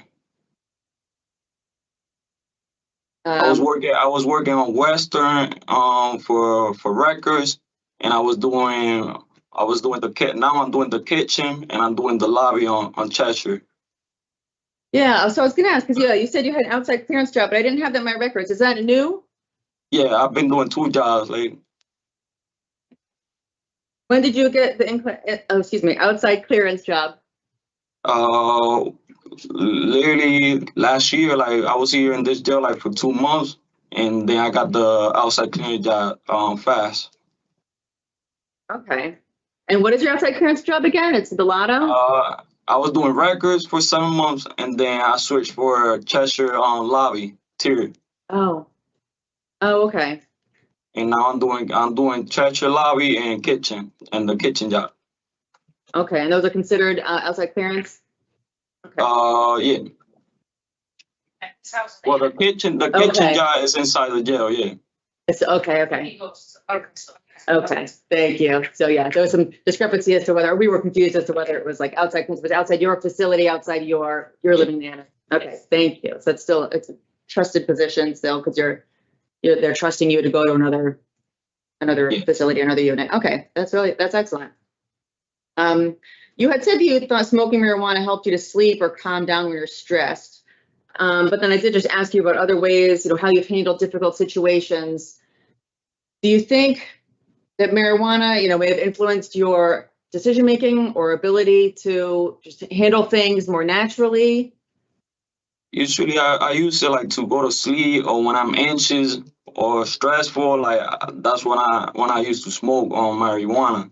But the 12 months when I was on house arrest, I wasn't drinking, I wasn't doing no drugs. Like before coming to jail, I wasn't doing nothing. I did, so I got my body used to that already. And that you were at house arrest with your fiance at that time as well, right? Yes. Right. Do you know why you were given a drug alcohol need score of 5 out of 5? Excuse me? Your DOC estimated your drug alcohol needs as 5 out of 5. That's the highest level, but reading your file, I wasn't quite sure why. Do you have any idea why? To be honest, nah, I don't got no idea. Curious if I was missing something or, okay. And your plans for release, if you could talk about them again, please? My plans to release, when I get out, I got a job waiting for me. What's the job? It's on the airport, Hartford Bradley, doing the parking lots. And then I got my plans to go to school so I could do criminal justice while I'm on probation. Like at least I figure out like if I wait like 5 years till my record gets clear or something, I could get the opportunity to do something in life, like either state police or be a consular or correctional officer. And then live with your fiance. All right. Any programs you want to engage with or counseling, anything like that? I would like, if any program they give me, I will do it. I will take it. If it will help me, benefit me. I'm all set with questions. I'll see if my colleagues have any questions. Panel Barry? No, thanks. No? No? All right. All right, we're going to deliberations now, and then we'll have an answer for you. You're welcome to listen, just please don't interrupt, okay? Okay. Thank you. Mr. Padilla Nieves is 27 years old. He only has one prior for this, although it is for illegal possession of a weapon and a motor vehicle, which is concerning, but it is only one prior. In his mid-20s, as he referenced, he did well under house arrest when he was living with his fiance. His plan is to return to his fiance. He has completed excellent programs. I do have him granted today. I did say this. I mean, there is no such thing as just one, prior. But I mean, the fact of the matter is that it was another weapon, and I came in and I wasn't sure which way I was going to vote because of the nature of his crimes. But I will say that the difference between this guy and the last one is that the other person was on supervision. And I'm hoping that this will be helpful for Mr. Nieves, Mr. Padilla Nieves, when he returns to the community, because he'll have another heightened level of supervision prior to his starting the probation that he has to follow the sentence. So I would support his discretionary parole as well. If he has drugs for 5, something's going on. So I'm going to no alcohol, no driving, and no co-defendant. You had no alcohol, no driving, no co-defendant? I just had no co-defendant, but.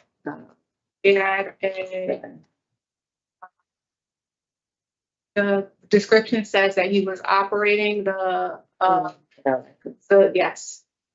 Do you have your driver's license? Once I get out, I already got an appointment for that. Okay. All right, so we'll do no driving without the parole officer's permission, and then if you get your license, then you're able to, your parole officer will have the ability to lift that. So no driving, all right, without parole officer's permission, and no alcohol, you have that as well. The PSI indicates that he drank in excess. Oh, yeah. Okay. After the death of a friend, drank in excess. He said he stopped on his own under house arrest. Do you want to add that, or do you want to? I'm okay with that. Yeah. I had a question mark, but yeah. Okay. All right.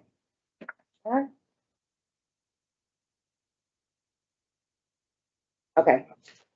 All right. In the matter of Mr. David Padilla Nieves, I make a motion to grant, inmate number 440-447-079. I make a motion to grant discretionary parole on or after, what's the date? What's my script? On or after 22. September 22nd, 2026, for the following special conditions: no alcohol consumption, no contact with co-defendant Manuel Alvarez Baines, and no driving without your patrol officer's permission. Do I have a second? Second. All in favor, signify by saying aye. Aye. Ayes have it. Mr. Padilla-Nieves, you've been granted discretionary parole. We wish you the best of luck. Thank you. Thank you very much. God bless you. Thank you. This includes hearing for David Padilla-Nieves, committee number 44707.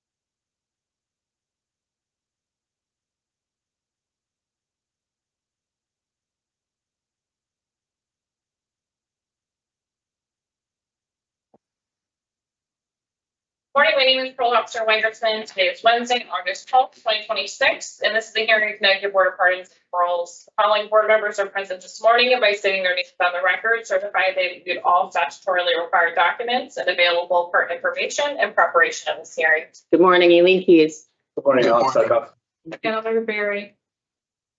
Also present this morning, we have our board psychologist. Sir, can you please state your name and inmate number for the record?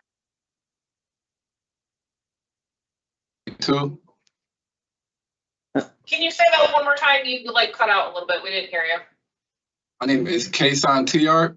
My inmate number is 453482. Thank you very much.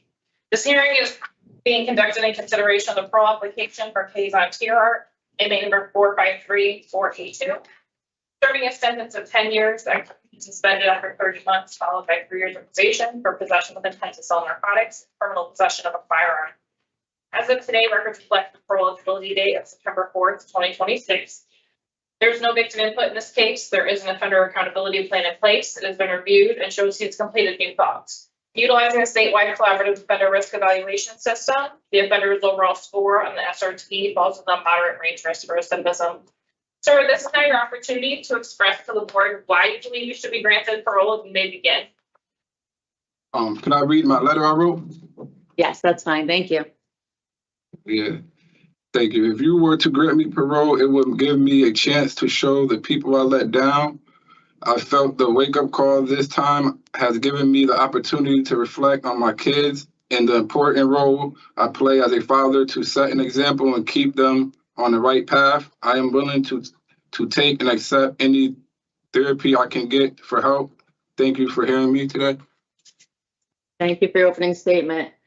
So we have read about your case and we've read the supporting documentation and we've developed some questions. So we're going to go through and ask our questions to learn more about you and your case. And then once we're finished, we'll deliberate and give you an answer today, okay? We're going to start with my colleague, panel member Barry. Thank you, Chair. So Mr. Tier, why were you selling drugs out in the community? Was hanging around the wrong people and I was just trying to make some extra money. Hanging around the wrong people, I don't understand that. Hanging around the wrong crowd, just trying to make some extra money. I mean, so you were hanging around with drug dealers? Is that what you're telling me? Yes, ma'am. Okay, but you still knew that selling drugs was wrong. Yes, ma'am. So why did you do it? Just trying to make some extra money. Why didn't you get a job?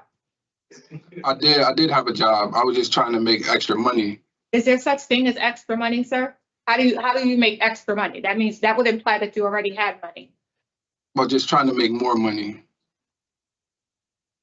Can you talk to us about how selling drugs impacts our communities? It makes the community look bad. It's making bad decisions. How does it make the community look bad? Just selling drugs to people makes them look bad, makes me look bad. How does it make you look bad? I'm seeing myself as a drug dealer. So let me tell you some of the ways that selling poison in our communities impact every one of us. Because you go and you sell these drugs, you feel like you need a gun to protect yourself because people know that you're going to have money from, the proceeds of selling these drugs. But, and that contributes to our gun violence in every single community. Every time you turn the TV on, you see someone's shot, 2 people killed. There were just, it just goes on and on. It's just ridiculous at this point.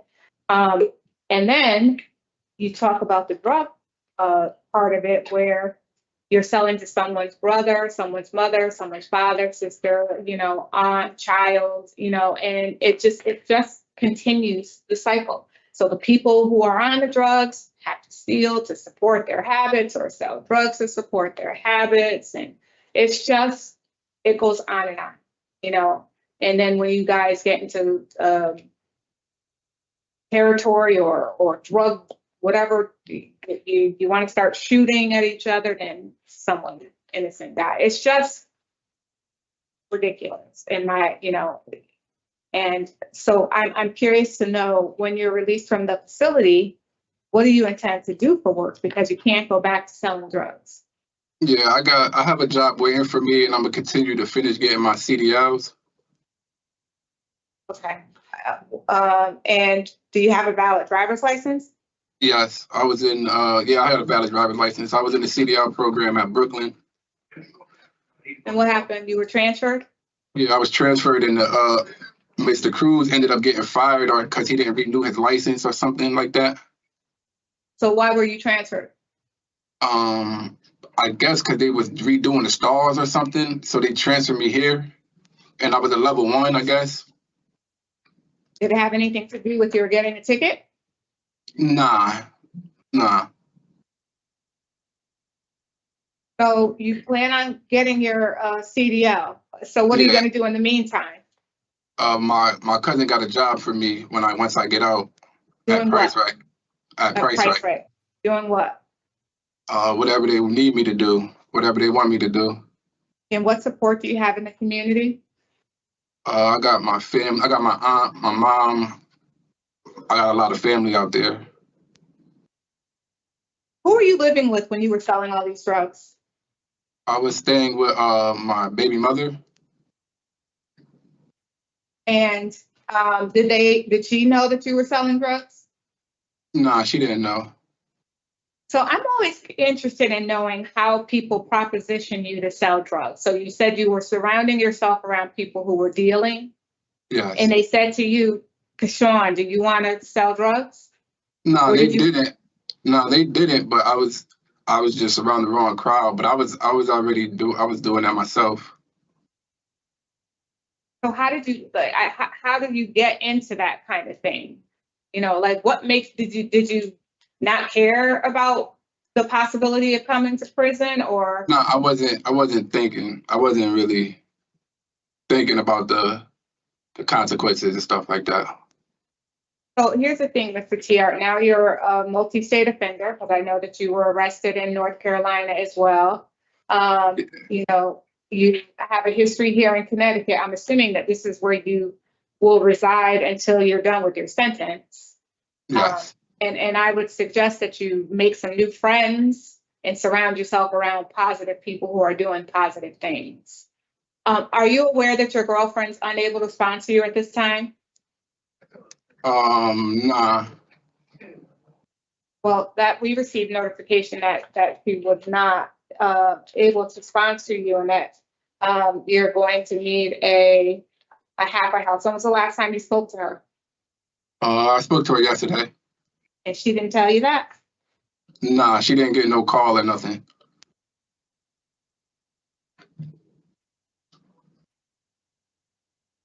Yeah. 729, the postcode, she says she's not able to sponsor the offender. Yeah, so you're gonna have to go to a halfway house. Do you think you can make that work? Yeah, I'm already approved for halfway house. So, at least they'll help you get a job and save some money so that you can support yourself. Okay. Go ahead. Will I be able to find another sponsor or? only listed one, right? I mean, you can do, if you can find another person to sponsor you, sure. But that's as it stands, as we review your file today, that's where we are. In terms of your sponsor, so, all right. You participated in your thoughts, tell me how that's changed the way you think. Yeah, I learned to make better decisions, How? and I learned that sometimes it's just good to walk away.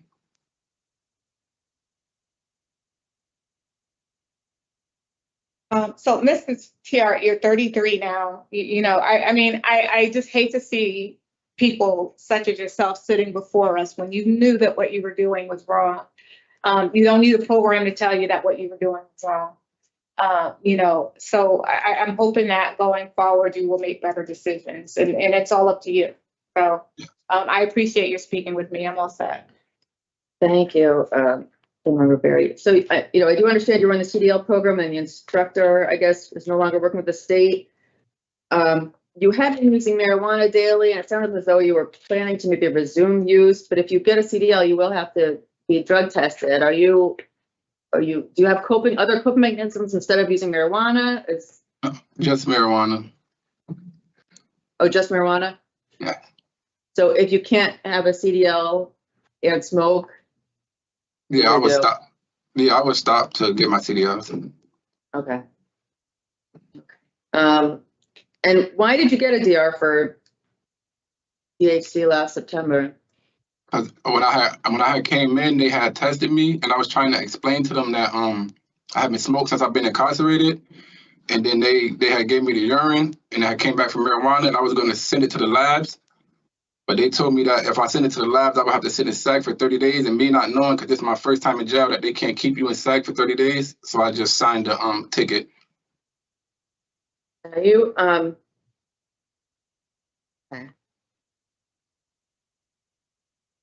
All right. I think that's all I have for questions. Thank you for answering my questions. You know, members, I thought. Okay. All right. We don't have any questions. We don't have any victim impact involvement. Participation. So we're going to deliberate now, and then we'll give you an answer.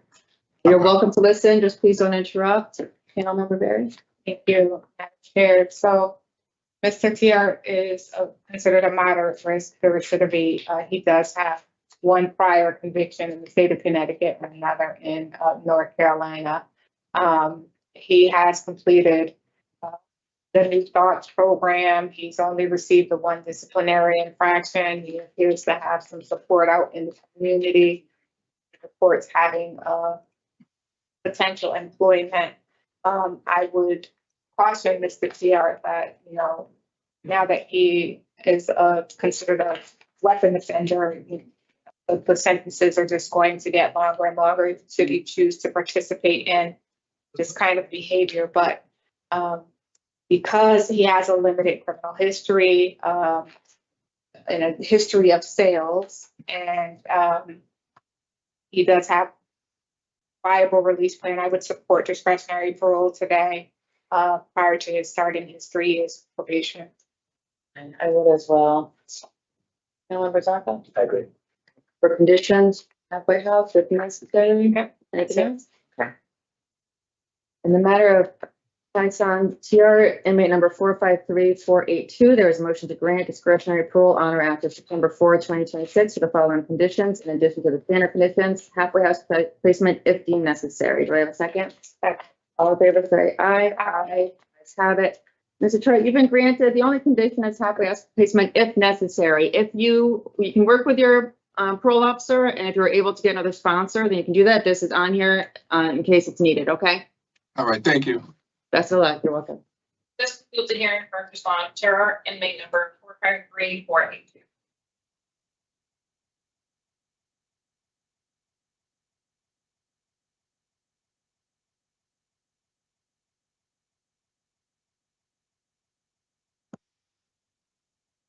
Let's show that We're DR. gonna take about a 5-minute recess.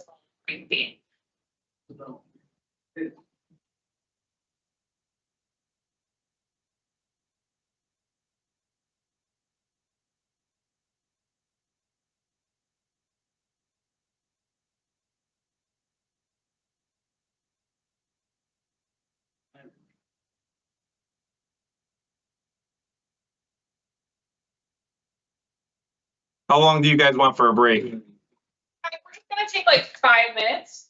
Okay, I'm gonna start calling the next couple of people up then. No, that's okay. All right, Okay, thank you. I'll let you know when I come in next. All right, appreciate that. Thank you. Yes. Thanks, good.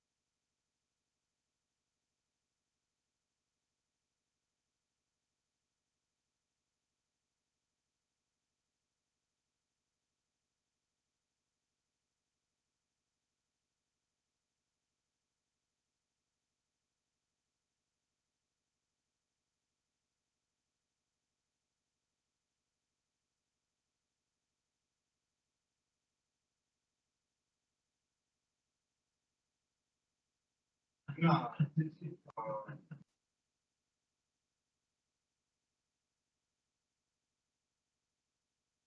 be up there from time to time, though, to see her mother does her number one. Yeah, I see her.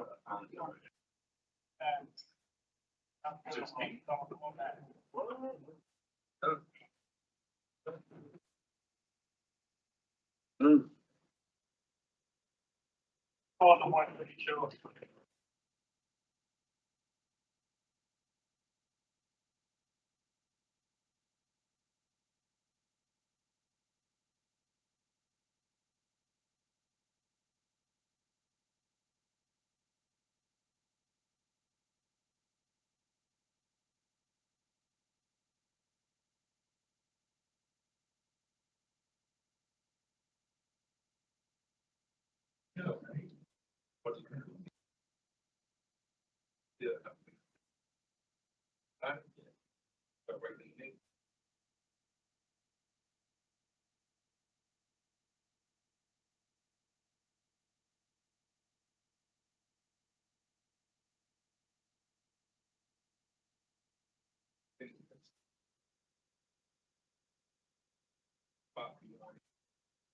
All right, good morning. My name is Polk. Today is Wednesday, August 12th, 2026, and this is the hearing in Connecticut Board of Pardons and Paroles. Following board members are present this morning and by stating their names on the record, certified they've reviewed all statutorily required documents and available for information in preparation of the hearing. Good morning, your name, please. Morning, Alex Tucker. Good morning, Gentleman Barry. Also present this morning is our board psychologist. Sir, can you please state your name and inmate number for the record? Tracy Wright, 411-290. Thank you. This hearing is being conducted in consideration of the parole application for Tracy Wright, inmate number 411290. He's serving a sentence of 10 years and execution suspended after 5 years, followed by 3 years of probation for burglary third, 2 counts of larceny second, violation of protective order, failure to appear in the first degree, along with a violation of probation with underlying offenses of larceny third, violation of conditional release, and criminal mischief in the first degree. As of today, records reflect a parole eligibility date of February 6, 2026. There is no victim input in this case. There is an offender accountability plan in place that has been reviewed and shows he has completed domestic violence. DOC records indicate he recently began participating in Tier 2 as of August 4th, and that program is slated to conclude on October 1st. Utilizing a statewide collaborative offender risk evaluation system, the offender's overall score on the SRT falls within the very high range risk for recidivism. Mr. Ray, this is now your opportunity to express to the board why you believe you should be granted parole, and you may begin. How you guys doing? Good, thank you. I'm happy and glad to be here. It's been, like you said, I was supposed to see parole in January or February. I kept getting pushed back due to my tickets. She said when I had an interview with Miss W here, I had 12, 13 tickets altogether for my 3 years incarceration. I tried to touch up on some of them. I don't think I got that much time in front of y'all, but I got like 2 fighting tickets. I had a death ticket. I wanted to touch up on that because I'm here for burglary, larceny, or whatever. That ticket I caught, it was like last year. It was in Carl Robinson, and it was over tape. I asked the nurse, "Can I get tape?" And she said, "Yeah." I took one and got greedy and took like 2 more. That's what the death ticket was. I don't know if you guys can see it, the full story of it, but I pled out to it, pled guilty of it. I got greedy and took more because I was fixing CD players for dudes in my pod at the time. I was in Carl Robinson, once again, if you guys don't know, but I did that. I told the DR investigator there, I took the tape. The nurse said I could get one, but I took 2 more due to me fixing CD players and stuff like that. That I am a diabetic, so I was doing it for food. And like I said, I got 2 fighting tickets. I caught one at Carl Robinson. Dudes put his hands on me, so I put my hands on him. And I got a fighting ticket in Osborne, I think. Same situation. Dudes put his hands on me. I put his hands on him. And that's just that as far as me being in jail. And I pled guilty. The burglary stuff, being in jail, I pled guilty to that. I am guilty. I found I got found guilty for that. I took full responsibility for all my charges that led me up to jail. I'm not gonna sugarcoat nothing. I'm not. Everything I did that led me up to here was I take full responsibility for that. I don't point the finger at nobody else. I'm a grown man. I'll be 30 this year, and that's just that.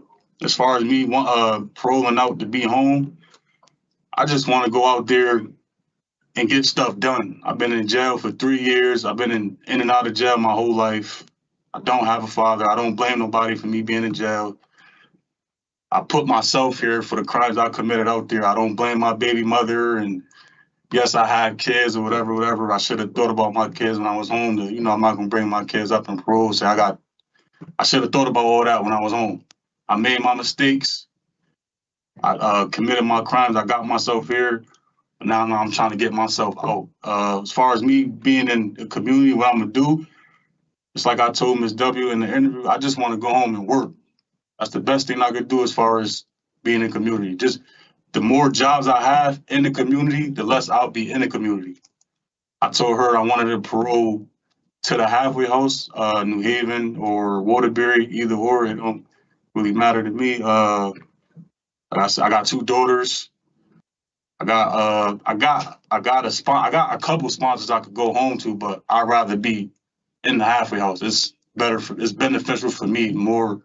I have resources that I need as far as like housing and all that, and I really need that. That's what I told them. I need that housing through whatever you guys got as far as parole resources. I know my friends. I got 2 friends out there that's doing very well with you guys' resources. They're in their own apartment as of right now. And I'm just trying to get in that spotlight where they at, basically. Like cars, as far as cars and jobs, that's gonna come. But my main goal is to if you guys give me the approval or whatever, I just want to be in that halfway house and I want to be in my own apartment by 2027. That's it. Other than that, I don't look for it. I just want to go out there and work. Point blank period. Like if I got a job, that's gonna keep me out of the community. Okay. As far as All right. go ahead, All right. Liz, you talk about it. Is there something else that you want to say about why you think you deserve parole? We could get into our questions. Nah, I don't think parole is what is that word? Privilege? Yeah, basically parole is a privilege for us inmates in here. So I just feel like I've been in jail 3 years. I done SAG, RHU. It's been a long road for me, but I've never been down this long. I usually do a year, go home, 15 months. I made parole last time. That was like a couple years ago, but I've never been down this long. So it's just like, dang, like I'm really in jail for 3, 4, 3 years, 4 years. Like I ain't see my mom, my sister. It's been a very long. I don't get big bids, 10 years. The more mistakes, they're gonna keep adding time to your sentences. Yeah, they want the last one to be the last one. All right, well, if you're all set, I'm gonna pass it off to my colleagues. So we've all reviewed your file and we've all developed some questions to better understand you and your situation. And so we're gonna ask our questions. Once we're done with that, we're going to deliberate and then give you our answer, okay? Okay. Okay, so we'll start with questions with my colleague, panel member Zarka. Good morning, Mr. Ray. Good morning, sir. Can you tell us how you've changed from this incarceration? All right, say it again, I can't hear you. Can you tell us how you've changed from this incarceration? Incarceration? The one thing I told Ms. W when she interviewed me about the same question you just asked me, I just told her I'm very humble now. Like I don't like I was just waiting for you guys to call me upstairs. Like usually I would have been kicking the door, CO, court of order, I was just laying in my bed the whole time. Everybody told me, yo, my nickname is Weez. Everybody called me Weez up there. So everybody, yo, Weez, you okay? Yo, bro, I'm good, man. I'm just waiting on them to call me at this point. There's nothing I can do, man. I'm just in the cell. But so one thing I can say is like I became very patient and humble with myself. Like being in here and all we got is time. So like I said, humble is a big thing for me. I became very patient being in jail, patience is the #1 thing being in jail. If you don't got patience, you ain't gonna go nowhere as far as being in DOC. I ain't really get out there yet in the community. So as far as being in here, I developed patience, and like I said, I'm very humble. Like I could have been an RA2 right now. Like I ducked like 2 or 3 incidents involving fights. So ducked like 3 or 4 of those. So you know what I'm saying? I think I'm a very patient, and I developed that humbleness serving this 5-year bid that they gave me. So let's go back to 2023 when you committed your last offenses. 2020? 2023, sorry. Oh, you talking when I caught my charges? Yeah, can you tell us about that? What made you commit that burglary and larceny? The burglary, when I caught the burglary, I think I was already I already violated probation by catching, I had an assault second, assault third at first, before I caught my burglary and all that with my daughter's mom, Anastasia Brown. Those are my first initial charges before I even caught the burglary and all that other stuff. And I violated my probation due to that. In the court, whatever court, I guess they dropped it due to lack of evidence or whatever. But as far as the burglary, I was out on bonds and stuff like that. You know, money was running low. You know, I got daughters and fees, so it was just some extra money for me to get in my pockets. It sounds crazy going to somebody's house, but you know, I don't sell drugs, I don't shoot guns, I don't rob people, and I was doing that as my sport for extra money in my pocket. So you did rob someone, right? Well, yeah, I robbed them, but burglary and robbery, you know, it's 2 different charges. But still the same. It's still under the same thing. I went in there, stole and pawned it, and got extra money for it. But how did you pick the house to rob? Oh no, it was just a random walking down the street, going somewhere else. You didn't know them? Nah, it wasn't a targeted attack. No. And what were you gonna do if there was someone in the house? What'd you say? What were you gonna do if someone was in the house? I never came across inside. Yeah, all the burglaries I committed, I never came across that you know, person being inside type thing. So I want to know what I would do if I come across somebody in their house. So honestly, I probably would just run back out the door. Like I'm scared of them. I'm scared of them burglary versus home invasion type thing. Like I'm not with that, so I never came across that. I used to think about it in the sand. I was like, damn, what if I would have came across somebody being in the house? Like, what would I do? Like I said, I'll probably run back out the house. As crazy, as big as I am, like I don't want to create a bigger charge than what it is, if that makes sense. How do you think the victims were affected? I think they was very scared and upset. They work hard for these things, so I would be upset if somebody breaking my stuff and just taking my stuff and selling it. I don't know. I'll be very upset, like nervous. I don't know I don't know if the person know who I am and see me. I'll be like very scared and nervous if I was he, she, like, because I don't even know who the person is to this day. So Wondering, why were you taking things from their fridge? The fridge? I read some stuff that you opened up their fridge and you were taking the juice boxes. Like I said, I can't explain what I was doing at that time.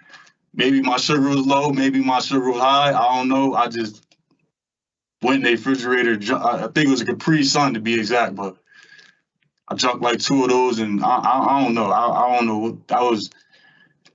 I can't even explain that, to be honest with you. Okay. I said the things I took, the things I took from their house, as far as like the games and the PS4s and stuff like that, that was for extra money to be in my pockets to have on me just in case I needed money to pay lawyers and bonds and stuff like that. And you weren't working at the time, right? Nah.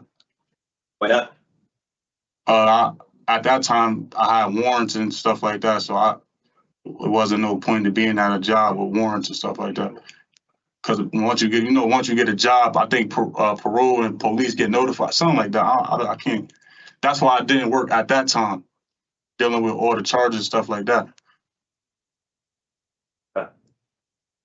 And you mentioned the domestic violence incident that led to a violation of probation, right? Yes. That happened only 56 days into your probation. Yes. I told Miss W that I told Miss W, like, soon as I entered that home, when I got released, when I did that 14 months, I told her I was gonna go downhill anyway.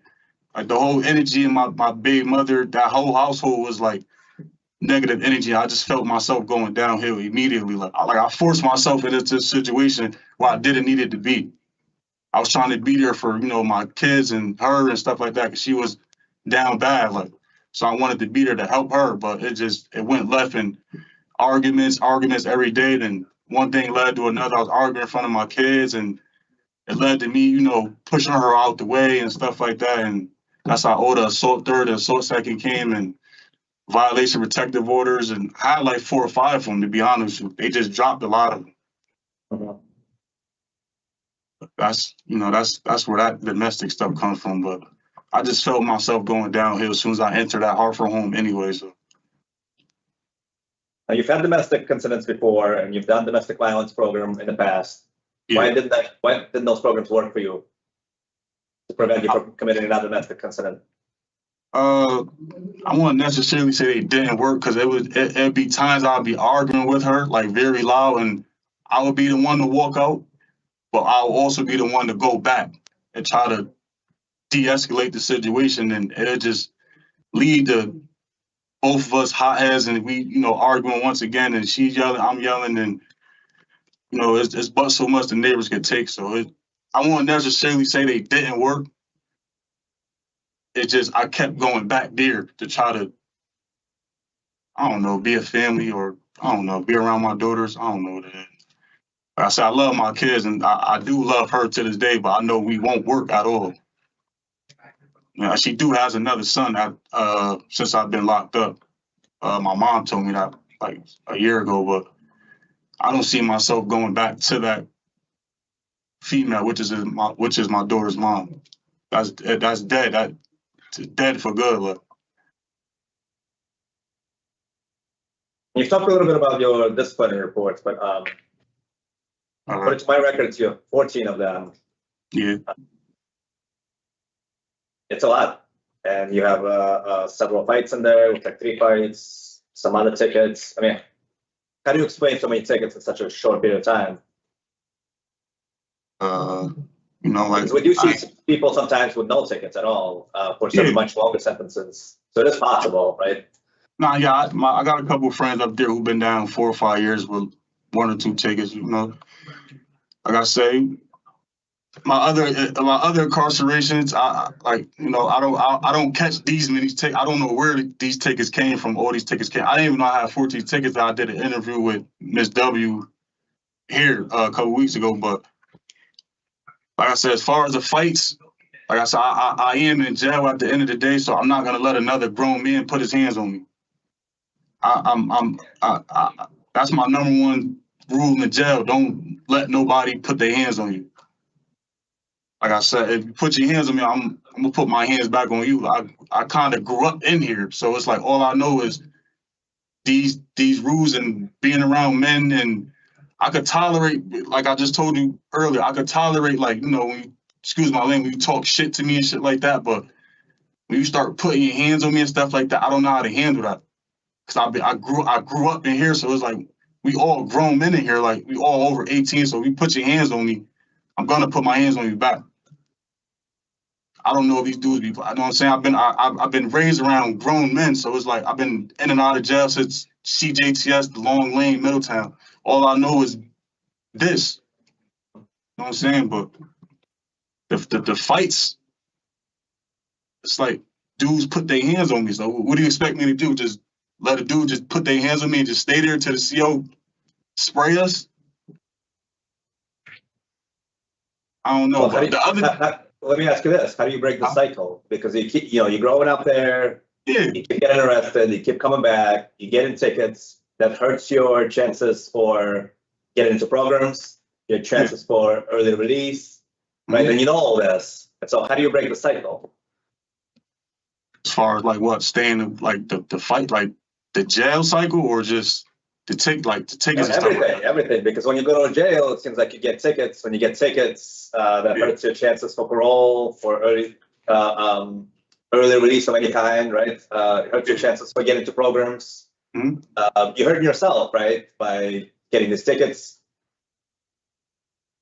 And so, help us understand how do you see your path forward, I guess, from here? It's like I said, just like I told Ms. W in the interview, the more jobs I got in the community, the less I'm in the community. I only had one job. Well, I had a summer job, but I only had one job that I'm aware of, and I know it was Trader Joe's in Bloomfield when I went to Hartford Halfway House. If I get, the more jobs I get, I don't even think my own mother will see me like that if I go out there. I just need to. I just need to work. That's all I do. I just need to work and stay away from any and everybody. If I gotta stay away from my daughters, then so well be it. I've been away from my daughters for 3 years. Another couple of months won't hurt them. That's all I do. I'm not even gonna I need a job. That's the only way I'm gonna be out. That's the only way I'm gonna be away from people is a job. I don't get a job. What are you thinking of? Warehouse, something real quick to get me in that 8-10 hour shift. Okay. One other thing that stands out in your file is your record of supervision. You've had 8 opportunities, according to our records, for community supervision. You haven't successfully completed a single one of those terms. Oh yeah, you're 0 for 8. Yeah, you talk about the parole and probation stuff like that, right? Both combined, yeah.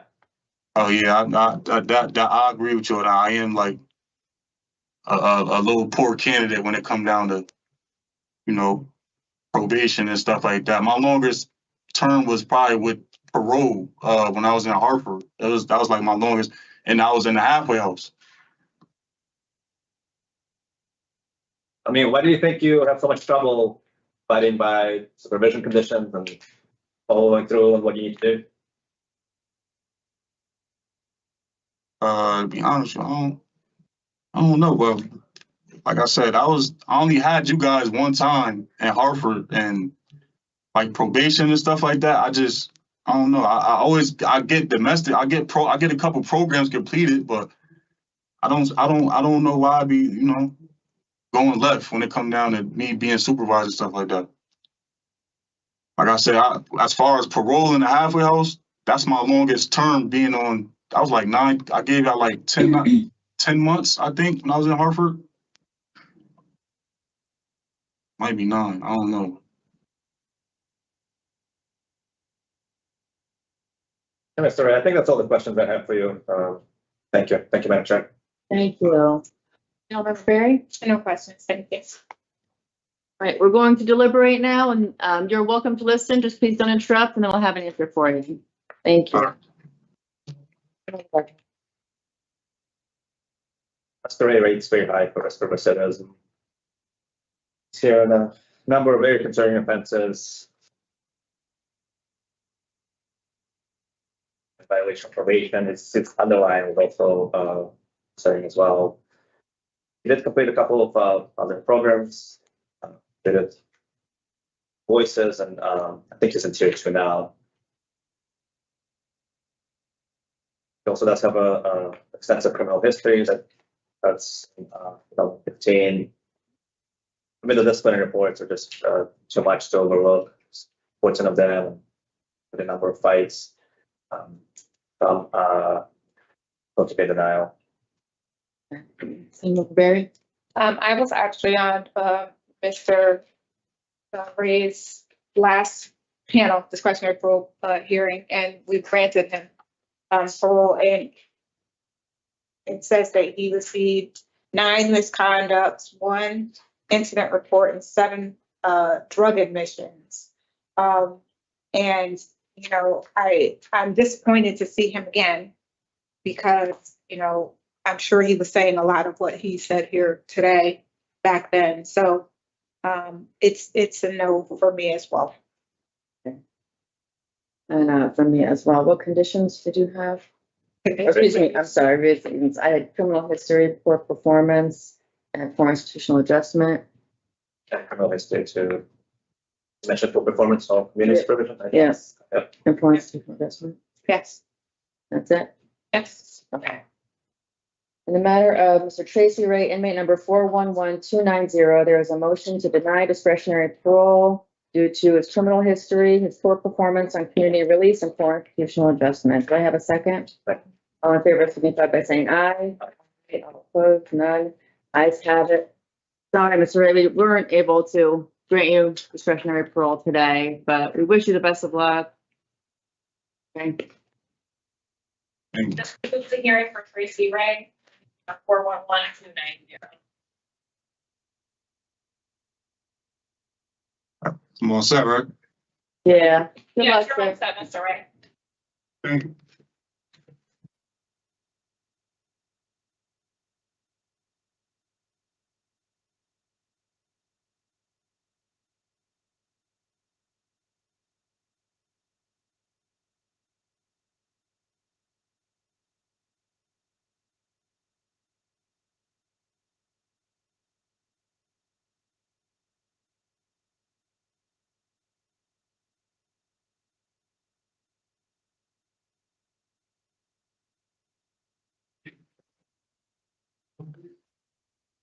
How are you?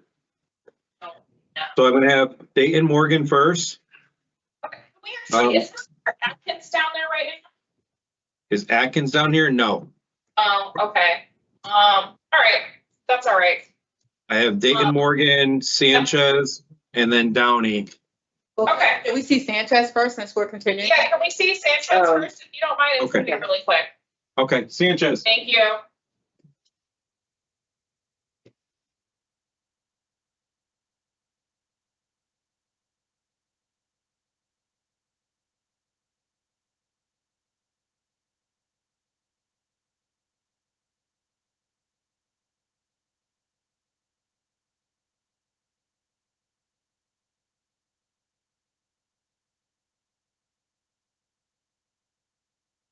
All right, good afternoon. We're on the record at this time on Wednesday, August 12th, 2026, with regards to inmate Luis Sanchez, inmate number 393802. Madam Chair.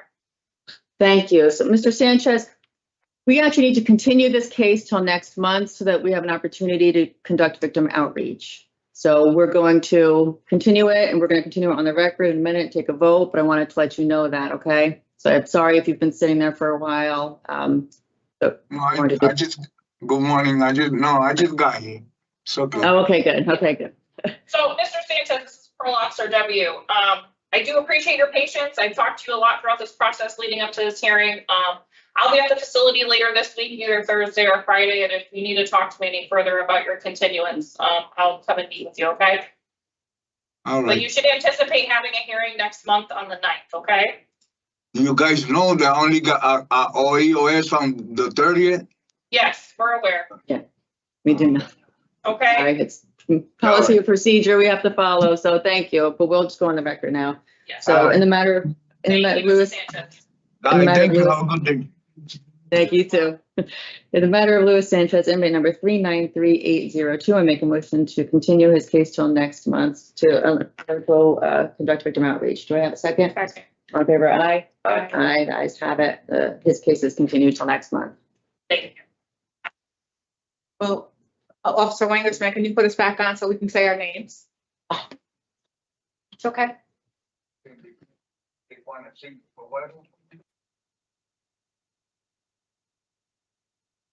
Yep, we're back on the record in regards to Luis Sanchez.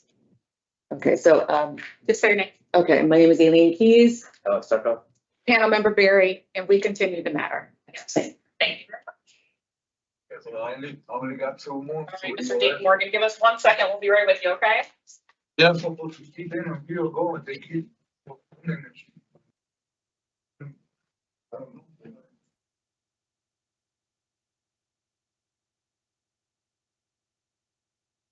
Good afternoon. My name is Pro Officer Wangerson. Today is Wednesday, August 12th, 2026, and this is the hearing of the Connecticut Board of Pardons and Paroles. The following board members are present this afternoon by stating their names on the record, have reviewed all statutorily required documents and available pertinent information in preparation of this hearing. Aileen Keyes. Panel Member Barry. Also present this morning, we have our board psychologist. Sir, can you please state your name and inmate number for the record? Jason Dayton Morgan at 296684. Thank you. This hearing is being conducted in consideration of the parole application for Jason Dayton Morgan, inmate 296684.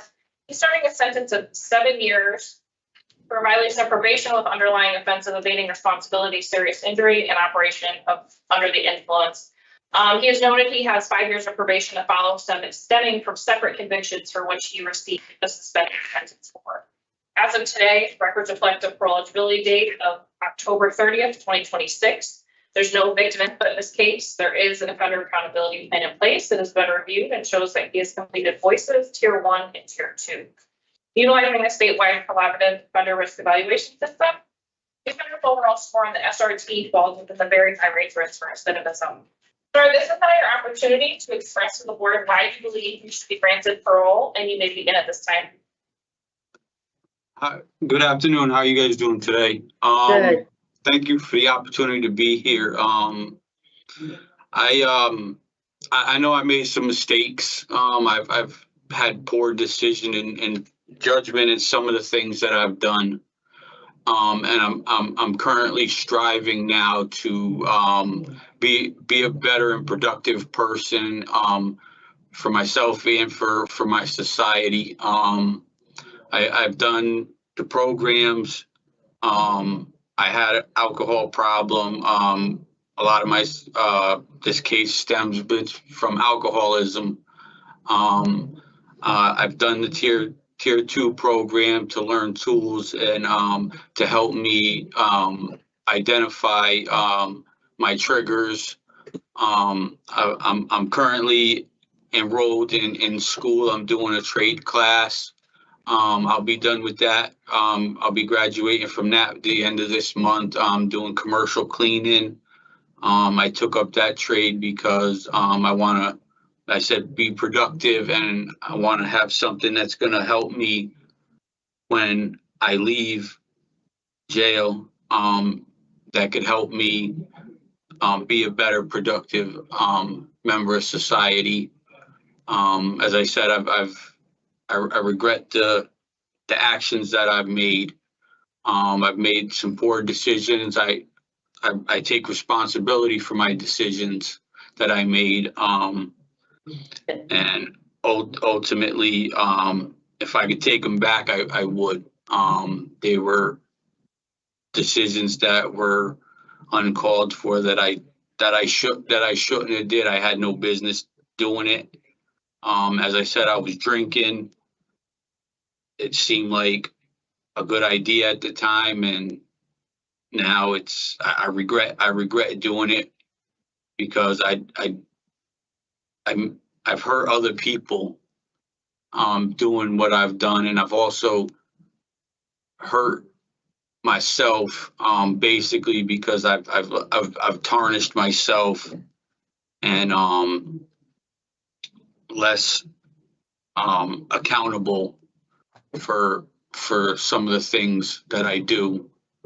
And I'm just willing. I want to show the growth and the change that I've made since I've been in here for this 3.5 years. I've been trying to do every positive thing that I can. I don't try to get tickets. I try to work. I try to, do schooling and stay out of trouble. And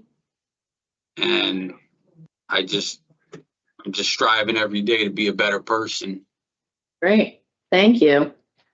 So we have reviewed your file, and we've developed some questions. Once we ask our questions to better understand you and your situation, we'll deliberate and then we'll give you an answer today, okay? Yes. We'll start today's questions with me. So I appreciate your opening statement. You did talk quite a bit about how you think alcohol contributed to your offenses. What are your plans for remaining sober? I want to continue some sort of aftercare, out, whether it be outpatient treatment. I would like to start taking the Vivitrol to try to help me with the cravings and the desires to want to drink.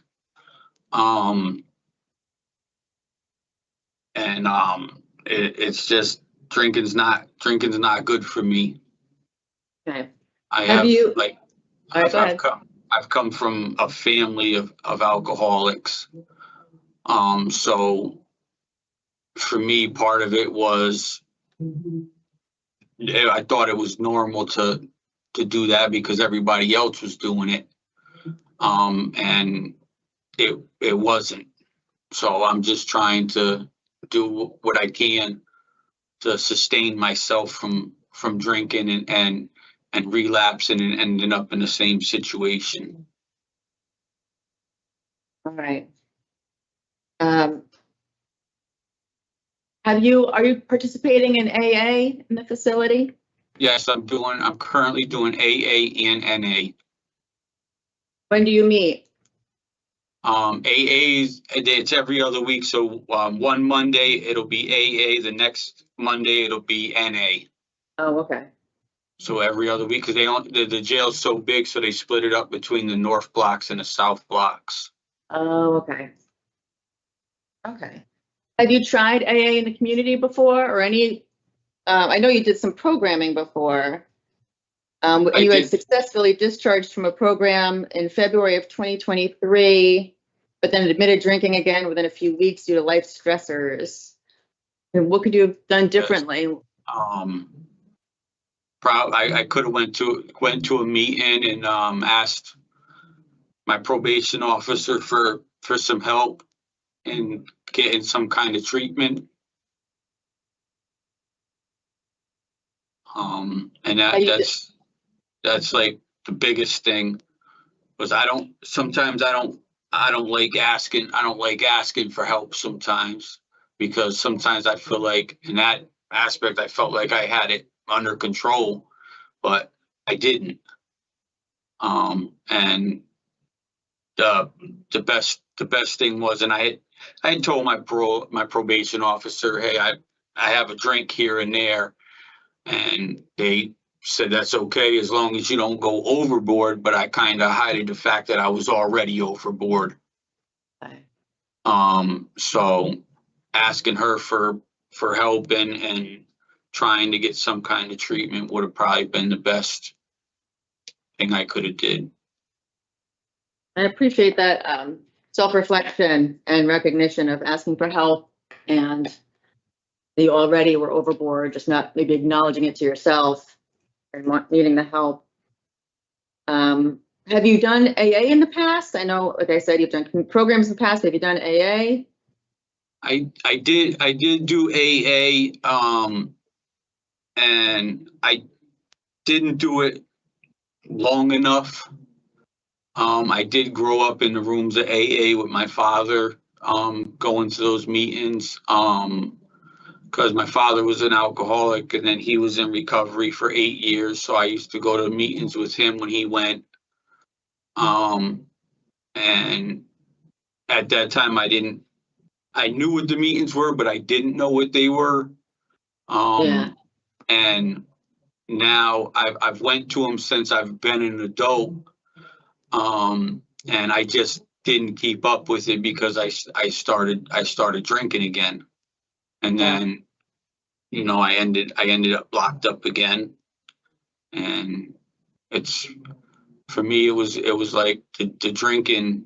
Once I start drinking, it's like it becomes a revolving door. It's downhill, and I don't want to be in that place anymore. Unfortunately, I got a 21-year-old daughter that doesn't want anything to do with me because of my drinking and being in jail. Yeah. And my 14-year-old daughter, she's just starting to talk to me again. So I'm trying to repair relationships and try to do what I can to better myself for myself and for them. But I gotta do it for me first. Yeah. Okay. You completed tier 2, and as of April 2024, I saw a form that said you were in Smart Recovery, attending twice a week, but I didn't see a record of Smart Recovery in the database. Can you tell us about tier 2 Smart Recovery? So when I was at Corrigan, when I first came in, it was tier 1, and then tier one switched to Smart Recovery. So it was basically that tier 1 in Smart Recovery was a voluntary program. So it wasn't something that was explained to me by the addiction service counselor that actually works at this facility now. Miss Sally was the one that used to teach it at Corrigan. And she said that it's voluntary, so it's not something that you get a certificate for or something that would go in the computer as an OAP program or anything like that. I did see, I did see tier 2 completed in August 2023, and then you did complete tier 2 last December, right? Yes. Okay. And you have, and I do see we have verified that you have been attending NA and AA. You have, during prior sentences, completed tier 2 in 2020 and a DUI program in 2020. And then tier 4, it looks like you tried it twice in 2009 and 2014, but were removed both times. Can you explain that? I got removed from that program because there was a disagreement with, one time it was a disagreement with the counselors in that program. And another time they removed me because I had contraband. And as I've been going, so I caught a few tickets this time that I've been in, but they were for refusing housing while I was at Osborne because I was in an unsanitary condition in a cell that I didn't wish to be in, so I ended up going to SEG. But prior to catching these tickets, I haven't got any tickets since 2015. So from 2015 to 25, I didn't have any tickets. I don't make it a point to catch tickets and get in trouble. I try to, have a job and do what I can to make my time more productive. And I don't want to make my time harder than what it already is. Right. You want to be able to take programs and things. It only sabotages yourself. Right. So what would be different about your release plan this time, since you're saying remaining sober is your #1 priority and it's your biggest concern, but you have taken the programs before in the facility and then released and struggled. So what is new? What would be different this time? So as I stated, I didn't have a game plan before. I just kind of went out and just winged it. Whatever happened. I followed it. But as I said, I'm doing the AA, the NA. I want to keep doing the AA. For the most part, the AA. I want to keep doing that. And there's several meetings in the area where I'm at. I've done the tier 2. I know the tools for my recovery. As I said, I want to get on the Vivitrol to help me with the cravings. And I'm currently in commercial cleaning, which I'm going to be graduating from at the end of this month, with at least 20 state certifications in that. And I did that because I want to do a trade. I want to work in the field and do something that I like doing. and that I'm gonna be productive at. Right. I don't wanna be just sitting around not doing anything. Right. Have you tried Vivitrol before? I have not. And I was from time being in DOC this time and speaking with the addiction service counselors and everything, they told me that that's something that I should probably try, because even though they use it for opioids, they also use it for alcohol to treat the cravings of the alcohol. You had said that you completed tier 2, so you know your tools for remaining sober. What other tools do you have that you learned about in tier 2? Tier 2 is it's a whole, it's like a victim, it's like a victim impact, but it's also it gave me insight as to the victims, not just myself, and like to all the people that I hurt besides myself, my family, all the people that are around me. My decisions don't just affect me, and what I do don't affect me. It affects everybody around me, and it gave me a broader like understanding of my addiction and how I am when I drink, or when I use, and I'm able to recognize that now. I didn't in the past. To be honest, I didn't care to recognize it because I thought that I had it under control. Have you ever had a sponsor? For AA? Yeah, for recovery. I know somebody who's more. No. I have not. But have you heard of CCAR? I have. Have you reached out to them at all, or?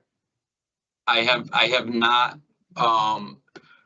The addiction service counselors, I've spoke with her, Miss DeRosa that's here, and Miss Sally, and they said, because I told them that I would be having a parole hearing coming up, and that I would like to contact CCAR or some kind of treatment aftercare in my community.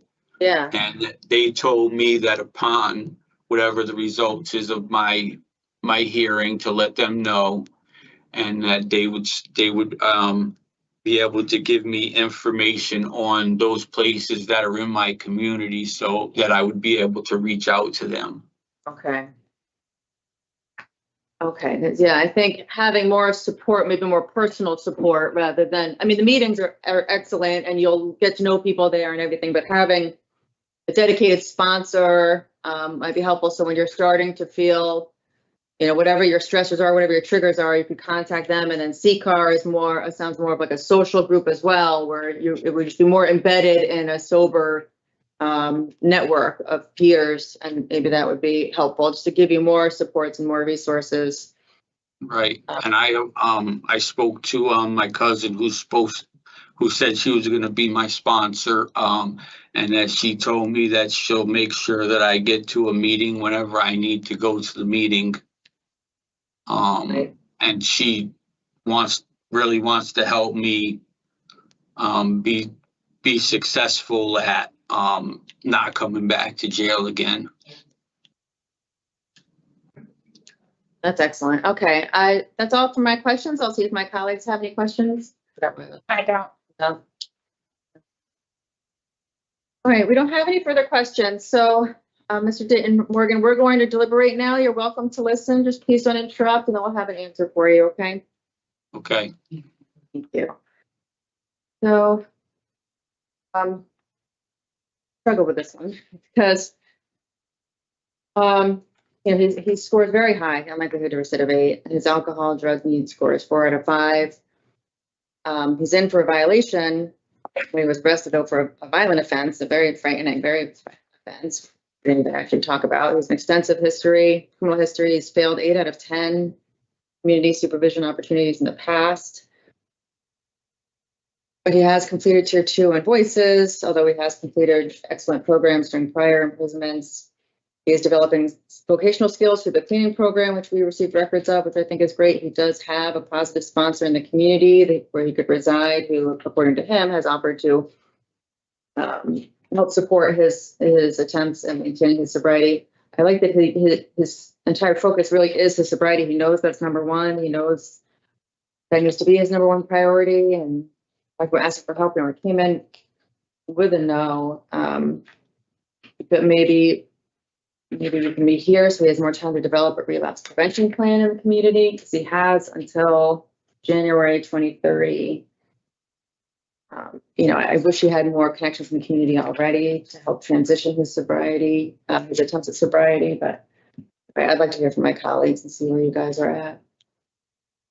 So for me, I'm not interested in rehearing Mr. Morgan. He's had several opportunities in the community for treatment, and he has squandered every single one. He's taken so many programs. They tried to work with him a number of times. None of it seemed to work for him. And, I understand that addiction is a hard thing to kick. I understand it's an illness, but when you start off your opening statement with, I had an alcohol problem, doesn't sound to me like you are a person that's truly engaged in recovery, because any recovering alcoholic would say something different, in my opinion.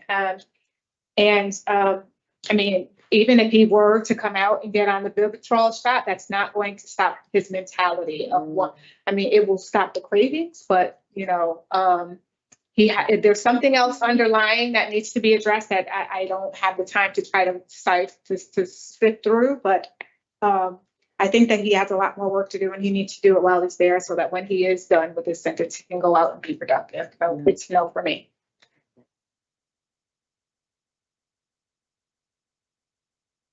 Essentially, when he was out there, he was working, like he was nothing going on.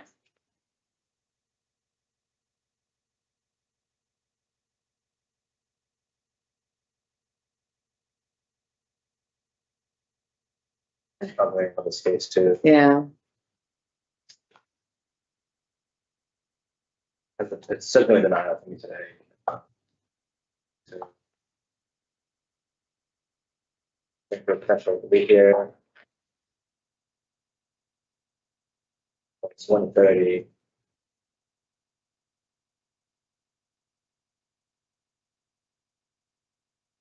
We're talking about to 2030, and I apologize for interrupting, and I'm in Sarkov, but he's been doing this since 2002.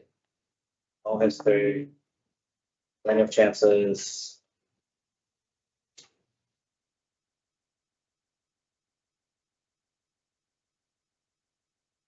Barry. I think you'll remember Barry has made some excellent points.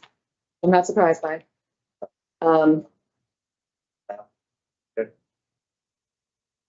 Yeah, I think maybe the longer he's sober in the facility, well, he'll be when he's released. He does have community supervision built into his sentence, well, for other convictions, but so he will have some support when he's released.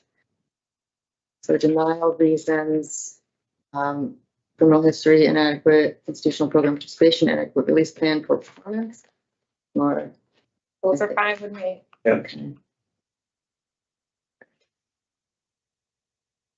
All right. In the matter of Mr. Jason Dayton Morgan, inmate number 296684, there is a motion to deny discretionary parole due to his criminal history, inadequate institutional program participation, inadequate release plan, and poor performance while in community supervision.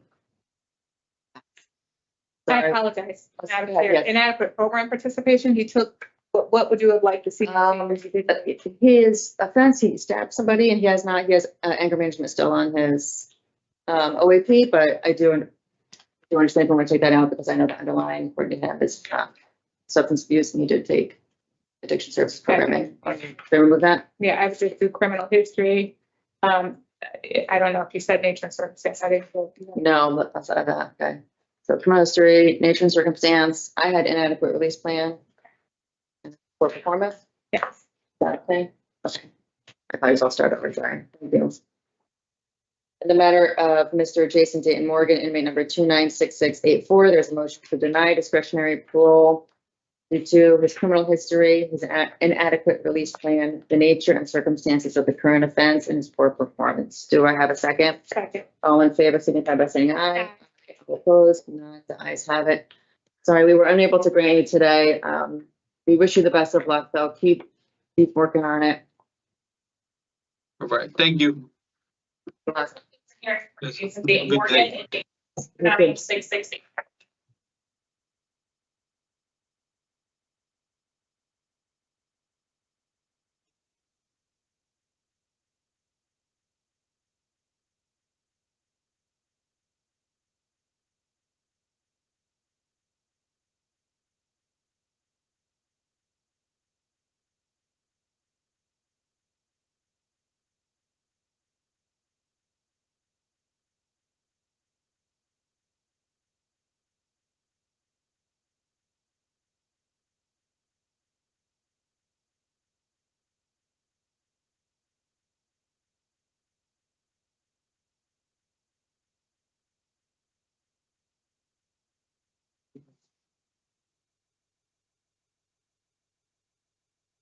Hi, good afternoon. My name is Pearl Officer Wangerson. Today is Wednesday, August 12th, 2026, and this is the hearing with Connecticut Board of Pardons and Paroles.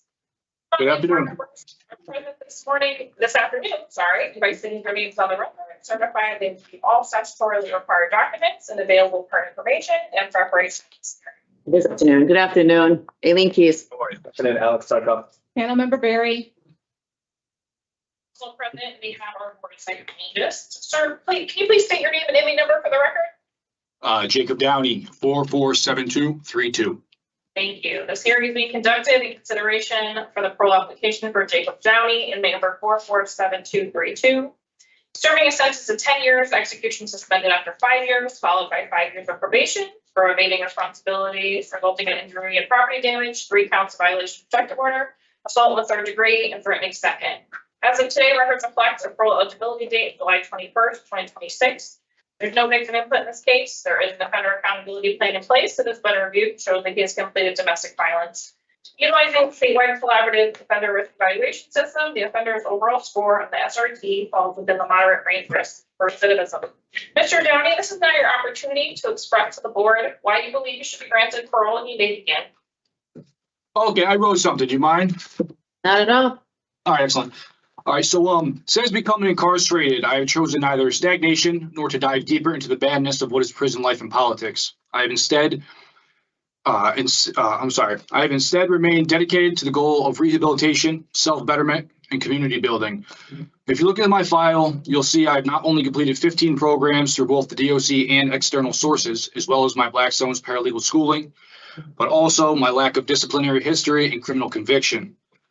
When we get to the heart of it, I've utilized nearly every single day in here to put the right foot forward and forge a new path. To be honest, such a thought is refreshing to me.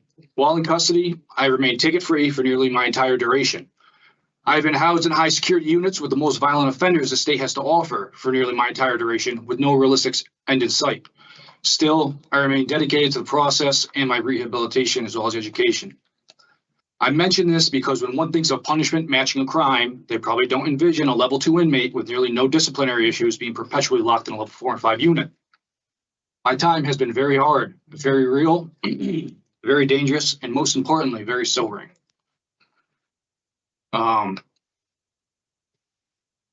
When all is said and done, I believe I am a drastically different man today. Tears shed, lessons learned, and proof provided. I hope this explanation will serve to shed some light. All right. Thank you, Mr. Downey. Appreciate your opening statement. We have read about your case and we did review all the supportive documentation that you submitted and that we also have from the official records. We've developed some questions to help us better understand your situation and where you're at. And once we ask our questions, we'll then deliberate and I'll give you an answer today, okay? Okay, I just wanted to verify. So the first set of records that I sent to you for all the programs I did, you guys verified you sent back a response.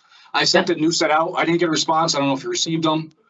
It's just simply that I completed one more program. It's staying connected while incarcerated. It's parenting from inside. I have not received the certificate yet. It's been about a month. I don't know. It's taken a while.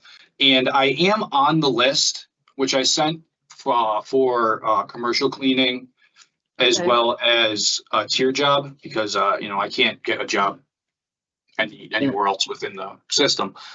I just wanted to show that even though I had completed programs prior and was done with my own, and I finished, I graduate, or I've been certified from the paralegal program. And, you know, since that has been completed, I have continued, you know, to inquire on, you know, further opportunities. I didn't just stop, you know. No, I appreciate that. We did, I do have listed several programs, including the, you know, the mail correspondence programs, including I have the paralegal and entry skills, and then I have a whole long list that I'm not going to read. But so we do have a long list of programs that it seems you self-motivated and you sought out to complete for yourself. So I do want to acknowledge that we have record of that. Does that answer your question? Okay. Okay. All right. We'll begin questions today with my panel member, Barry. Thank you, Madam Chair. Mr. Downey, why are you in prison? Violation of a protective order, but more so, I think it's a criminal violation for an assault third. And are you remorseful for your crime, sir? Absolutely, on many levels, not only for the victim, but for the impact it's had on my family. You know, I got 3 little kids out there. They don't have a father right now. So it has led to something much larger than initially anticipated. And how do you think their actions have impacted the victim? The victim, I'm very negatively, you know. I'm sure emotionally, absolutely, you know. There could be fear, you know, there could be a whole list of negative trauma that resulted from this. Did you choke this victim? Yeah, I before striking her, yeah. And you, in your opening statement, you spoke about sobriety, and I'm interested in knowing what you're sober from. Oh no, I said my time has been very sobering, very sobering. eye-opening. Yes, I said it's been very hard, very real, very dangerous, and very, most importantly, very sober. So you don't have any problem with substance abuse at all? Yeah, I've used cocaine. And how frequently did you do that? Too frequently, you know. So were you under the influence when you were committing these crimes? No, I was not under the influence, nor would that be an excuse.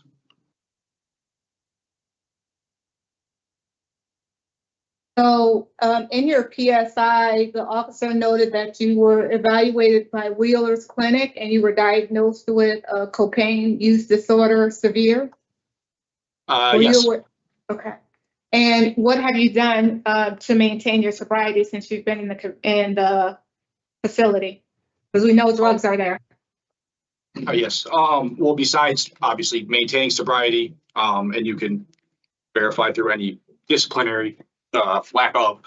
I would like to like start in a chronological order.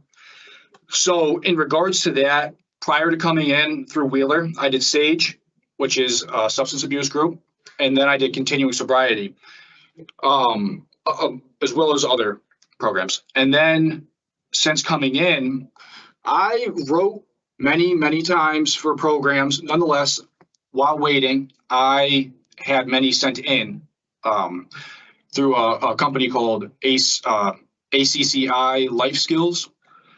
And I'm just going to go down the list and find ones that are relevant. I did substance abuse, so that was completed. And 1 days community building. I did substance abuse there, and then the 2 prior to coming in. What's the longest time you've maintained sobriety while out in the community? Oh, from like a drug, like cocaine, probably a couple of years, maybe. I'm sorry? Probably a couple of years, maybe. A couple of years, when? Throughout my 20s.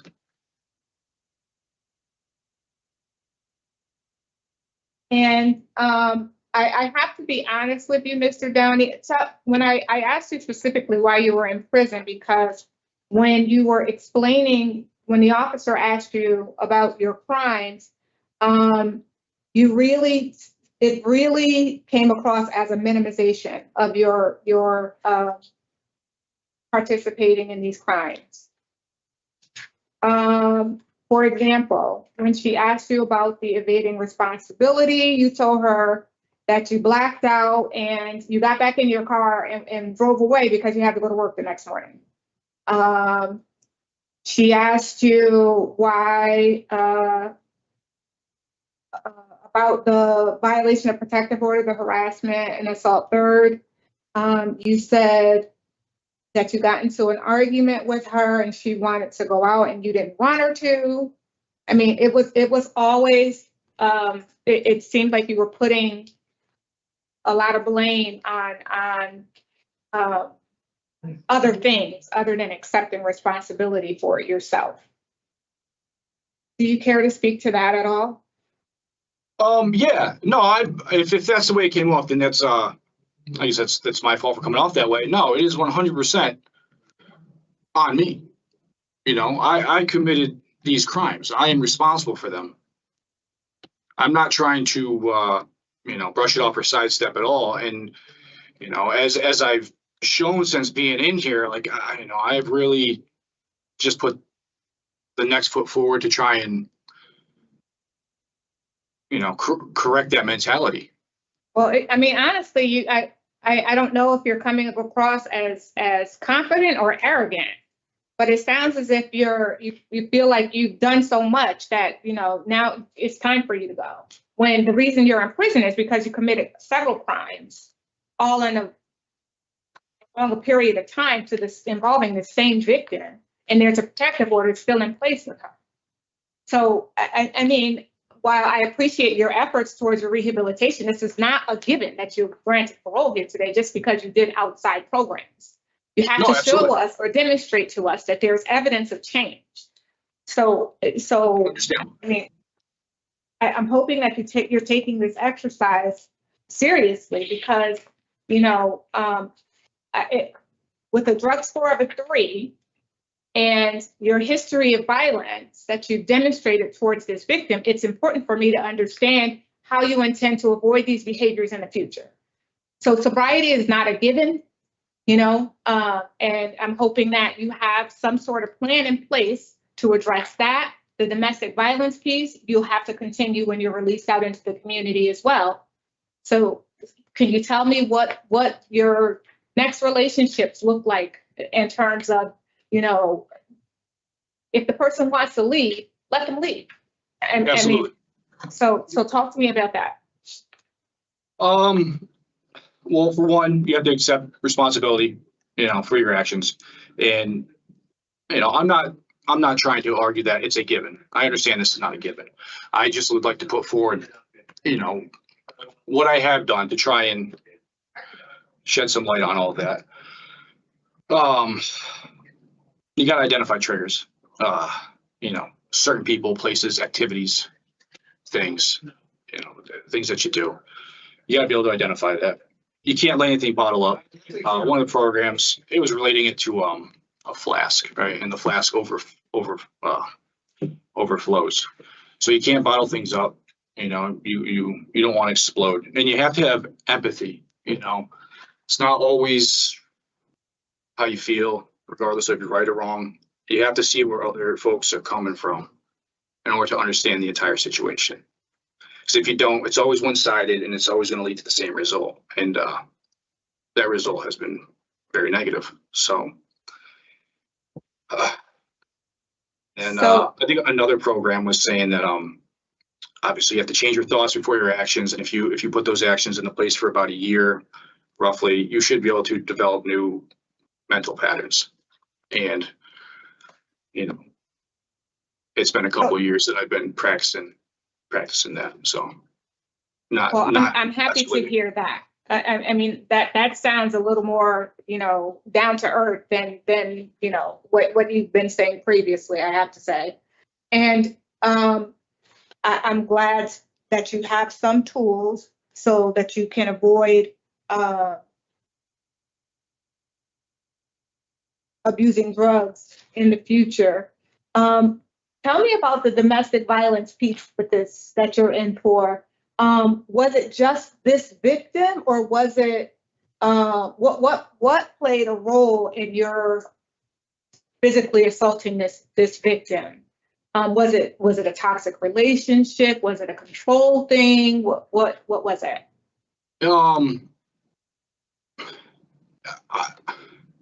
It was all right. So it was absolutely a toxic relationship. I just didn't want to come out and see it or anything. So I'm not trying to put anything on anybody else. This is my burden. I lost control and I behaved violently and immaturely, and based off of self-pitying and self-centered outlooks on things. Instead of saying what can I do to better my situation or anyone else's situation, it was, why is this being done to me? Mm-hmm. That's how the interview came across. I have to be honest with you, but go ahead. Yeah, and and it's not the way that I want to move forward in life, because this is going to be the result, Yeah. and I don't wish this on anybody, let alone to live it again. Do you have daughters, Mr. I have one daughter, 2 sons. And how would you feel if someone put their hands on your daughter? Very angry. Exactly. Mm-hmm. So to do it to someone else's daughter is insanity, So I really need, when you get involved with another person, you're still fairly young and you still have a lot of life to live. And I would assume that you'll get another girlfriend or significant other. How do you handle or resolve conflict with her? Well, first and foremost, remember the result. You need to learn from your actions, and not repeat them. So not to say that it's necessarily going to be to that extent, but just remember the result, and not just the negativity upon me, but upon the, others, hurting that individual, your kids are involved, all of that. And how do I handle it? Like a mature, responsible adult. Go your separate way. Listen, try to understand. And if it just is not getting across, you need to go your separate way. It is that simple. Okay. Sometimes, there's nothing worth saving sometimes, except sanity. I often ask people all the time, if people don't want to be with you, I just don't understand why you have to keep pursuing them. Like, rejection is horrible. You can't make someone do anything. But anyway, I thank you for answering my questions. I'm all set, Madam Chair. Thank you. Panel Zarka? No questions. Thank you. Yes. So I did see in the records that, court had kind of given you a chance. You had some very serious domestics, and then they granted you the opportunity to do an educational program, but then you continued to stalk and threaten the victim for a period of time. What was your life like at that time? Like, what was going on before this? You were married, you had 3 kids, and there's no sign of domestics. I don't know. So, what was going on in your life beyond that?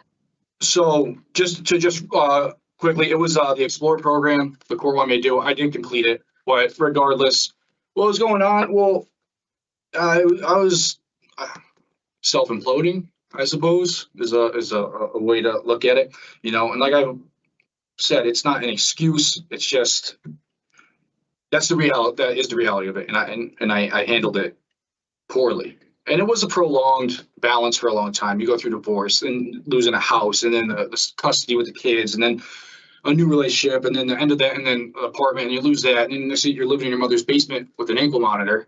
You know what I mean? Yeah. Yeah. With things spiraled pretty significantly for you in a short amount of time, and so okay. Yeah. What resources had you tried? Had you tried to engage counseling, or what did you try to do to kind of support yourself going through all that? Yeah, I did counseling, AA. There's a lot. I would go to there because that's like, I don't know, there's a lot of people going through similar situations. So I would go. There's ones in Hartford and Middletown. There's a lot in that area. So I would try out a different one. There was one in Weathersfield. I would just try out different ones, get different feels. I went to counseling. I was doing the Wheeler programs where I also did anger management there as well. at the very beginning of this, actually, I went to the word's slipping my mind there, a rehabilitation in Florida Yeah. for, about a month there. Came back up, everything was good for a little while, and then, it all started again. How will you design your life differently to have more success this time? Because obviously this is going to be, this is a significant thing to come out of too, when you're going to struggle. Luckily you do have support in the community, and so you have people that will surround you with supports, which is wonderful and should be very helpful, but it's still going to be difficult. So what supports other than that can you bring in to hopefully be more successful? Well, obviously, other than any kind of counseling, and I have insurance and all that, I have a good home to go to. I have a real good place to go to. Just be set up with a vehicle, and I'll be right back to work. So I've already been told, that the business is booming right now, and they really need people. I believe they may have sent a letter. Yep. I can't verify from in here, but so I'll be busy with work. We go to school. I got to go to school as well. Starting if this works out, it should be January. I'll be back to school, so I'll be busy there. I got the 3 kids. They're in sports. I've got a lot of wholesome and beneficial activities and whatnot. That keep me on the straight and narrow. And then obviously, there's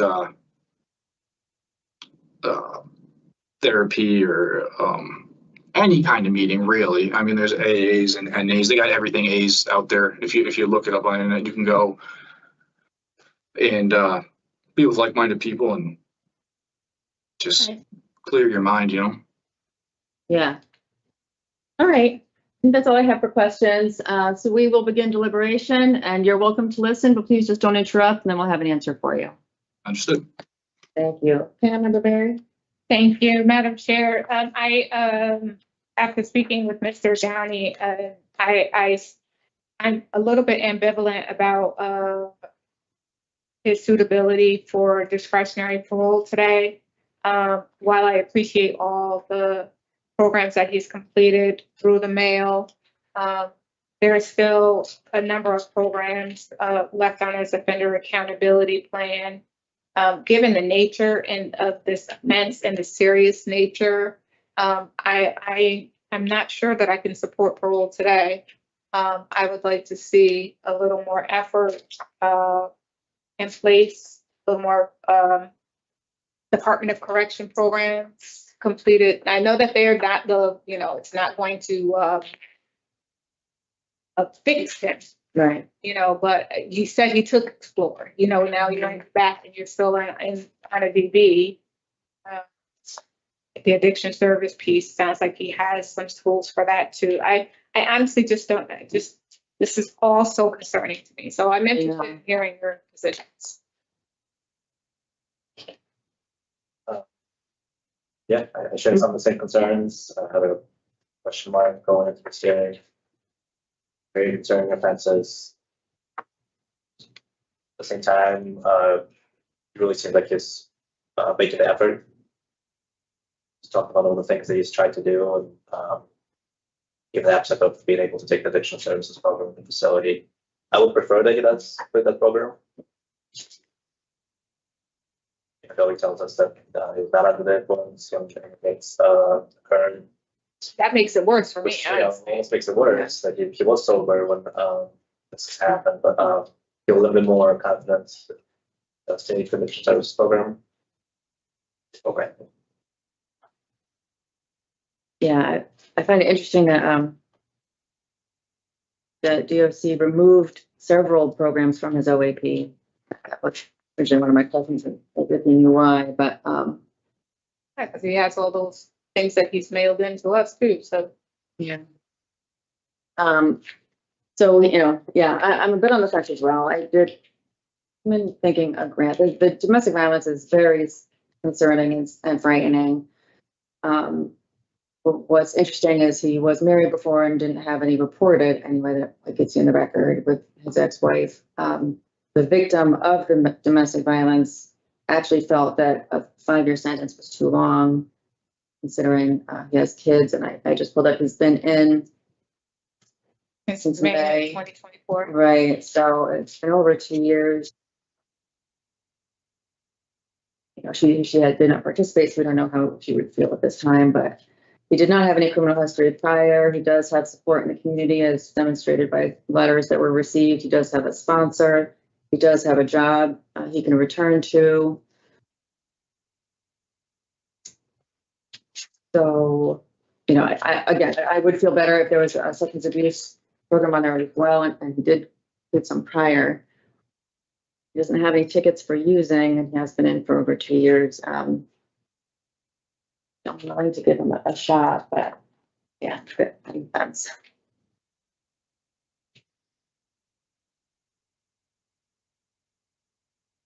My preference will be a rehear, just so you Yeah. can take at least tier 2, which, you know, tiering will probably help them get into. It's a tough one. Estimated 100% is November 2028. 2 years. Now calls for 3.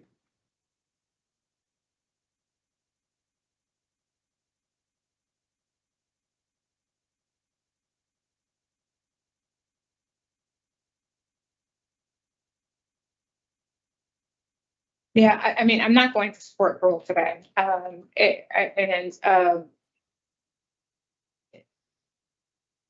He does have the 5 years of probation to follow his sentence, and so any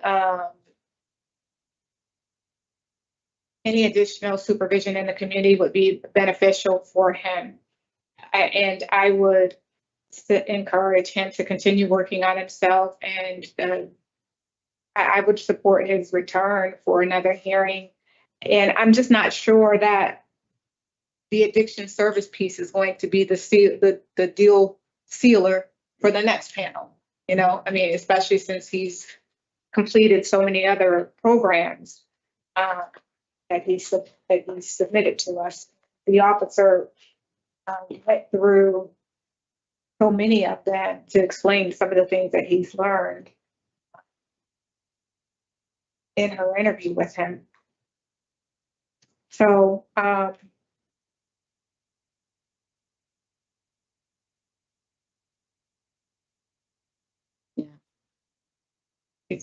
As for DOC program, we completed domestic violence, and then the male correspondence, domestic violence again, cognitive awareness, anger management, substance abuse course, as you mentioned, personal responsibility, navigating reentry, and there was plenty more, but that was non-DOC, but self-advocated.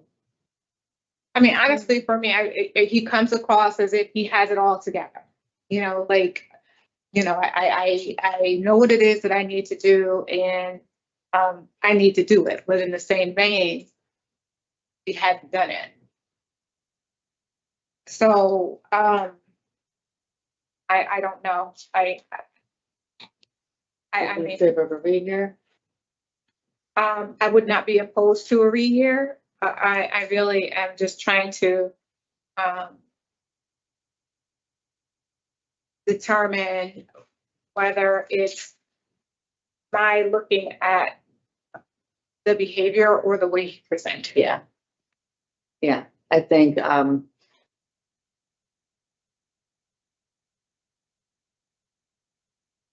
I agree. I think on paper, looking at the no criminal history, the sponsorship, the job to go to, all those things, you know, nothing until this one relationship when his life is falling apart. It's not to say that that's okay. I think his presentation maybe was a little, came across a little arrogant, overly confident, which may have been overcompensating. And maybe due to some nervousness or something else. I don't know. I don't mean to, so yeah. What are your thoughts, Mr. Sarfab? But June of 2027. Okay. And our, let's see, so denial of reason. We'll say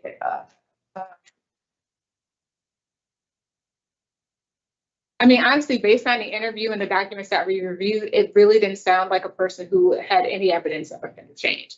And I hate to say that because I think that kind of shifted when we were speaking with him. Yeah. So I think that he needs to continue working on that in addition to any other positive programs that he could possibly get into while he's in the facility, or I don't know. That's just me throwing out stuff here. Okay. So reason, let's see, what my reasons would be. Nature of participation. Okay. Well, I'm struggling with that because he's had all those sort of programs. And this technically is OAP because DOC, get rid of so many. I mean, honestly, I would say inadequate evidence of offender change is a reason, because it changed while we were, while we were speaking to him. And the nature and circumstance, even though we know that won't change. So continued programs and we demonstrated that, I mean, this is just, you guys can tell me what your thoughts are, you know. Yeah, and he already hasn't have really DR, so. I mean, what do you feel are appropriate reasons for denial? I think we agree on nature and circumstances of offense. I hear some change, and I agree that part of it may have been the presentation itself, but he has done stuff, right?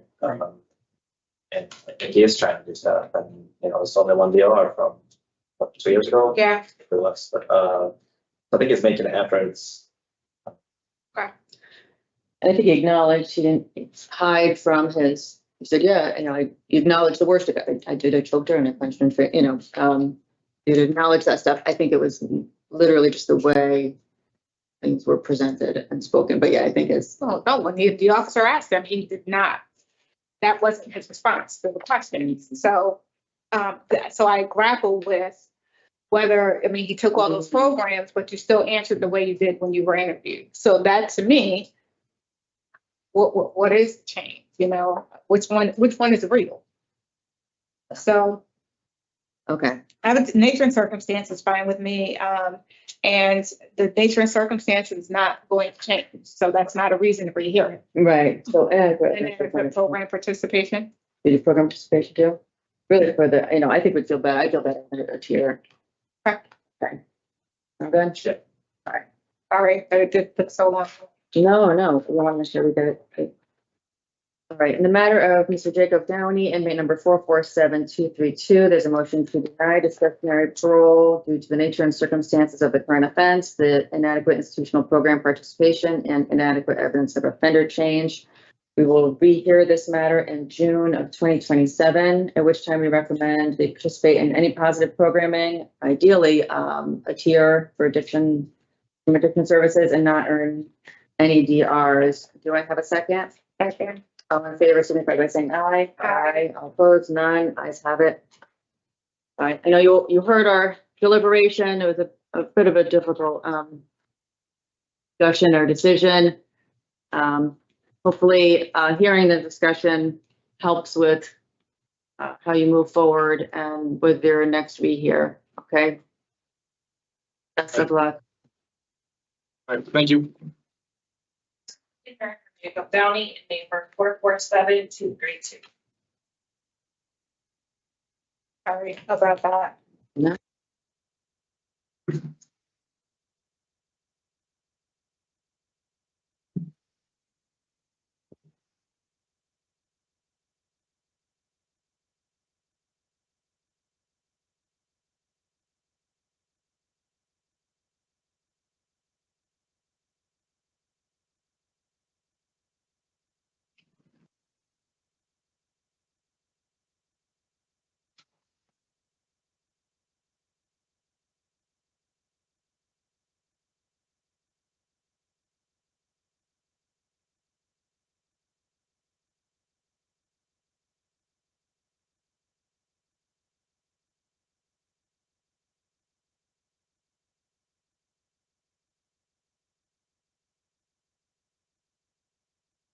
Mr. Atkins, we'll be right with you, okay?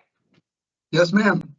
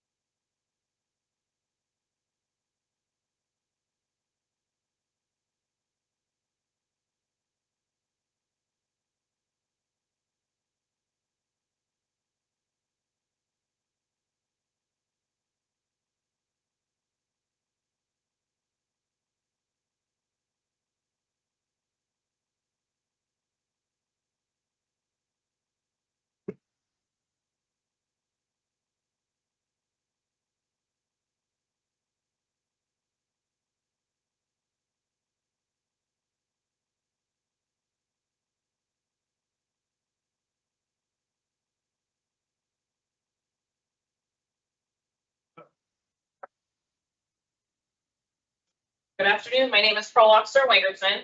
Today's Wednesday, August 12th, 2026, and this is the hearing of the Connecticut Board of Pardons and Paroles. The following board members are present this afternoon, and by stating their names on the record, certify they have reviewed all statutorily required documents and available pertinent information in preparation of this hearing. Aileen Keyes, good afternoon. Good afternoon, Alex Sarkoff. Panel Member Barry. Also present this afternoon, we have our psychologist in the Office of Human Services, Ms. Hamlet Williams. Sir, can you please state your name and inmate number for the record? Yes, my name is George R. Atkins Jr., inmate number 454297. Thank you. This hearing is being conducted in consideration of the parole application for George Atkins, inmate number 454297. He's serving a sentence of 20 years, execution suspended after 2 years and 1 day. With 10 years of probation to follow for sexual assault in the second degree of a minor and risk of injury to a child. As of today, records reflect a parole eligibility date of August 13th, 2026. There is victim input in this case. There also is an offender accountability in place. It has been reviewed and shows that he has completed the short track from sexual behavior treatment program. DOC records indicate that completion date is listed as July 28th, 2026. Utilizing the statewide collaborative offender risk evaluation system, the offender's overall score, the SRT falls within the low range of recidivism. In utilizing the static 99R, the offender's overall score for sexual offense recidivism falls within the low range. Mr. Atkins, this is now your opportunity to express to the board why you believe you should be granted parole, and you may begin. Well, to start with, of course, I accept responsibility for everything. I remember when I went to trial, I pled guilty, and in part that was for preventing my my nephew from the stress of the trial. I've had no disciplinary problems. I've attended the classes that I was supposed to, and well, that's about all I can say for now, I suppose. I do have some definite regrets about the situation, if I may. Yes. I regret that I won't see my nephew and niece grow up, and I also regret the losing the friendship of the family, their their parents, especially the brother-in-law, because we had a lot of activities in common, a lot of interest in common. That's about it right there. Thank you. Well, it's okay. We have questions. So we have reviewed your file and all of the documents, and then developed questions to help us better understand so we can make the best decision. So we're going to go one by one and ask questions. And then once our questions are finished, we're going to deliberate and then give an answer today. Okay? Okay. All right. We're going to start with my colleague, panel member Zarkov. Sure. Good afternoon, Ms. Atkins. Can you tell us what you've learned about yourself from this incarceration? Well, it's hard to really sum it up into words. But I've definitely learned a lesson as far as the penalty factors for what I did. I've learned through those classes, I've learned a lot about myself as far as the ways of thinking and things like that that can lead to such behavior. And well, like I said, it's very hard for me to sum it up exactly. Well, why do you think you made the choices that led to incarceration? Say again? Why do you think you made the choices that led to your incarceration? Of less incarceration, or? Well, why did you commit this offense? Say again, I'm not understanding. Why did you commit the offense? Oh, that's just it. To tell you the truth, I really don't know. It was just one of those things that, we were in a situation where he was sleeping in the same bed as me. and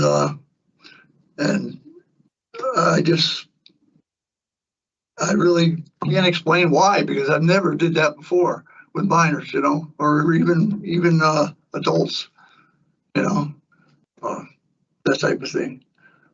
So it was really just like a spur of the moment thing, and that's about all I can say, man. So How many times has this happened? that was the only time I ever did anything like that. So it happened twice. Only time.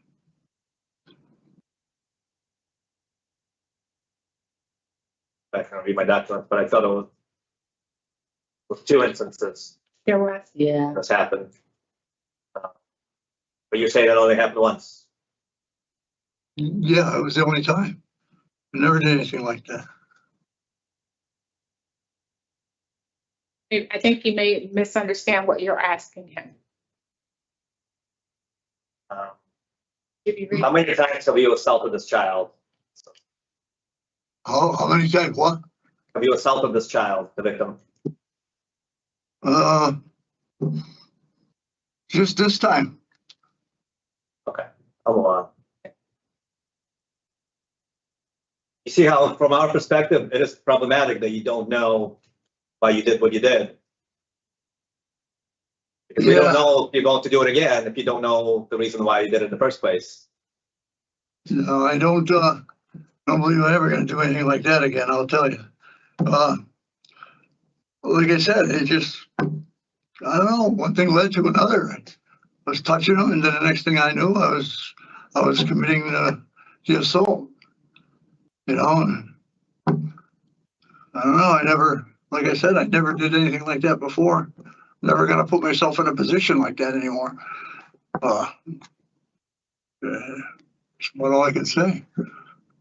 Who was affected by your offense? Say again? Who was affected by your offense? Oh man. Well, everybody in the family, number one, my brother-in-laws and sister-in-laws, my wife, you know, really, it was pretty, well, it's just me and my wife now, as far as, and one sister that's communicating with each other, and no one else. It's what about the victim? Oh, I can't talk to those people. How do you think the victim was affected? Oh yeah, I believe he was. I believe he was. How so? Yes, say again? How do you think the victim was affected? Why? How? What is the effect on the victim? Well, I experienced something like that when I was young, and it wasn't a dominating factor in my life, but I remember it, and he'll probably remember it for a long time. I'm hoping he doesn't let it dominate his life, you know. But like I said, that's the way it is. I can't change what's happened. It's happened, you know. I'm going to move on and see if any of my colleagues have any questions. Thank you. Thank you. Panel Barry. Thank you, Madam Chair. So, Mr. Atkins, my colleague was trying to ask you how many times, I had the wording in my head. I'm trying to make it as simple as possible. Did you commit any other sexual acts towards this victim? Because we have record of 2 incidents. One where you were fondling him, and another where you were performing fellatio. Are you aware that there's 2 separate incidents? No, not really. Okay. Not it was never brought up before. So what was brought up? What was brought up? Well, the oral sex is one thing. So you admit to performing fellatio on this child? Yes, I do. Yes, I do. Yeah, I accept the responsibility to that. And my colleague was also asking you about the impact that your actions have had on this victim. Yeah. If something like this had happened to you, do you think that it would impact you for the rest of your life? Well, as far as the memory of it, yes. Yes, because I know it actually did happen to me when I was young. Okay. By some neighbor up the street. And I've never forgotten it. But I And didn't you're make 80 it. years old and you never forgot it, right? Well, yes, that's true. And so how this child will never forget it either. Probably not. It's not a probably, he won't. And also, you know, we've received a number of letters of opposition to your being released early. Yeah. Yeah. I heard that was going to happen. Yeah. Is that right? Why you waived your community release? No, the reason why, because it said that I couldn't, if I get you're talking like a halfway house type of thing? Yes. Yeah, well, that was because it said that I couldn't get a probation, you know, if I took the community halfway house type of thing. That's what I was told at the time. What would you say to this victim if you had an opportunity to speak to him again? Yeah, I'm terribly sorry for what happened. And there's no way I can make it up to him. And that's, I can't, that's about all I can say. You know, I have to apologize to him, of course. What if he thinks that it was his fault? It was something that he did to deserve it. It was nothing that he did. No So way. that should be included in your apology. Maybe that's something that you need to do. You know, write it down for yourself so that, you know. That's a good point. That's a good point, ma'am. Yeah. There was nothing he did, that's for sure. That he didn't deserve it, right? That's true. Yeah. Okay. I think that's all for questions. We do have victim input today, so I will pass off the hearing now to Ms. Hamlet Williams. Are you there, Ms. Hamlet Williams? Yes, thank you, Madam Chair. I'm here. I do have a statement from the sister of the victim, and then I will be contacting the mother of the victim, who will also be presenting her statement today. So who it may concern. I am writing this because there is to be a parole hearing for inmate 454297, and I feel that I have to speak up for my brother. This is not an easy thing for me to write, and honestly, I wish I never had a reason to write something like this. I have worked professionally with individuals who are justice involved, both through a diversionary program and through a child welfare agency. Through my work, I have worked with people who have committed serious offenses, including people with charges similar to his. I have seen people spend significantly more time incarcerated for similar offenses.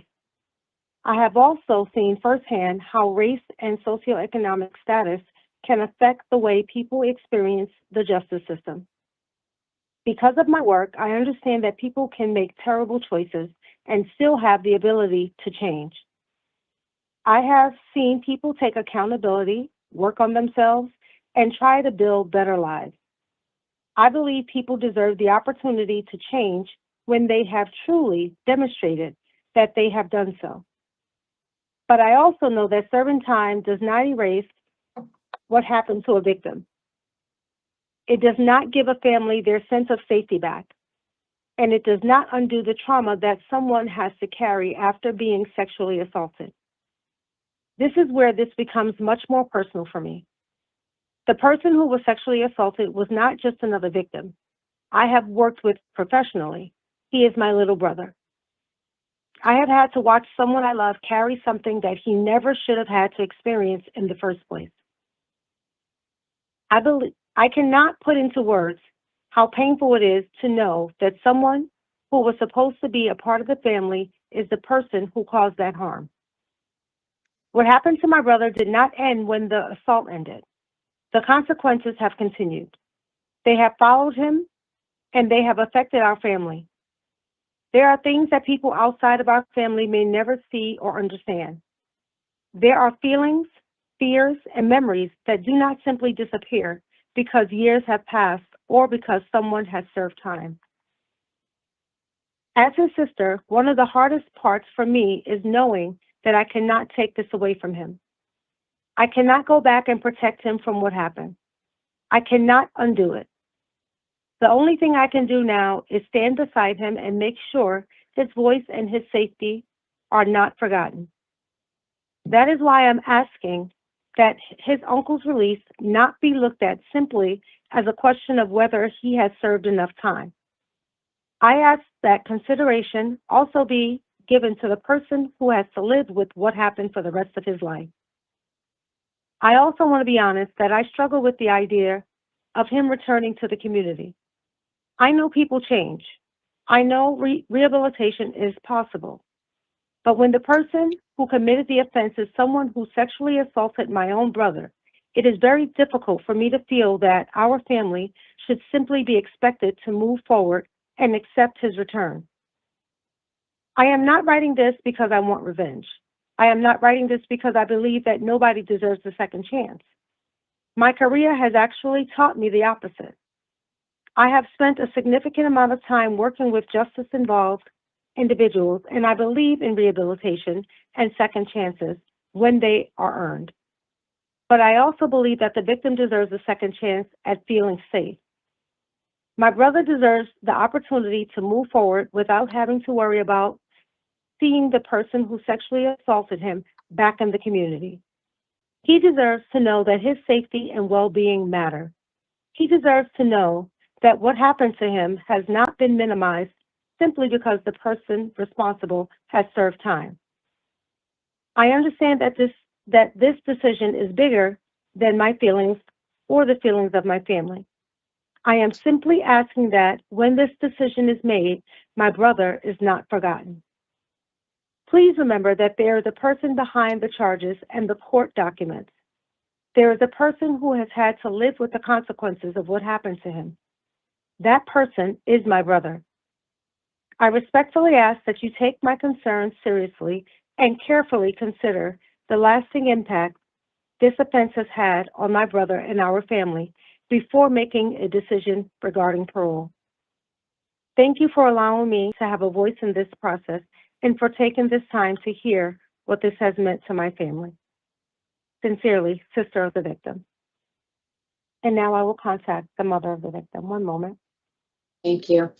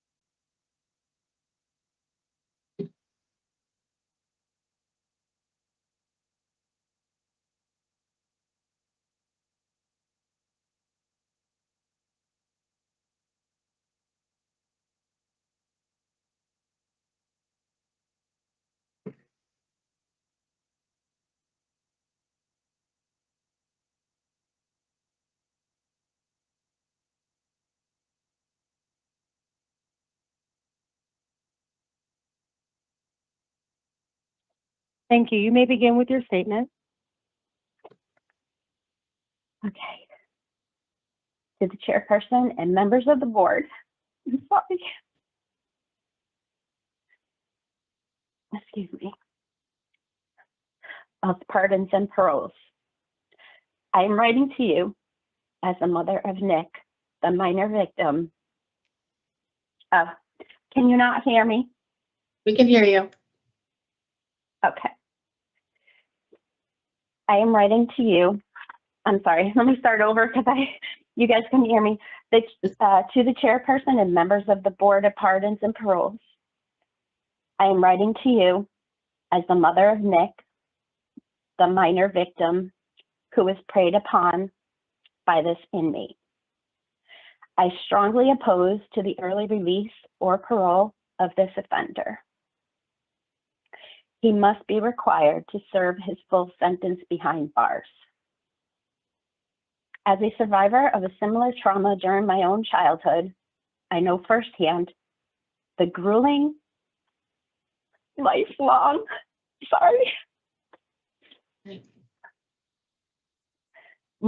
road a victim faces. The horrific actions of this inmate chooses to commit has changed my son's life forever.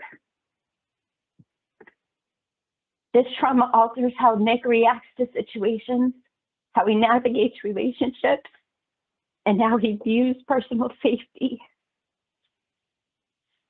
Securing justice was incredibly difficult. As someone with no history of legal troubles, navigating the court system was challenging, a challenging, deeply stressful process. While we ultimately agreed to a sentence of 2 years and a day, our family felt pressured into that time frame out of fear that a prolonged trial might not result in jail time at all. When the offender was finally convicted and led away in handcuffs on Friday, September 12th, 2025, our family felt a profound sense of relief that he was finally being held accountable. The board must understand the extreme vulnerability my son faces today. Less than 48 hours after this conviction, on Sunday, September 14th, 2015, Nick witnessed the tragic death of his 14-year-old best friend in a dirt bike accident.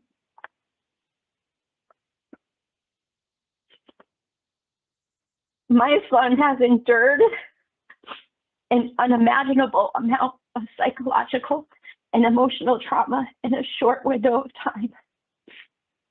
Allowing this offender out early would utterly shatter his fragile sense of safety while he is still trying to heal from multiple compounding tragedies. If the board overrides my request and grants release before September 21st, 2027, I strongly object to his proposed release plan and sponsor. The inmate's home is an entirely unstable environment as his own son resides there, a convicted felon who is repeatedly cycling in and out of prison. This is not a safe or rehabilitative environment for a sex offender. Furthermore, Nick continually works in close proximity to the inmate's home. To protect my son from crossing paths with his abuser and to prevent further psychological torment, I would ask the board to mandate GPS ankle bracelet monitoring and establish a strict, non-negotiable geographic exclusion zone, keeping the inmate away from my son Nick's place of work and our home. This inmate chose to prey on a child, and he must serve every single day of his short time that he was given. Thank you for your time, your consideration, and your commitment to protecting victims and our family and our community. Thank you. Thank you so much. Thank you, panel. Thank you. Yeah. Okay. Certainly want to thank the victims for their statements. Very impactful and helpful to hear how the victim is doing and how this offense has impacted them. Begin deliberations now. Mr. Atkins, you're welcome to listen to our deliberations, but please don't interrupt and then we'll have a decision for you, okay? Okay, may I say one thing first? No, I'm sorry. Okay. But thank, okay. Panel members are. Mr. Atkins was convicted of sexual assault, second degree, and was injury to a minor. The nature of this offense was very concerning. We discussed how the victim was a young child. Mr. Atkins has no criminal history. He did complete problem sexual behavior, incarcerated. He has no disciplinary reports. He has a sponsor in the community. During the hearing, he stated that he's not sure why he committed this offense, which I find problematic. Didn't really offer us much in terms of insight into his behavior. And I was also disappointed in his response, the impact of the victim. He really didn't get much there. Sort of had to get it out of him. He has about a year of incarceration left, but nevertheless, I think a continued incarceration in this case is warranted. My vote will be to deny discretionary parole. Thank you. Councilmember Berry. Thank you. I would add that Mr. Atkins did complete the sex offender treatment, and the exit summary suggested that he provided minimal insight and minimal input while participating in the 16-week course of the 16-week treatment. I will vote to deny as well. Thank you. Yes, this was a bit of a difficult case. You know, Mr. Atkins has been mentioned, had no criminal history. He does score low on his risks to reoffend measures, no disciplinary reports. Older gentleman, he did complete the program, but yeah, based on the hearing, his minimization of the depth of the potential impact on the victim, you know, his lack of recognition of just how much that could traumatize and harm a child, and lack of insight into the cause has me concerned. So I have a deny as well today. So for denial reasons, the nature and circumstance, injury and impact. Inadequate evidence of offender change. Yes. I have that too. Okay. The matter of Mr. George Atkins Jr., inmate number 454297, there is a motion to deny discretionary parole based on the nature and circumstance of the current offense, the injury and impact to the victim, and inadequate evidence of offender change. Do I have a second? Second. All in favor signify by saying aye. Opposed, none. The ayes have it. Mr. Atkins, I'm sorry we were unable to grant today. We hope you can continue to reflect on the offense and impact on the victim so that when you come home, you have some greater understanding as to how this happened. We wish you the best of luck. Thank you. This concludes the hearing for George Atkins, inmate number 454297. Mr. Atkins, you are all set. Your hearing is now concluded and you may leave the room, okay? Okay, thank you. Thank you.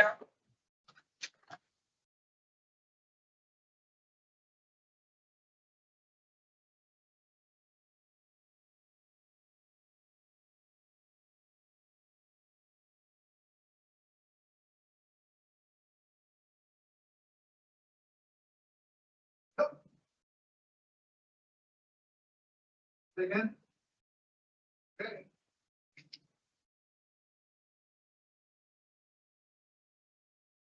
What clock?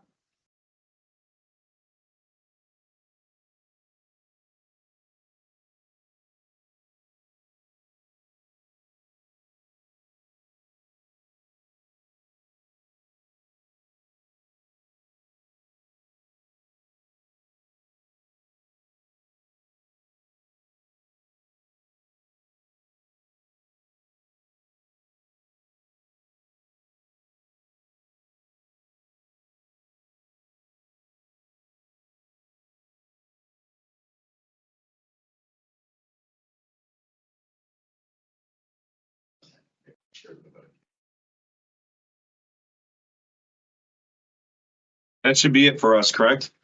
Yeah, that's all I got for today. Thank you very much. Thank you, appreciate it. Okay, that's my own strong. I didn't.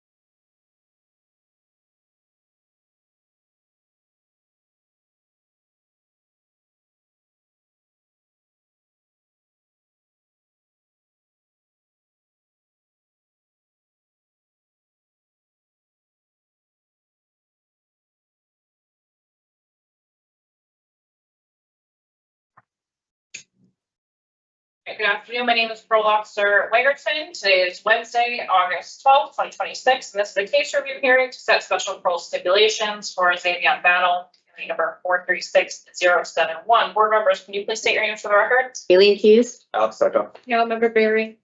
Mr. Battle's end of sentence is noted to be May 31st of 2027. He waived discretionary parole. He has 6 years of special parole to follow. At this time, the panel will now deliberate with regards to setting the special parole stipulations. Thank you. With regard to Mr. Xavier Battle, inmate number 436071, there is a motion to set the following special parole conditions upon release. No driving without parole officer's permission, no contact with co-defendants Javar Thompson, Elias Silva Colon, XG, JJ, or Joshua Coleman. General no contact with KL or the family of TM, and behavioral management program for anger management. Do I have a second? Second. All in favor, signify by saying aye. Aye. All opposed? None. The ayes have it. Thank you. This concludes the case review for Xavier Battle, inmate number 436071.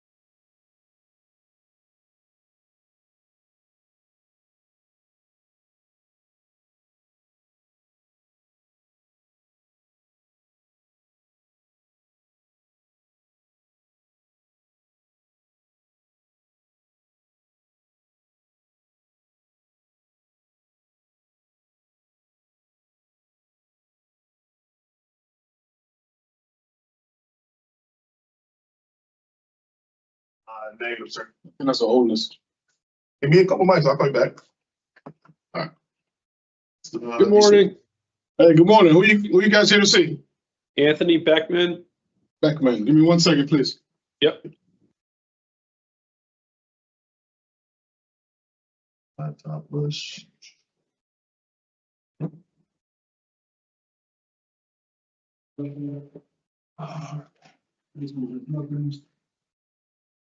Foxborough, is it?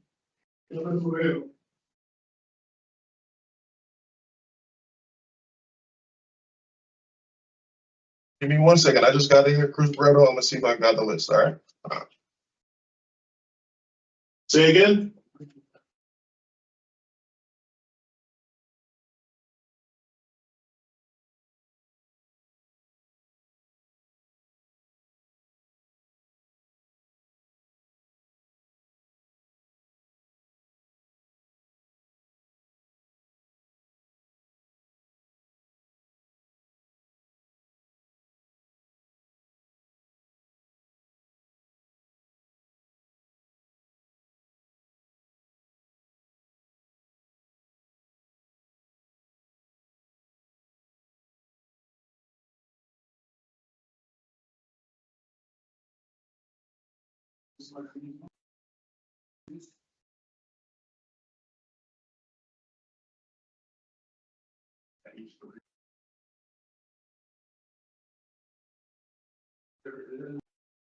I gotta call each other.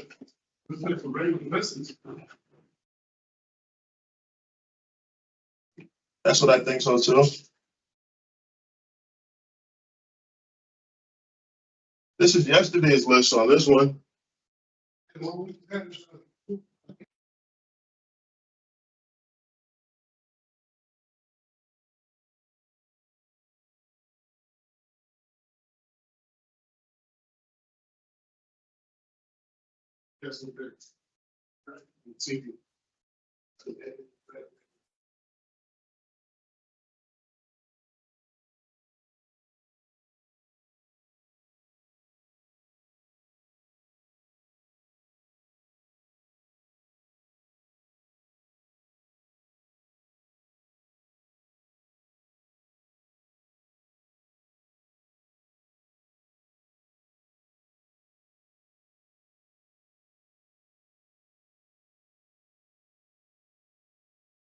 Beckman? Yeah.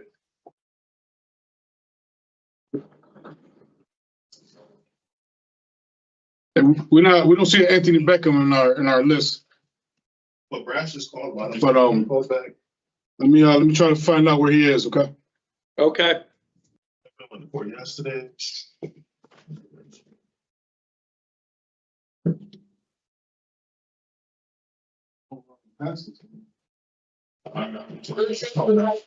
So you're saying for Anthony Beckman?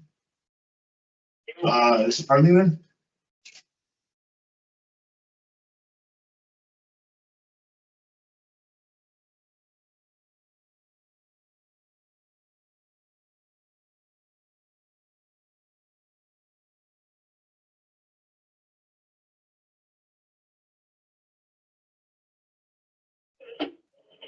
I have two for schools. It's just two. Yeah. I mean, Harley just called when I just came in here about a Beckman, so I'm gonna just double back. I think I know who Beckman is too. I thought you was playing some minutes.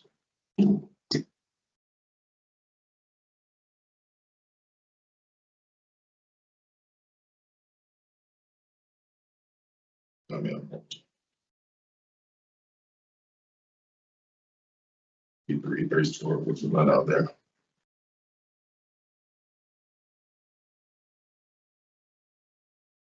And then another one on the back of the field.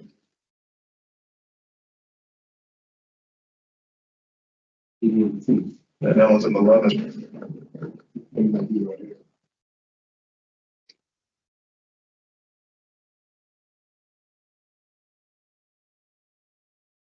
Yeah, so the TVs, those just pop up. You see how this one was ringing? You're going to press the set. That's it. I'm actually gonna call the lobby. So the A and D. Hey, radio. Let me talk to Donnie real quick.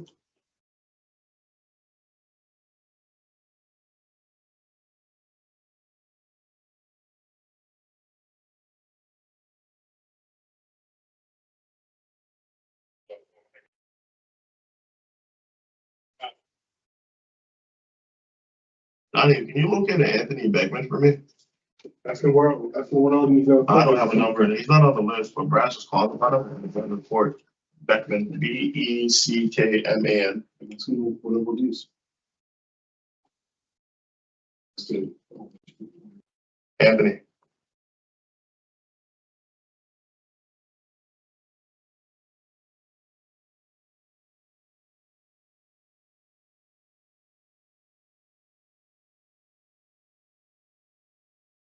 Alright.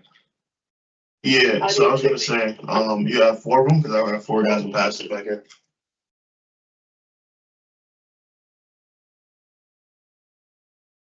Alright, I'll come back to those in about 2 months. I think.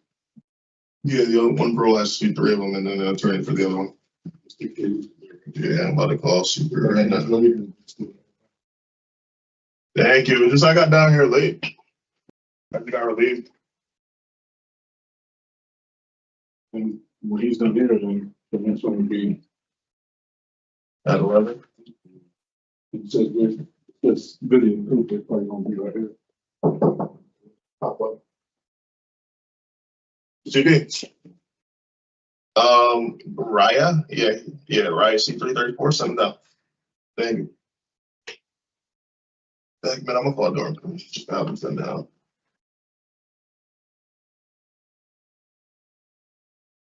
I'm sorry about that. He's on his way down there. All right, thank you. Welcome.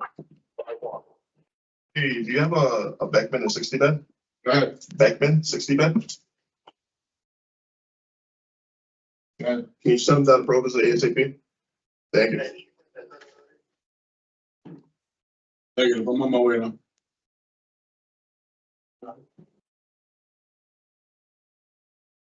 Okay.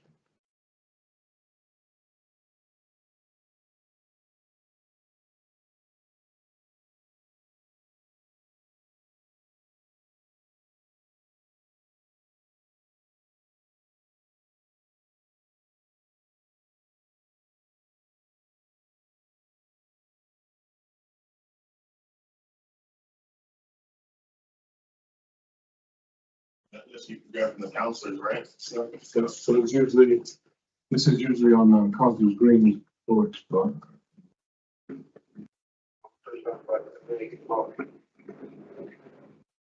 How about once? Thank you. Alright. It's open.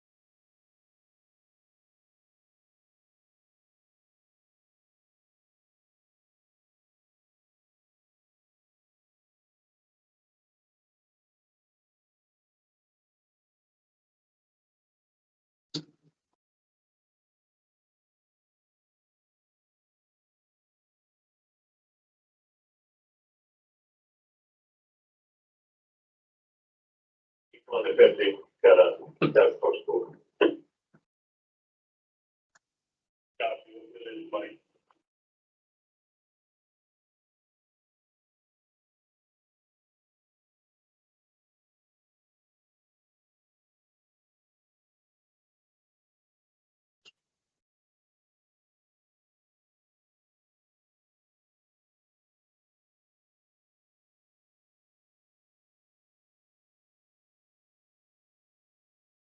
You can send those guys on in already. All right, thank you.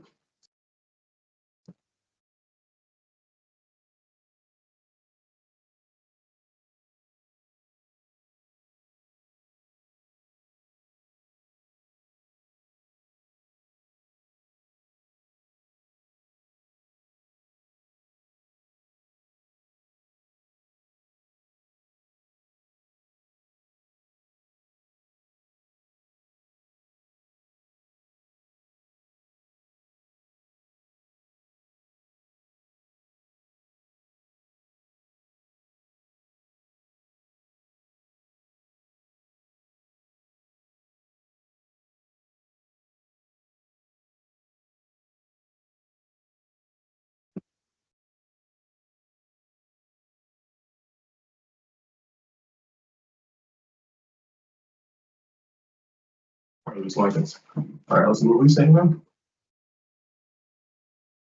Yeah, we do. It was for Ray, but then they're asking for Beckman, which I called down a couple months ago. He's not on the list. All right, no problem. Thank you.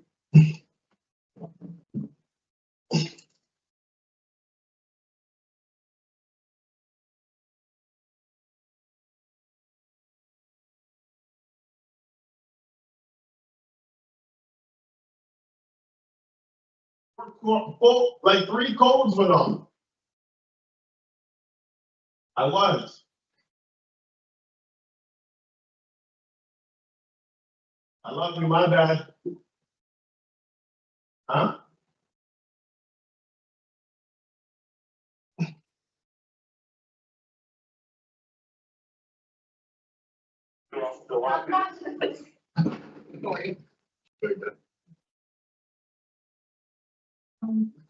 I don't know if they already called out a song to finish. Oh, like a Spanish speaker? Yeah, like a Spanish speaker. Yeah. All right, which maybe you want to? All three of them. Which ones? I got 4. Oh, so I have Silo, The Silo, okay. Cologne, You Diaz Sanchez. Diaz Sanchez is like they made. Yeah, they. Do you want to see them one by one? Well, yeah, for sure. I'll start with Carrasquillo, so I need you to sign that. Okay, perfect, thank you. And I'll have you guys then.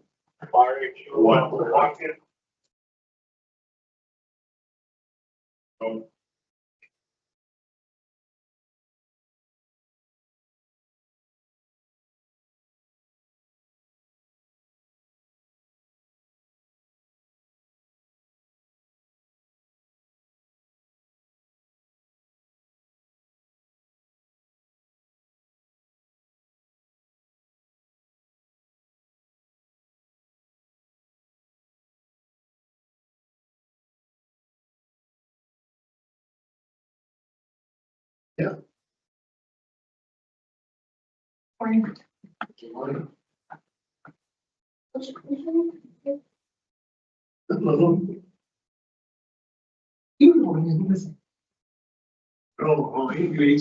No English? No. Oh, boy, okay, sorry. We'll make a, I'll put it on.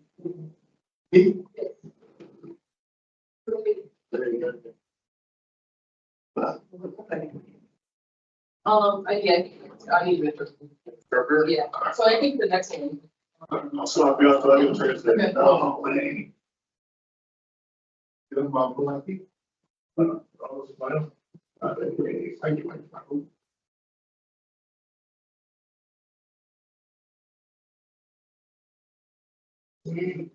Yes. You speak English properly? Those translation meetings? That was it? What's your last name? Yes? Yeah,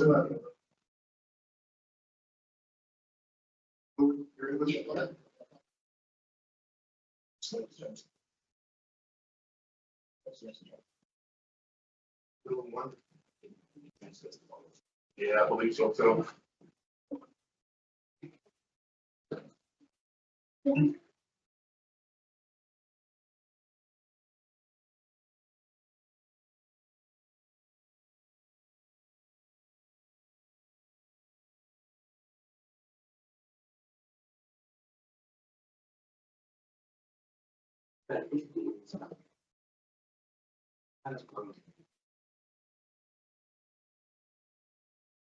Hey, Bill, so I got a parole officer here that needs to speak to 3 guys. And all of them made on the transfer. Can you send me one? Yes, sir. Thank you.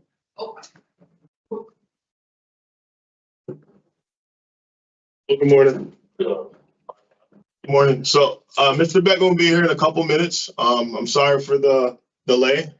All right. Okay. All right. All right. I called out a couple minutes ago. All right. So thank you. All right. Thank you. Good.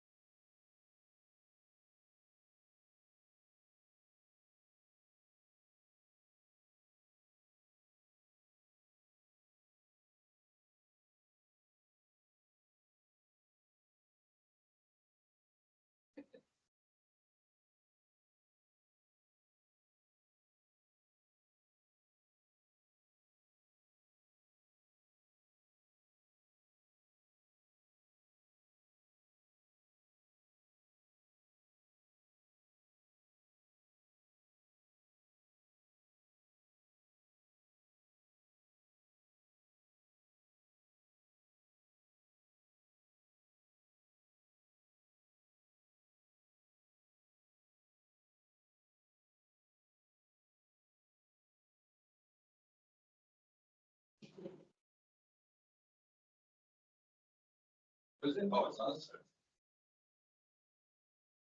Stand by. So it's, well, so you us? Yeah, no.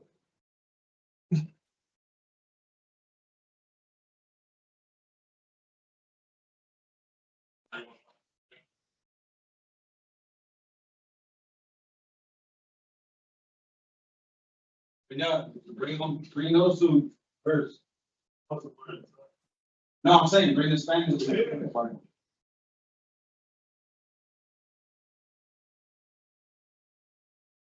¿No speak English either?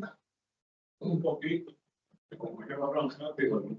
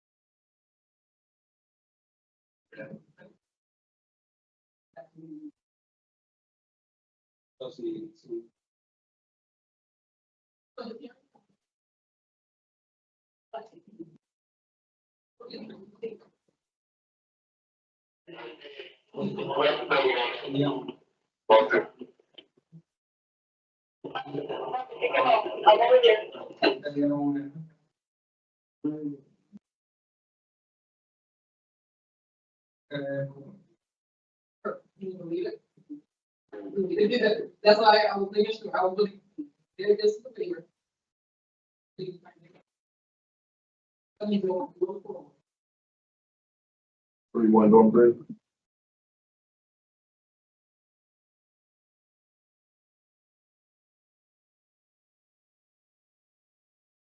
Is that 7 in a row?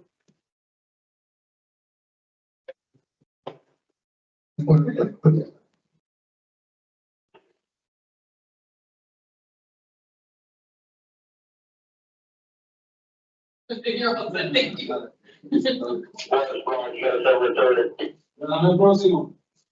I mean, look at, now I'm talking English.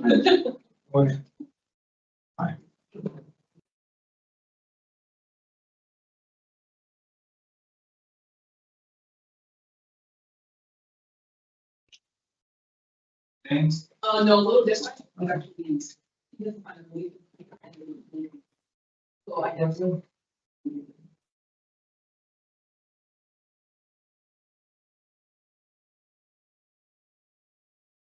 Yeah.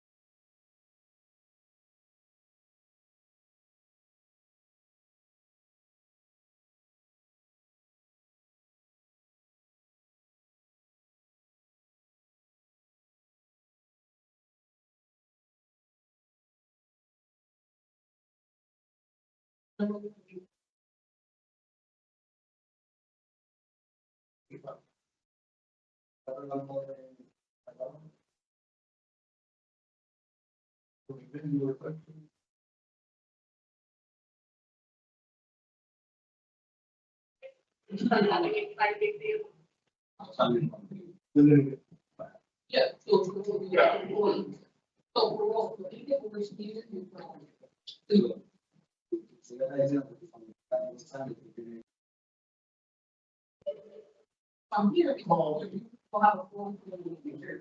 And so what it is.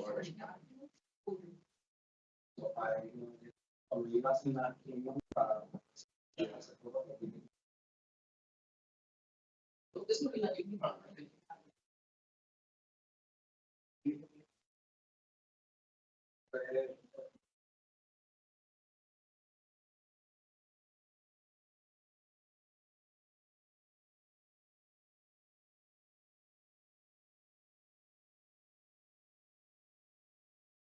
Fine, you have a sub on your door.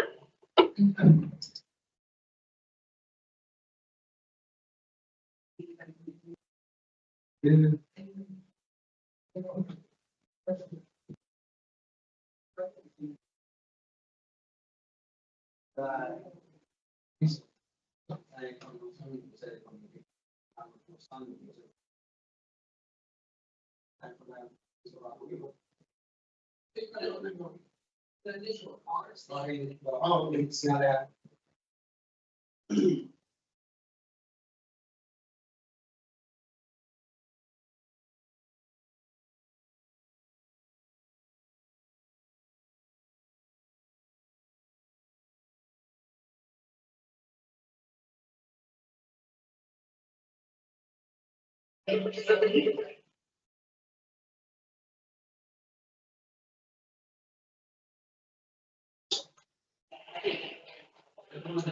Yeah. Last one on the right.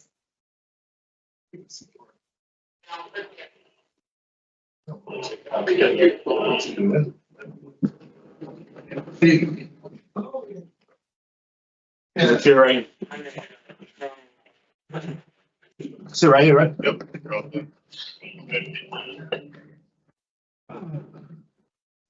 Good morning, Mr. Beckman. Good morning. Who am I speaking with? This is Parole Officer Menard. I'm the hearing examiner for your preliminary hearing. So we're going to get started. Yeah, my preliminary hearing. Man, they scared me talking about court. I'm like, oh, man. All right. Yeah, that's cool. Whew. Okay, so we're going to get started, okay? Yeah.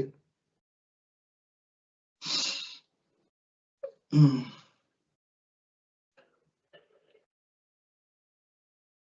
Right. Good morning. I'm Parole Officer Menard, a hearing examiner for the Board of Pardons and Paroles. This is a preliminary hearing concerning Anthony Beckman, inmate number 383032. Today is August 12th, 2026. This hearing is being conducted via video at the Board of Pardons and Paroles Central Office in Hartford Correctional Center. Please state your full name and DOC inmate number for the record. Anthony Troy Beckman, Jr., inmate number 383032. Thank you. This is a public hearing. Public access to this hearing is available via video live stream. We're going to go over the purpose of the preliminary hearing. This is a preliminary hearing. And even though, it's public, I don't give nobody no permission to make YouTube videos off of me, neither, and talk about my family. I just wanted to say that publicly because last time that's what happened. Okay, I'll note that. So we're going to go over the three purposes under Connecticut law. To determine if there's a probable cause to believe you committed an act that violated the conditions of your parole. B, to determine if the act is sufficiently serious to warrant the revocation of your parole. And C, to determine if you could be held in prison pending further proceedings. The state, not you, has the responsibility to show that there is probable cause to believe you violated one or more of the conditions of your parole. If I do not find probable cause, I will reinstate your parole, which means releasing you and placing you back on parole supervision. If I find probable cause and determine that the act is sufficiently serious to warrant revocation, you may be held in prison pending further proceedings. You should know that a preliminary hearing is an adversarial proceeding. Anything you say at this hearing can be used against you. This hearing is being recorded. The testimony at today's hearing will be taken under oath. Mr. Beckman, can you please raise your right hand? You solemnly swear or solemnly and sincerely affirm, as the case may be, that the evidence you shall give concerning this case shall be the truth, the whole truth, and nothing but the truth. So help you God, or upon felony of perjury? Yes, I do. I swear. All right, you can put your hand up. We're going to go over the procedure for the hearing. First, I will read you your rights. Then we will review the parole violation charges that the state, your parole officer, is bringing against you. Then I will review and identify exhibits filed for the record. The state is not present at today's proceedings. However, you will have an opportunity to address the issue of probable cause and the severity of the allegations. At the conclusion of this hearing, I will inform you of my findings, which will be based on the available evidence. Do you have any questions about the purpose or procedure before we begin? No, sir. Okay. You have important rights at this hearing, which I'll now review with you. You have the right to be represented by an attorney at this hearing. You may hire your own attorney. If you cannot afford an attorney, you may qualify for an appointed attorney to represent you. Were you informed that an attorney could represent you at this hearing? Yes, I really just wanted to speak for myself this time. Okay. And do you intend to seek counsel for this hearing or proceed without counsel? For this hearing, I mean, I'm already at this hearing. I'm not seeking any counsel. We're already having this hearing right now, aren't we? Correct. So the question is, would you like to seek counsel or proceed without counsel? And what is, I'm proceeding without counsel. Okay. You have the right to receive written notice of charges of violation. Did you receive written notice?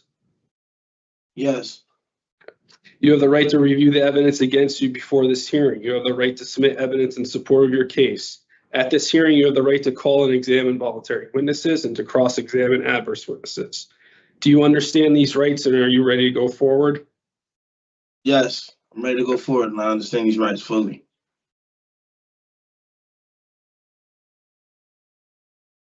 All right, we will now review the charges that the state, your parole officer, is bringing against you and the information underlying each charge.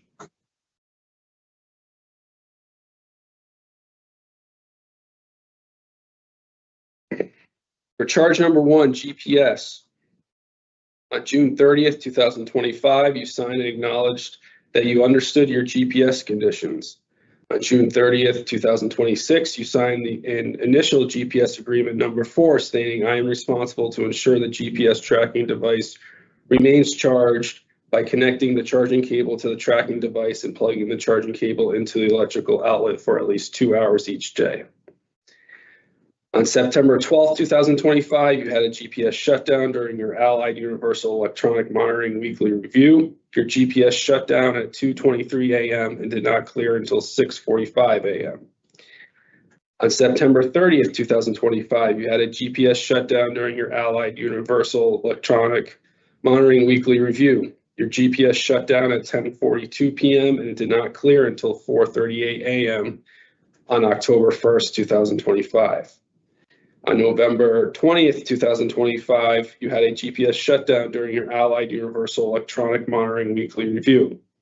Your GPS shut down at 5:58 p.m. and did not clear until 6:18 p.m. On January 11th, 2026, you had a GPS shutdown during your Allied Universal Electronic Monitoring Weekly Review. Your GPS shut down at 12:01 p.m. and did not clear until 12:40 p.m. You had a GPS shutdown on February 6, 2026, February 8, 2026, and February 11, 2026 during your Allied Universal Electronic Monitoring Weekly Review.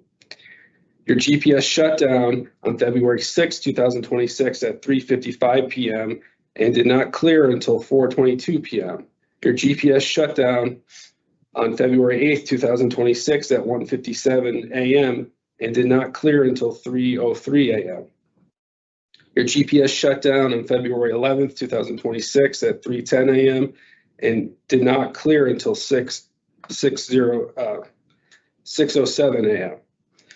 On March 4th, 2026, you had a GPS shutdown during your Allied Universal Electronic Monitoring Weekly Review. Your GPS shut down at 2:28 a.m. and did not clear until 7:16 a.m. On April 1st, 2026, you had a GPS shutdown during your Allied Universal Electronic Monitoring Weekly Review. Your GPS shut down at 8:17 a.m. and did not clear until 8:31 a.m. On April 7th, 2026, you had a GPS shutdown during your Allied Universal Electronic Monitoring Weekly Review. Your GPS shut down at 5:20 p.m. and did not clear until 7:31 p.m. on April 8th, 2026. On April 15th, 2026, you had multiple GPS shutdowns during your weekly GPS review.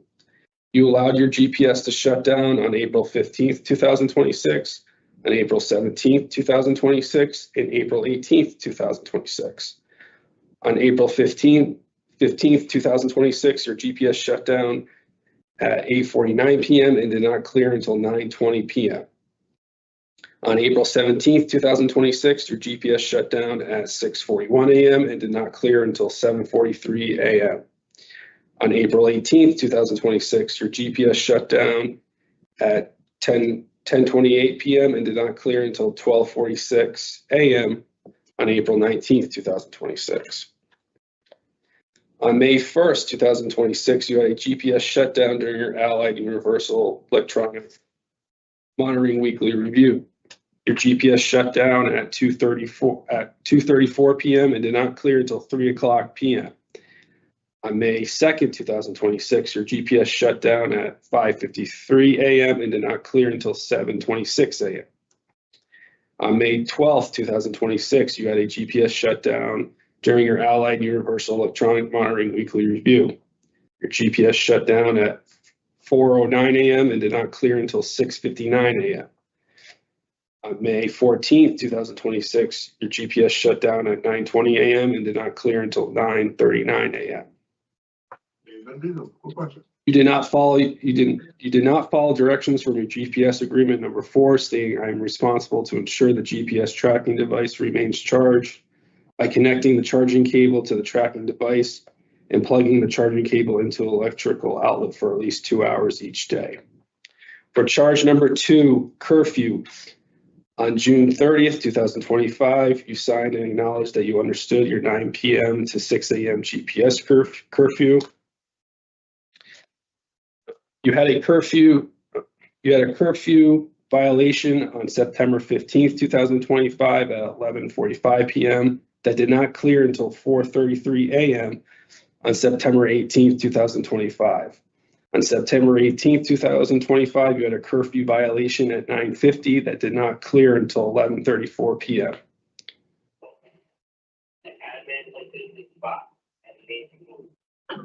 You had a curfew violation on October 10th, 2025 at 9:05 p.m. that did not clear until 6 a.m. on October 11th, 2025. You had a curfew violation on October 11th, 2025 at 9:04 p.m. that did not clear until 10:03 p.m. You had a curfew violation on October 13th, 2025 at 9:04 p.m. that did not clear until 10:20 p.m.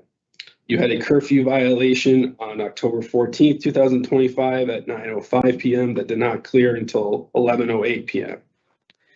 You had a curfew violation on October 15th, 2025 at 9:04 p.m. that did not clear until 6 a.m. on October 16th, 2025. You had a curfew violation on October 16th, 2025 at 9:04 p.m. that did not clear until 10:17 a.m. on 10/17/25. You had a curfew violation on October 17th, 2025 at 9:05 p.m. that did not clear until 6 a.m. on October 18th, 2025. You had a curfew violation on October 18th, 2025 at 9:04 p.m. that did not clear until 6 a.m. on October 19th, 2025. You had a curfew violation on October 19th, 2025 at 9:04 p.m. that did not clear until 9:39 p.m. You had a curfew violation on December 31st, 2025 at 9:04 p.m. that did not clear until 12:30 a.m. on January 1st, 2026. You had a curfew violation on January 1st, 2026 at 9:04 p.m. that did not clear until 12:38 a.m. on January 2nd, 2026.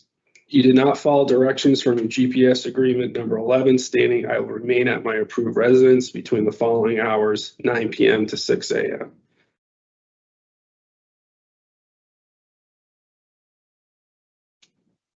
Charge number 3, obedience to the law. On July 23rd, 2026, you were observed driving a motor vehicle with misused license plates. Officers initiated a motor vehicle stop where stop sticks were utilized. You were initially verbally non-compliant when officers attempted to safely remove you from your vehicle. An inventory search of the vehicle was conducted and officers found the following: a fully functional digital weigh scale with a white powdery residue on top. The powdery substance was tested and the results were presumptive positive for cocaine. A torn baggie containing white powder substance was located in between the driver's seat and the center console. A plastic Tupperware container containing numerous tied baggies, each containing different types of suspected narcotics, was located in the glove box. A tied plastic baggie with 10 rectangular green pills engraved S903. A tied plastic baggie with 6 round blue pills engraved M15. A medium-sized tied baggie containing chunks of white rock-like substance. A tied plastic baggie containing 6 individually tied baggies of white powdery substance. A tied baggie containing a brown powdery substance. A sandwich baggie filled with small black rubber bands located in the driver door pocket, and numerous empty sandwich bags located in the center console. Based on the narcotics located and the narcotics/criminal traffic charges that were developed, you were placed under arrest and transported to Newington Police Department for booking procedures. Based on the above facts, police officers found probable cause that you violated Connecticut General Statute 21A 277 subsection A subsection 1A, possession of narcotic with intent to sell, 5 counts of Connecticut General Statute 21A-279 subsection A, subsection 2, possession of a controlled substance, second offense, for processing fentanyl, cocaine, meth, morphine, and alpha Zolam. Connecticut General Statute 21A-27 subsection A, failure to keep narcotic in the original container. Connecticut General Statute 21A-267 subsection A, use of drug paraphernalia. Connecticut General Statute 14-12 subsection A, operating an unregistered vehicle. Connecticut General Statute 14-213B, illegal operation of a motor vehicle without minimum insurance.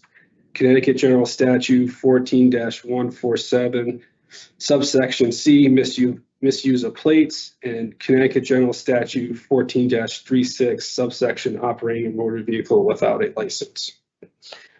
The state has filed the following exhibits pre-marked by identification purposes. Exhibit A, parolee notice. Exhibit B, parolee rights. Exhibit C, special parole conditions. Exhibit D, GPS conditions. Exhibit E, remand. Exhibit F, Newington Police Department incident report. Exhibit G, offender misconducts. Exhibit H, Allied Universal Electronic Monitoring Event History. Exhibit I, decision information summary. Exhibit J, judicial branch pending case detail. Exhibit K, parole violation report. Did you receive the notice of parole violation report, and the other documents I just marked for identification purposes? Yes, I have. Were you able to review this information? Yes, I have.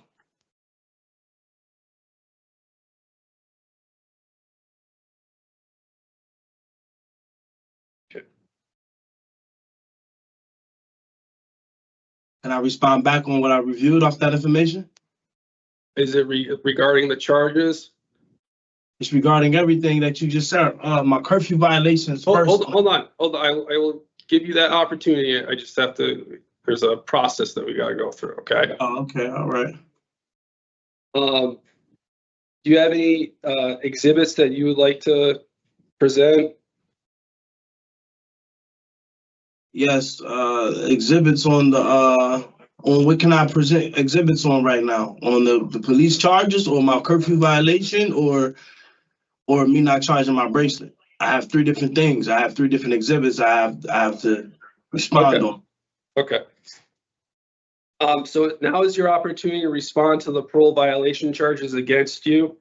However, remember that you may remain silent if you so choose. At this time, you may question any witnesses you have called or testified regarding your case. And would you like to respond to the charges at this time? And would you like to call any witnesses? Yes, I would like to respond to the bracelet violations. Me charging my bracelet and leaving my house at certain times. My parole officer knew. That's why, if you see, it lasted a very long time, and I didn't get violated by special parole for any of that. I'm not going to speak where I got violated right now.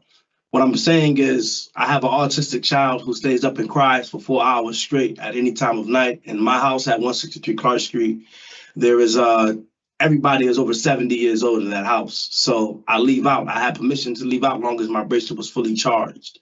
And on top of that, I was going through a mental phase after September 18th, which is my birthday.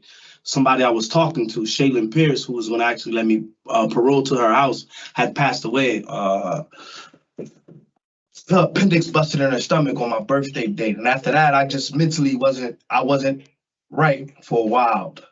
I wasn't right for a while after that. Like it messed me up pretty bad. So that's when I started staying out late at night, trying to just vibe with my daughter and provide for her at the time because she's autistic and she yells for 4 hours nonstop, a scream that would waken a god, I promise you. Then on top of that, I got good on my bracelet and they finally released me off my bracelet.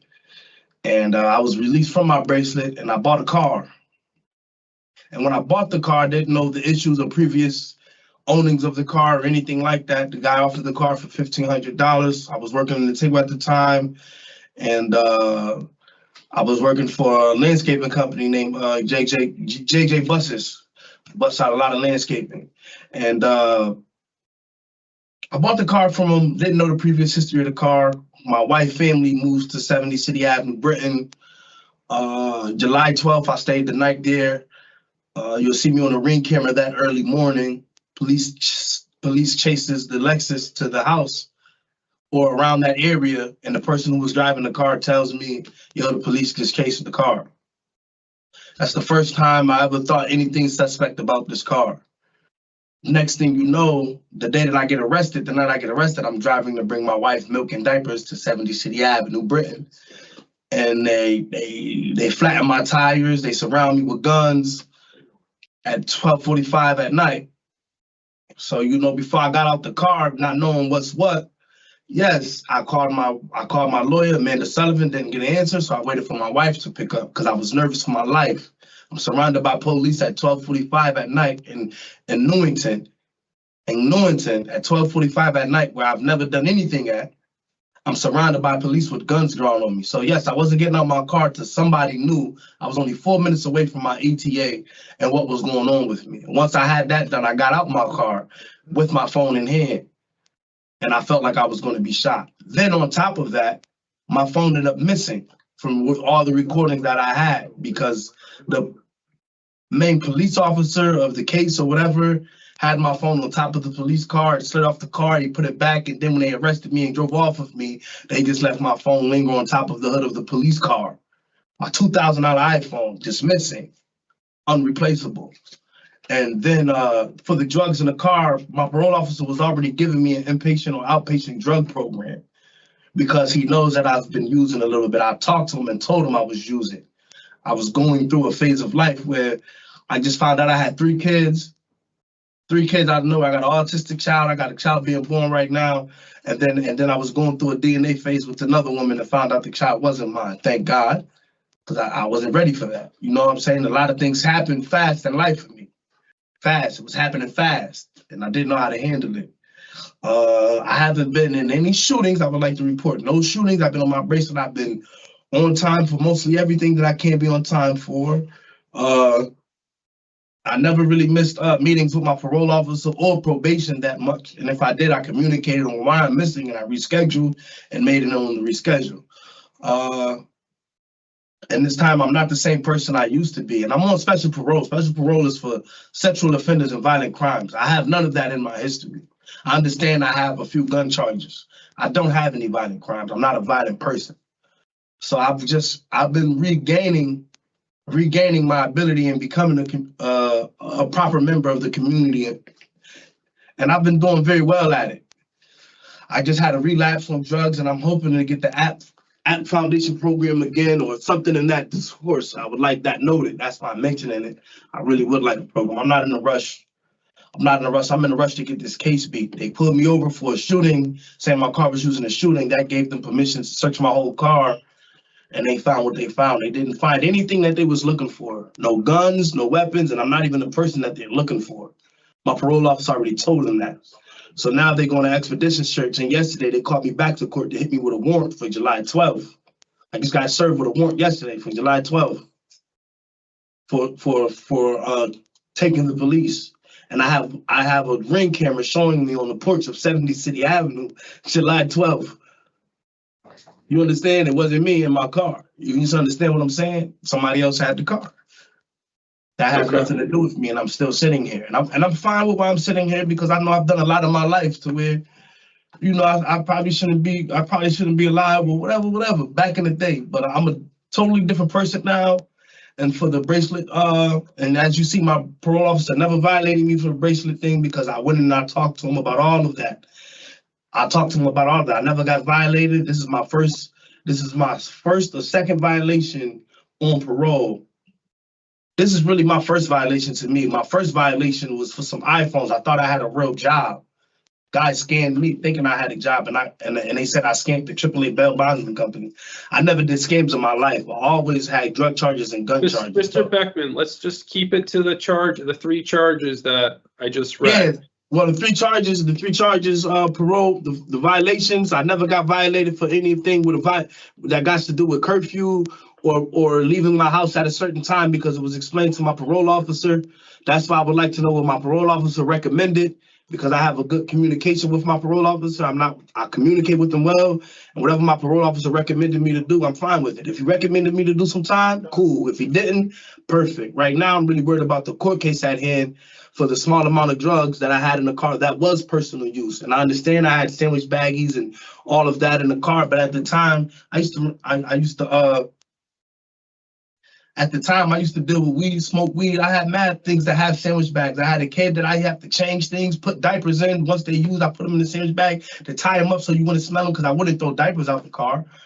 It was mad reasons for me to have sandwich bags and rubber bands. But for the small amount of drugs, that was never enough for them.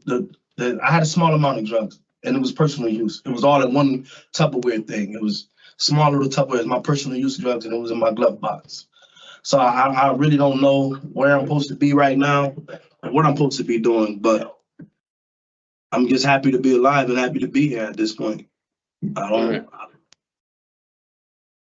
Anything else that you'd like to add before I announce my findings? I would like to thank Parole Officer Hernandez. I would like to thank the Special Parole Officer Building, because they all show me great support. I've been on parole for a while now, special parole for a while now, and it has helped me. It has helped me. I went through some things in life, between dealing with newfounded kids and a special person in my life dying on my birthday, and where it just reset me for a while, like mentally. Other than that, I'm fine, and I appreciate the services of special parole and all that they do to help people re-enter the world. I really do. Thank you. Thank you. I'm going to take a few moments to go over all the evidence presented as well as the testimony that I heard, and then I will announce my findings. All right, thank you. You're welcome. Yeah.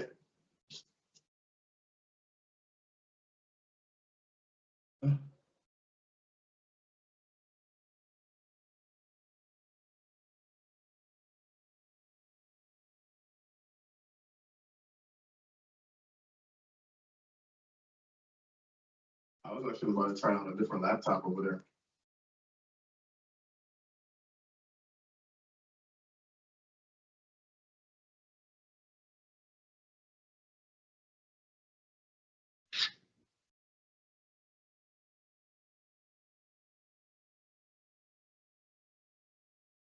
All right, I will now notify you of my findings on probable cause. I make a partial finding of probable cause on charge number 1, GPS, based on the evidence presented in State's Exhibits C, D, and K. A no finding is made on dates May 1st, 2026 and May 2nd, 2026 due to insufficient evidence. I make a finding of probable cause on charge number 2, curfew, based on evidence presented in State's Exhibits C, D, and K.